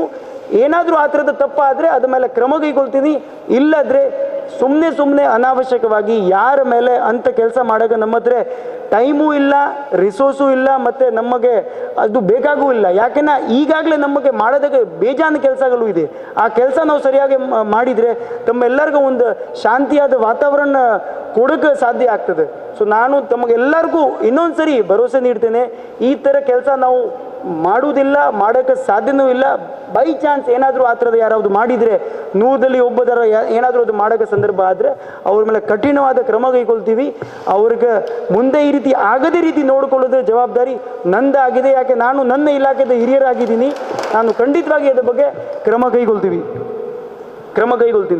ಹಾಗೂ ಅದೇ ಈ 14ಇಂದ 18 ವರ್ಷದವರು ಹುಡುಗರು ಯಾರಿದ್ದಾರೆ, ಎಲ್ಲರೂ ಮನೆಯಲ್ಲಿ ಹುಡುಗರು ಇದ್ದಾರೆ, ಖಂಡಿತವಾಗಿ ಅಕ್ಕಪಕ್ಕ ಮನೆಯಲ್ಲಿ ಇದ್ದಾರೆ. ಸೊ ಟ್ರಾಫಿಕ್ ಡಿಸಿಪ್ಲಿನ್ ಇರ್ಬೋದು ಅಥವಾ ಈ ಥರದ ಈ ಡ್ರಗ್ಸ್ ಸೇವನೆ ಇರ್ಬೋದು, ಇದ್ರ ಬಗ್ಗೆ ತಾವು ಮನೆಯಿಂದ ಕೂಡ ಸ್ವಲ್ಪ ಅವ್ರ ಮೇಲೆ ನಿಗಾವಣೆ ಇಟ್ಕೊಳ್ಬೇಕು, ಅವ್ರಿಗೆ ಸ್ವಲ್ಪ ಬುದ್ಧಿವಂತನ ಹೇಳಬೇಕು. ಕೆಲವು ಟೈಮ್ ತಮಗೆಲ್ಲರಿಗೂ ಸರಿ ಅನಿಸಿದರೆ ಒಂದು ಕೌನ್ಸಿಲಿಂಗ್ ಸೆಷನ್ ಥರ ತಾವು ಯಾವಾಗ ಬೇಕಾದಾಗ ನಮ್ಮ ಪೊಲೀಸ್ ಸ್ಟೇಷನ್ಗೆ ಬರ್ಬೋದು, ಅಲ್ಲಿನೂ ಸಹ ನಾವು ಮಾತನಾಡಿ ಅವ್ರಿಗೆ ಯಾವ ರೀತಿ ಬದಲಾವಣೆ ತರಬೇಕು, ಬದಲಾವಣೆ ಆಗಬೇಕು, ನಾವು ಕ್ರಮ ಕೈಗೊಳ್ಳಬೇಕು, ಕೇಸ್ ಮಾಡಬೇಕು, ನಮ್ಮ ಉದ್ದೇಶಗಳು ಖಂಡಿತವಾಗಿ ಇಲ್ಲವೇ ಇಲ್ಲ. ನಾವು 100 ಪ್ರಕರಣಗಳು ಮಾಡಿದ್ದೀವಿ ಹೇಳಿದರೆ ಒಂದು 500 ಅಥವಾ 1000 ಪ್ರಕರಣದಲ್ಲಿ ನಾವು ಸುಮಾರು ಜನಕ್ಕೆ ಹೆಲ್ಪ್ ಮಾಡಿರ್ತೀವಿ. ಯಾಕೆ ಅವ್ರ ತಂದೆ ತಾಯಿ ಬಂದು ನಮಗೆ ಬೇಡಿರ್ತಾರೆ, ರಿಕ್ವೆಸ್ಟ್ ಮಾಡಿರ್ತಾರೆ, ಒಂದು ಅವಕಾಶ ಕೊಡಿ ಸರ್, ನಾವು ಬದಲಾವಣೆ ಆಗ್ತೀವಿ, ಹೆಂಗೆ ಆ ಥರದ್ದು. ಸೊ 1000 ಕಡೆ ನಾವು ಹೆಲ್ಪು ಮಾಡಿರ್ತೀವಿ. ಅದ್ರ ಬಗ್ಗೆ ಯಾವುದು ಖಂಡಿತವಾಗಿ ಲೆಕ್ಕ ಇರುವುದಿಲ್ಲ, ಲೆಕ್ಕ ಬೇಕಾಗೂ ಇಲ್ಲ. ಬರೀ ಅಂಥವ್ರಿಗೆ ಮಾತ್ರ ಗೊತ್ತಿದೆ ಯಾರಕ ಆ ಒಂದು ಹೆಲ್ಪ್ ಆಗಿದೆ. ಸೊ ಇದು ಮುಂದೆನೂ ನಾವು ಕಂಟಿನ್ಯೂ ಮಾಡ್ತೀವಿ. ಈ ಥರದ್ದು ಏನಾದರೂ ತಾವು ಅಕ್ಕಪಕ್ಕ ಅಲ್ಲಿ ನೋಡಿದರೆ ಅಥವಾ ತಮ್ಮ ಫ್ಯಾಮಿಲಿಯಲ್ಲಿ ಇರ್ಬೋದು ಅಥವಾ ತಮ್ಮ ರಿಲೇಷನ್ದಲ್ಲಿ ಏನಾದರೂ ಈ ರೀತಿ ಕಂಡು ಬಂದರೆ ದಯವಿಟ್ಟು ನಮ್ಮ ಸಹಯೋಗ ತಗೊಳ್ಳಿ. ನಾವು ತಮಗೆ ತೊಂದರೆ ಕೊಡುವುದಿಲ್ಲ. ನಾವು ಯಾವ ಥರ ಸಹಯೋಗ ಆಗಬೇಕು, ಸುಧಾರಣೆಗಳು ಆಗಬೇಕು, ಎಲ್ಲ ಒಳ್ಳೆ ದಾರಿಗಳು ತಮಗೆ ತೋರಿಸ್ತೀವಿ ಮತ್ತು ಹೆಲ್ಪ್ ಮಾಡೋಕ್ಕೆ ಪ್ರಯತ್ನವನ್ನು ಖಂಡಿತವಾಗಿ ಮಾಡ್ತೀವಿ. ಹಾಗೂ ಇನ್ನೂ ಒಂದು ಕೊನೆಯವಾಗಿ ಟ್ರಾಫಿಕ್ ವ್ಯವಸ್ಥೆ, ಖಂಡಿತವಾಗಿ ಟ್ರಾಫಿಕ್ರವರು ಇದ್ದರೆ ಒಂದು ಡಿಸಿಪ್ಲಿನ್ ಚೆನ್ನಾಗಿರ್ತದೆ, ಅದು ಎಲ್ಲರಿಗೂ ಗೊತ್ತಿದೆ. ಟ್ರಾಫಿಕ್ರವರು ಅಲ್ಲಿ ಇಲ್ಲದ್ರೆ ಡಿಸಿಪ್ಲಿನ್ ಸ್ವಲ್ಪ ಹೆಚ್ಚು ಕಡಿಮೆ ಆಗ್ತದೆ, ಜನ ಅದಕ್ಕೆ ನಂಬಿಕೆ ಅದಕ್ಕೆ ಒಂದು ಬೆಲೆ ಕೊಡುವುದಿಲ್ಲ ಅಥವಾ ಇದು ಆಗ್ತದೆ. ಈಗ ಈ ನಿಟ್ಟಿನಲ್ಲಿ ತಮ್ಮೆಲ್ಲರ ಹತ್ರ ಇನ್ನೊಂದು ಏನು ಮನವಿ ಇದೆ ನಮಗೆ, ನಮ್ಮಲ್ಲಿ ಒಂದು ವ್ಯವಸ್ಥೆ ಇದೆ, ಟ್ರಾಫಿಕ್ ವಾರ್ಡನ್ ಸಿಸ್ಟಮ್ನ ಒಂದು ವ್ಯವಸ್ಥೆ ಇದೆ, ಟ್ರಾಫಿಕ್ ವಾರ್ಡನ್ ಸಿಸ್ಟಮ್. ಈ ವ್ಯವಸ್ಥೆಯಲ್ಲಿ 18 ವರ್ಷದಿಂದ ಮೇಲೆ ಪಟ್ಟರವರು ಅಪ್ ಟು 60 ವರ್ಷರವರು ನಮ್ಮ ಜೊತೆಗೆ ಕೈ ಜೋಡಿಸ್ಬೋದು. ಮತ್ತು traffic rules and regulation implement ಮಾಡೋದಾಗ ಅಥವಾ ಟ್ರಾಫಿಕ್ ಮ್ಯಾನೇಜ್ಮೆಂಟ್ ಮಾಡೋದಾಗ ನಮ್ಮ ಜೊತೆಗೆ ಕೈ ಜೋಡಿಸ್ಬೋದು. ಇದು ಒಂದು ಒಳ್ಳೆಯ ಅವಕಾಶ ಇದೆ. ಬೆಂಗಳೂರು ನಗರದಲ್ಲಿ ಸುಮಾರು 1000ಕ್ಕಿಂತ ಜಾಸ್ತಿ ಈ ರೀತಿ ಟ್ರಾಫಿಕ್ ವಾರ್ಡನ್ಗಳು ಕೆಲಸ ಮಾಡ್ತಾ ಇದ್ದಾರೆ. ಅದು ಒಂದು ಅತಿ ದೊಡ್ಡ ಒಂದು ನಗರ ಆಗಿದೆ. ಅಲ್ಲಿ ಹಲವಾರು ಸಮಸ್ಯೆಗಳು ಇದೆ. ಅದಕ್ಕೆ ಖಂಡಿತವಾಗಿ ಅಷ್ಟು ಜನ ಬೇಕಾಗಿದೆ ಮತ್ತು ಜನ ಇದ್ದಾರೆ. ಬಟ್ ನಮ್ಮ ಈ ನಗರದಲ್ಲಿ ನಮ್ಮ ಹತ್ರ ಟ್ರಾಫಿಕ್ ವಾರ್ಡನ್ ತುಂಬ ಕಡಿಮೆ ಜನ ಇದ್ದಾರೆ. ಒಂದು 2-3 ಜನ ಕೆಲಸ ಮಾಡ್ತಾ ಇದ್ದಾರೆ ಅಷ್ಟೇ, ಬಿಟ್ಟು ಬೇರೆ ಯಾರೂ ಇಲ್ಲವೇ ಇಲ್ಲ. ಸೊ ನಾನು ತಮ್ಮ ಹತ್ರ ಏನು ಕೇಳ್ಕೊಳ್ತೀನಿ, ತಾವು ಎಲ್ಲರೂ ತಮ್ಮ ಸಂಘಟನೆಯಲ್ಲಿ ಅಥವಾ ಪ್ರಮುಖರಾಗಿ ಸುಮಾರು ಕೆಲಸಗಳು ಮಾಡ್ತೀವಿ. ಈ ಒಂದು ಕೆಲಸಕ್ಕೂ ಸಹ ತಾವು ಕೈ ಜೋಡಿಸಿದರೆ ವಾರಕ್ಕೆ ಜಾಸ್ತಿ ಟೈಮ್ ಇಲ್ಲ, ದಿನನಿತ್ಯ ಮಾಡಬೇಕು ಆ ಥರದ್ದು ಏನು ಇದು ಇಲ್ಲ. ವಾರಕ್ಕೆ ಬರೀ 4 ಅವರ್ಸ್ ತಾವು ನಮ್ಮ ಜೊತೆಗೆ ತಮ್ಮ ಏರಿಯಾದಲ್ಲಿ ಟ್ರಾಫಿಕ್ ಮ್ಯಾನೇಜ್ ಮಾಡೋದಕ್ಕೆ. ಕೆಲವರೀಗ ಹೇಳಿದರು ಈ ಬೀರಿ ಜಂಕ್ಷನ್, ಕೋಟೆಗಾರ ಜಂಕ್ಷನ್ ಇಂಥ ಜಾಗದಲ್ಲಿ ಎಲ್ಲಿ ಬೆಳಿಗ್ಗೆ ಸ್ಕೂಲ್ ಟೈಮಲ್ಲಿ ಇರ್ಬೋದು, ಸ್ಕೂಲ್ ಬರೋ ಟೈಮಲ್ಲಿ, ಸ್ಕೂಲ್ ಬಿಡೋ ಟೈಮಲ್ಲಿ ಅಂಥ ಜಾಗದಲ್ಲಿ ಏನೇನು ಸಮಸ್ಯೆಗಳು ಆಗ್ತದೆ, ಸಣ್ಣ ಸಮಸ್ಯೆಗಳು, ತಾವು ನಮ್ಮ ಜೊತೆಗೆ ತಮ್ಮ ಒಪ್ಪಿಗೆ ಕೊಟ್ಟರೆ ನಾವು ತಮಗೆ ಟ್ರೈನ್ ಮಾಡ್ತೀವಿ. ಸ್ವಲ್ಪ ಟ್ರೈನಿಂಗ್ ಆದಮೇಲೆ ಒಂದು ಯೂನಿಫಾರ್ಮ್ ಹಾಕ್ಕೊಂಡು ತಾವು ಅಲ್ಲಿ ಅದು ಕೆಲಸ ನಿರ್ವಹಿಸಬಹುದು ಮತ್ತು ಅದರಿಂದ ಎಲ್ಲರಿಗೂ ತುಂಬ ಅನುಕೂಲ ಆಗ್ತದೆ ನಮ್ಮ ಒಂದು ಭಾವನೆ ಇದೆ. ಸೊ ಇದನ್ನು ಸಹ ತಾವು ನಮ್ಮ ಜೊತೆಗೆ ಮಾಡಿದರೆ ಭಾಳ ನಮಗೆ ಒಂದು ಅನುಕೂಲ ಆಗ್ತದೆ ಮತ್ತು ಟ್ರಾಫಿಕ್ ವ್ಯವಸ್ಥೆ ಸರಿಪಡಿಸೋದಕ್ಕೆ ಒಂದು ತಾವು ಕೂಡ ಒಂದು ಸಾಧಕವಾಗಿ ಆಗ್ತೀರ ಅನ್ನೋ ಒಂದು ನನ್ನ ಆಸೆ ಇದೆ.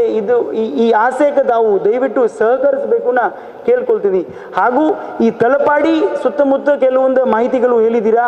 ಈ ಲಾರಿಗಳು ನಿಲ್ಲಿಸೋದು ಅಥವಾ ನೈಟಲ್ಲಿ ಕ್ಯಾಂಟೀನ್ ವ್ಯವಸ್ಥೆ ಏನಿದೆ ಅಲ್ಲಿ ಅತಿ ಹೆಚ್ಚಿನ ಪೊಲೀಸ್ ಪ್ರೆಸೆನ್ಸ್ ಮಾಡೋದಕ್ಕೆ ನಾವು ವ್ಯವಸ್ಥೆ ಈಗಾಗಲೇ ಅಲ್ಲಿ ಒಂದು ಸ್ಟ್ರೈಕಿಂಗ್ ಫೋರ್ಸ್ ಪಾರ್ಟಿ ಇರ್ತದೆ. ಕೆಲವು ಟೈಮ್ ಇರೋದಿಲ್ಲ, ಯಾಕೆ ಬೇರೆ ಕೆಲಸದಲ್ಲಿ ಇರುವಾಗ ಸ್ವಲ್ಪ ಆ ಕಡೆಯಿಂದ ರಿಮೂವ್ ಆಗಿರ್ತದೆ. ಅಲ್ಲಿ ಒಂದು ವ್ಯವಸ್ಥೆ ನಾವು ಕಂಟಿನ್ಯೂ ಮಾಡ್ತೀವಿ. ಹಾಗೂ ನೈಟ್ ಗಸ್ತದಲ್ಲಿ ಯಾರಿರ್ತಾರೆ ಅವ್ರಿಗೂ ಸಹ ಅಲ್ಲಿ ಕಾಲಕ್ಕೆ ಭೇಟಿ ನೀಡಬೇಕು. ಮತ್ತು ಈ ಕ್ಯಾಂಟೀನ್ಗಳಿಂದ ಏನಾದರೂ ದುರುಪರಿಣಾಮ ಆಗ್ತಾ ಇದ್ದರೆ ಅದನ್ನು ಸಹ ಮುಚ್ಚದ ವ್ಯವಸ್ಥೆಗಳು ಮುಂದಿನ ದಿನದಲ್ಲಿ ಮಾಡಬಹುದನ್ನ ತಮ್ಮೆಲ್ಲರಿಗೂ ಹೇಳ್ತೇನೆ. ಹಾಗೂ ಈ ಮಳೆಗಾಲ ಸಂಬಂಧಪಟ್ಟದ ಕೆಲವರು ಹೇಳಿದ್ರು ಈ ಕಳ್ತನ ಪ್ರಕರಣಗಳು ಇರ್ಬೋದು ಅಥವಾ ಆಕ್ಸಿಡೆಂಟ್ಸ್ ಬಗ್ಗೆ ಈಗಾಗಲೇ ಅದ್ರ ಬಗ್ಗೆ ನಾವು ಗಮನದಲ್ಲಿ ಇದ್ದೀವಿ.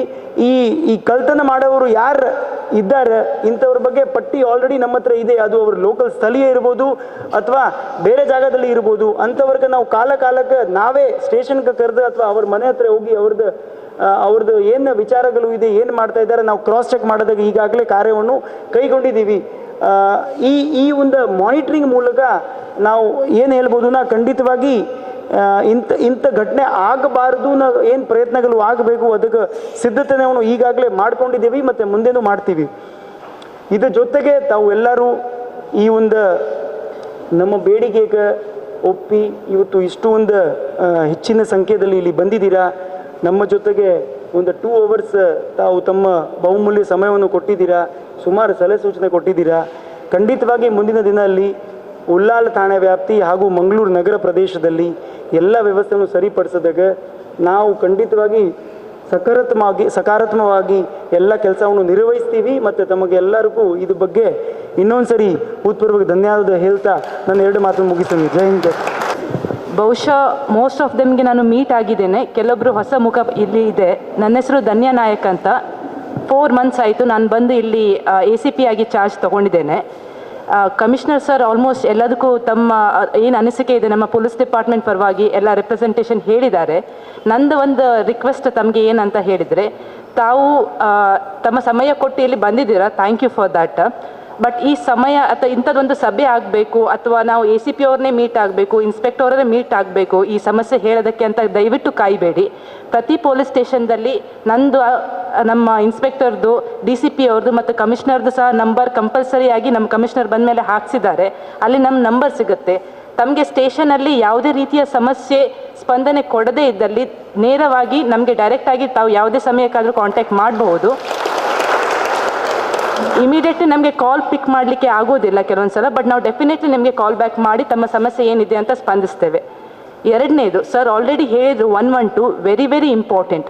ತಮ್ಮಲ್ಲಿ ಯಾವುದೇ ರೀತಿಯ ಪೊಲೀಸ್ ಎಮರ್ಜೆನ್ಸಿ, ಮೆಡಿಕಲ್ ಎಮರ್ಜೆನ್ಸಿ ಅಥವಾ ಫೈರ್ ಎಮರ್ಜೆನ್ಸಿ ತಾವು ಉಳ್ಳಾಳದಲ್ಲಿ ಇರಿ, ಬೇಕಾದರೆ ಶಿವಮೊಗ್ಗದಲ್ಲಿರಿ ಅಥವಾ ಜಮ್ಮು ಕಾಶ್ಮೀರದಲ್ಲಿ ಇರಿ ಅಥವಾ ಹಿಮಾಚಲದಲ್ಲಿ ಇರಿ, ತಾವು 112 ಒಂದು ಏನು ಸೌಲಭ್ಯ ಇದೆ ಇದು ತಮಗೆ ಮಾತ್ರ ಅಲ್ಲ, ತಮ್ಮ ಫ್ಯಾಮಿಲಿ ಮೆಂಬರ್ಸು, ತಮ್ಮ ಫ್ರೆಂಡ್ಸು, ಮಕ್ಕಳು, ಎಸ್ಪೆಷಲಿ ಎಲ್ಲ ಲೇಡೀಸ್ಗೆ ಇದನ್ನು ಶೇರ್ ಮಾಡಿ. ಮೂರನೇದು, ನಮ್ಮದು ಒಂದು ಇನಿಷಿಯೇಟಿವ್ CEIR ಪೋರ್ಟಲ್ ಅಂತ ಇದ್ದೇವೆ. ಈಗ ತುಂಬ ಜನ ತಮ್ಮ ಮೊಬೈಲ್ ಫೋನ್ಸನ್ನು ಕಳ್ಕೊಳ್ತೀರಾ. ಇದನ್ನು ಯೂಶಲಿ ನಾನು ಚಿಕ್ಕ ಮೀಟಿಂಗ್ ಮಾಡಿದಲ್ಲಿ ಆಲ್ರೆಡಿ ಈ ಮೆಸೇಜನ್ನು ಸ್ಪ್ರೆಡ್ ಮಾಡಿದ್ದೇನೆ. ಸೊ ತಮ್ಮ ಮೊಬೈಲ್ ಕಳೆದು ಹೋದವಾಗ ತಾವು CEIR ಪೋರ್ಟಲ್ ಅಂತ ಇದೆ, ಅಲ್ಲಿ ತಾವು ರಿಜಿಸ್ಟರ್ ಮಾಡಬೇಕು. ಈ ರೀತಿಯಲ್ಲಿ ನಾವು ಆಲ್ಮೋಸ್ಟ್ ಅರೌಂಡ್ 500 ಫೋನ್ಸನ್ನು ರಿಕವರಿ ಮಾಡಿ ಈಗಾಗಲೇ ಅವ್ರ ಓನರ್ಸಿಗೆ ವಾಪಸ್ ತಿರುಗಿಸಿ ಕೊಟ್ಟಿದ್ದೇವೆ. ಸೊ ದಯವಿಟ್ಟು ತಮ್ಮ ಫೋನ್ಸ್ ಕಳೆದು ಹೋದಲ್ಲಿ ತಮಗೆ CEIR ಪೋರ್ಟಲಲ್ಲಿ ಹೇಗೆ ನೋಂದಣಿ ಮಾಡಬೇಕಂತ ಗೊತ್ತಾಗದೇ ಇದ್ದರೆ ದಯವಿಟ್ಟು ಸ್ಟೇಷನಿಗೆ ಬನ್ನಿ, ಅವ್ರು ನಿಮಗೆ ಎಲ್ಲರೂ ಸಹಾಯ ಮಾಡ್ತಾರೆ. ಆಲ್ರೆಡಿ ನಾವು ಇನ್ಸ್ಟ್ರಕ್ಷನ್ಸು ಕೊಟ್ಟಾಗಿದೆ ನಮ್ಮ ಸ್ಟಾಫಿಗೆ. ಸೊ ಇದನ್ನು ಹೊರತುಪಡಿಸಿ ಎಲ್ಲ ಸ್ಟೇಷನ್ದಲ್ಲಿ, ಉಳ್ಳಾಳ ಸ್ಟೇಷನ್ ಇರ್ಬೋದು, ಕಂಕನಾಡಿ ಇರ್ಬೋದು, ಒಂದು QR ಸ್ಕ್ಯಾನರ್ ಇಟ್ಟಿದ್ದೇವೆ. ಇನ್ ಕೇಸ್ ನೀವು ಅಲ್ಲಿ ಹೋಗ್ತೀರಾ, ನಿಮಗೆ ಸ್ಪಂದನೆ ಸಿಗೋದಿಲ್ಲ ಅಥವಾ ಒಳ್ಳೆ ಸ್ಪಂದನೆ ಸಿಗುತ್ತೆ, ಆವಾಗ ನೀವು ಆ QR ಸ್ಕ್ಯಾನರಲ್ಲಿ ಸ್ಕ್ಯಾನ್ ಮಾಡಿಬಿಟ್ಟು ನಮಗೆ ಈ ಥರ ಬಂದಿದ್ವಿ, ನಮಗೆ ಒಳ್ಳೆಯ ಒಂದು ಹೆಲ್ಪ್ ಸಿಕ್ಕಿದೆ ಅಂತ ನೀವು ಒಂದು ಬರೆದು ಹಾಕಿದರೆ, ಅಥವಾ ನಮಗೆ ಬಂದಿದ್ವಿ, ನಮಗೆ ಹೆಲ್ಪ್ ಮಾಡಿಲ್ಲ, ನಮ್ಮ ಸಮಸ್ಯೆ ಅಟೆಂಡ್ ಮಾಡಿಲ್ಲ, 2 ರೀತಿಯ ಪ್ರತಿಕ್ರಿಯೆಯನ್ನು ತಾವಲ್ಲಿ ನೋಂದಾಯಿಸ್ಬೋದು. ಅದಕ್ಕೆ ಮತ್ತೆ ನಾವು ಅದನ್ನು ಕಾಲ್ ಮಾಡಿ ಅಟೆಂಡ್ ಮಾಡ್ತೇವೆ. ಸೊ ಥ್ಯಾಂಕ್ ಯು ತಮ್ಮ ಒಂದು ಸಮಯ. ತಂಡದಲ್ಲಿ ಅಥವಾ ವಾಟ್ಸಪ್ ಮೂಲಕ, ಫೇಸ್ಬುಕ್, ಇನ್ಸ್ಟಾಗ್ರಾಮ್ ಮೂಲಕ ಸಂಬಂಧ ಇಲ್ಲದ ತಾವು ಏನಾದರೂ ಪೋಸ್ಟ್ ಮಾಡಿದರೆ, ಫಾರ್ವರ್ಡ್ ಮಾಡಿದರೆ, ವಾಟ್ಸಪ್ ಮೂಲಕನೂ ಫಾರ್ವರ್ಡ್ ಮಾಡಿದರೆ, ಒಬ್ಬರು ಹೇಳಿದರು ಅದ್ರ ಬಗ್ಗೆ ನಾನು ಹೇಳೋಕ್ಕೆ ಮರ್ತೋದೆ, ವಾಟ್ಸಪ್ಪಲ್ಲಿ ಫಾರ್ವರ್ಡ್ ಮಾಡಿದರೆ ಈಗಾಗಲೇ ನಾವು ಏನೊಂದು ವ್ಯವಸ್ಥೆ ಮಾಡಿದ್ದೀವಿನ ಇಂಥವರೆಲ್ಲರಿಗೂ ಅನಾವಶ್ಯಕವಾಗಿ ಸಂಬಂಧ ಇಲ್ಲಾದರೆ ಫಾರ್ವರ್ಡ್ ಮಾಡಿದರೆ, ತಮಗೇನು ಗೊತ್ತಿಲ್ಲದ್ರೆ ಅವ್ರಿಗೆಲ್ಲರಿಗೂ ನಾವು ಸ್ಟೇಷನ್ ಕರಿತೀವಿ, ಅವ್ರ ಮೇಲೆ ಕ್ರಮ ಕೈಗೊಳ್ತೀವಿ. ಏನಾದರೂ ನಮ್ಮ ಕೋಮ ವಿಚಾರ ಇರ್ಬೋದು ಅಥವಾ ಅನಾವಶ್ಯಕವಾಗಿ ವಿಚಾರವಾಗಿ ಏನಾದರೂ ಯಾರೋ ಪೋಸ್ಟ್ ಮಾಡಿದರೆ ಅವ್ರಿಗೂ ಸಹ ನಾವು ಹುಡುಕಿ ಸ್ಟೇಷನ್ ಕರೆದು ಅವ್ರ ಮೇಲೆ ಕಠಿಣವಾದ ಕ್ರಮ ಕೈಗೊಳ್ತೀವಿನ ತಮ್ಮೆಲ್ಲರಿಗೂ ಈ ನಿಟ್ಟಿನಲ್ಲಿ ಇದನ್ನು ಸಹ ಒಂದು ಮಾತು ಹೇಳೋಕ್ಕೆ ಇಷ್ಟಪಡ್ತೇನೆ. ಸೊ ದಯವಿಟ್ಟು ಸೋಷಿಯಲ್ ಮೀಡಿಯಾ ಬಳಸೋದಲ್ಲಿ ತಾವು ತುಂಬ ಜಾಗೃತವಾಗಿ ಇರಬೇಕು. ಸಂಬಂಧ ಇಲ್ಲದ ಮಾಹಿತಿ ಅಥವಾ ಗೊತ್ತಿಲ್ಲದ ಮಾಹಿತಿಗೆ ತಾವು ದಯವಿಟ್ಟು ಫಾರ್ವರ್ಡ್ ಮಾಡಬಹುದು, ಲೈಕ್ ಮಾಡಬಾರ್ದು, ಶೇರ್ ಮಾಡಬಾರ್ದು. ಅದ್ರ ಬಗ್ಗೆ ತಾವು ಎಲ್ಲರೂ ಗಮನ ಕೊಡಬೇಕು. ಮಾಡಬಾರ್ದು, ಮಾಡಿದರೆ ನಾವು ಖಂಡಿತವಾಗಿ ಅಂಥವ್ರ ಮೇಲೆ ಕಠಿಣವಾದ ಕ್ರಮ ಕೈಗೊಳ್ತೀನಿ. ಧನ್ಯವಾದ. ವಂದನಾರ್ಪಣೆ. ಈ ಕಾರ್ಯಕ್ರಮವನ್ನು ಪೊಲೀಸ್ ಉಪನಿರೀಕ್ಷಕರಾದ ಶ್ರೀಯುತ ಶಿವಕುಮಾರ್ ಸರ್ ನೆರವೇರಿಸಿಕೊಡ್ಬೇಕಂತ ಉಳ್ಳಾಲ ಠಾಣೆಯ ವತಿಯಿಂದ ಇವತ್ತು ಸಾರ್ವಜನಿಕ ಕುಂದುಕೊರತೆ ಪರಿಹಾರ ಸಭೆ, ಈ ಒಂದು ಸಭೆಗೆ ಆಗಮಿಸಿ ಈ ಸಭೆಯನ್ನು ನೇತೃತ್ವ ವಹಿಸಿ ಈ ಸಭೆಗೆ ಎಲ್ಲರನ್ನ ವಿಚಾರಿಸಿ ಅವರ ಕುಂದುಕೊರತೆಗಳ ಬಗ್ಗೆ ಮಾಹಿತಿ ಪಡೆದಿರ್ತಕ್ಕಂಥ ಮತ್ತು ಅದರ ಬಗ್ಗೆ ಮಾಹಿತಿಯನ್ನು ನೀಡಿರ್ತಕ್ಕಂಥ ಮಂಗಳೂರು ನಗರ ಪೊಲೀಸ್ ಆಯುಕ್ತರವರಿಗೆ ತುಂಬ ಹೃದಯದ ಧನ್ಯವಾದಗಳನ್ನ ಸಮರ್ಪಿಸುತ್ತೇನೆ. ಹಾಗೆ ಮಂಗಳೂರು ನಗರ ದಕ್ಷಿಣ ಉಪವಿಭಾಗದ ಸಹಾಯಕ ಪೊಲೀಸ್ ಆಯುಕ್ತರಾಗಿರ್ತಕ್ಕಂಥ ಶ್ರೀಮತಿ ಧನ್ಯ ನಾಯಕ್ ಮೇಡಮ್ ರವರಿಗೂ ಕೂಡ ಈ ಕಾರ್ಯಕ್ರಮದ ಪರವಾಗಿ ತುಂಬ ಹೃದಯದ ಧನ್ಯವಾದಗಳನ್ನ ಸಮರ್ಪಿಸುತ್ತೇನೆ. ಹಾಗೆ ಪೊಲೀಸ್ ಇನ್ಸ್ಪೆಕ್ಟರ್ ಆಗಿರ್ತಕ್ಕಂಥ ಶ್ರೀಯುತ ರಮೇಶ್ ಹಣಾಪುರ್ ಸರ್ ಹಾಗೂ ಉಳ್ಳಾಲ ಠಾಣಾಧಿಕಾರಿ ಆಗಿರ್ತಕ್ಕಂಥ ಶ್ರೀಯುತ ಸಂದೀಪ್ GS ಸರ್ ಅವರಿಗೂ ಕೂಡ ಈ ಕಾರ್ಯಕ್ರಮದ ಪರವಾಗಿ ತುಂಬ ಹೃದಯದ ಧನ್ಯವಾದಗಳನ್ನ ಸಮರ್ಪಿಸುತ್ತೇನೆ. ಹಾಗೆ ಈ ಒಂದು ಕಾರ್ಯಕ್ರಮಕ್ಕೆ ಬಂದು ತಾವೆಲ್ಲರೂ ತಮ್ಮ ಎಲ್ಲ ಕೆಲಸ ಕಾರ್ಯಗಳನ್ನ ಬದಿಗೊತ್ತಿ ಕಾರ್ಯಕ್ರಮಕ್ಕೆ ಬಂದು ಕಾರ್ಯಕ್ರಮವನ್ನು ಯಶಸ್ವಿಗೊಳಿಸಿದ್ದೀರಿ. ತಮಗೂ ಕೂಡ ಈ ಕಾರ್ಯಕ್ರಮದ ಪರವಾಗಿ ತುಂಬ ಹೃದಯದ ಧನ್ಯವಾದಗಳನ್ನು ಸಮರ್ಪಿಸುತ್ತೇನೆ.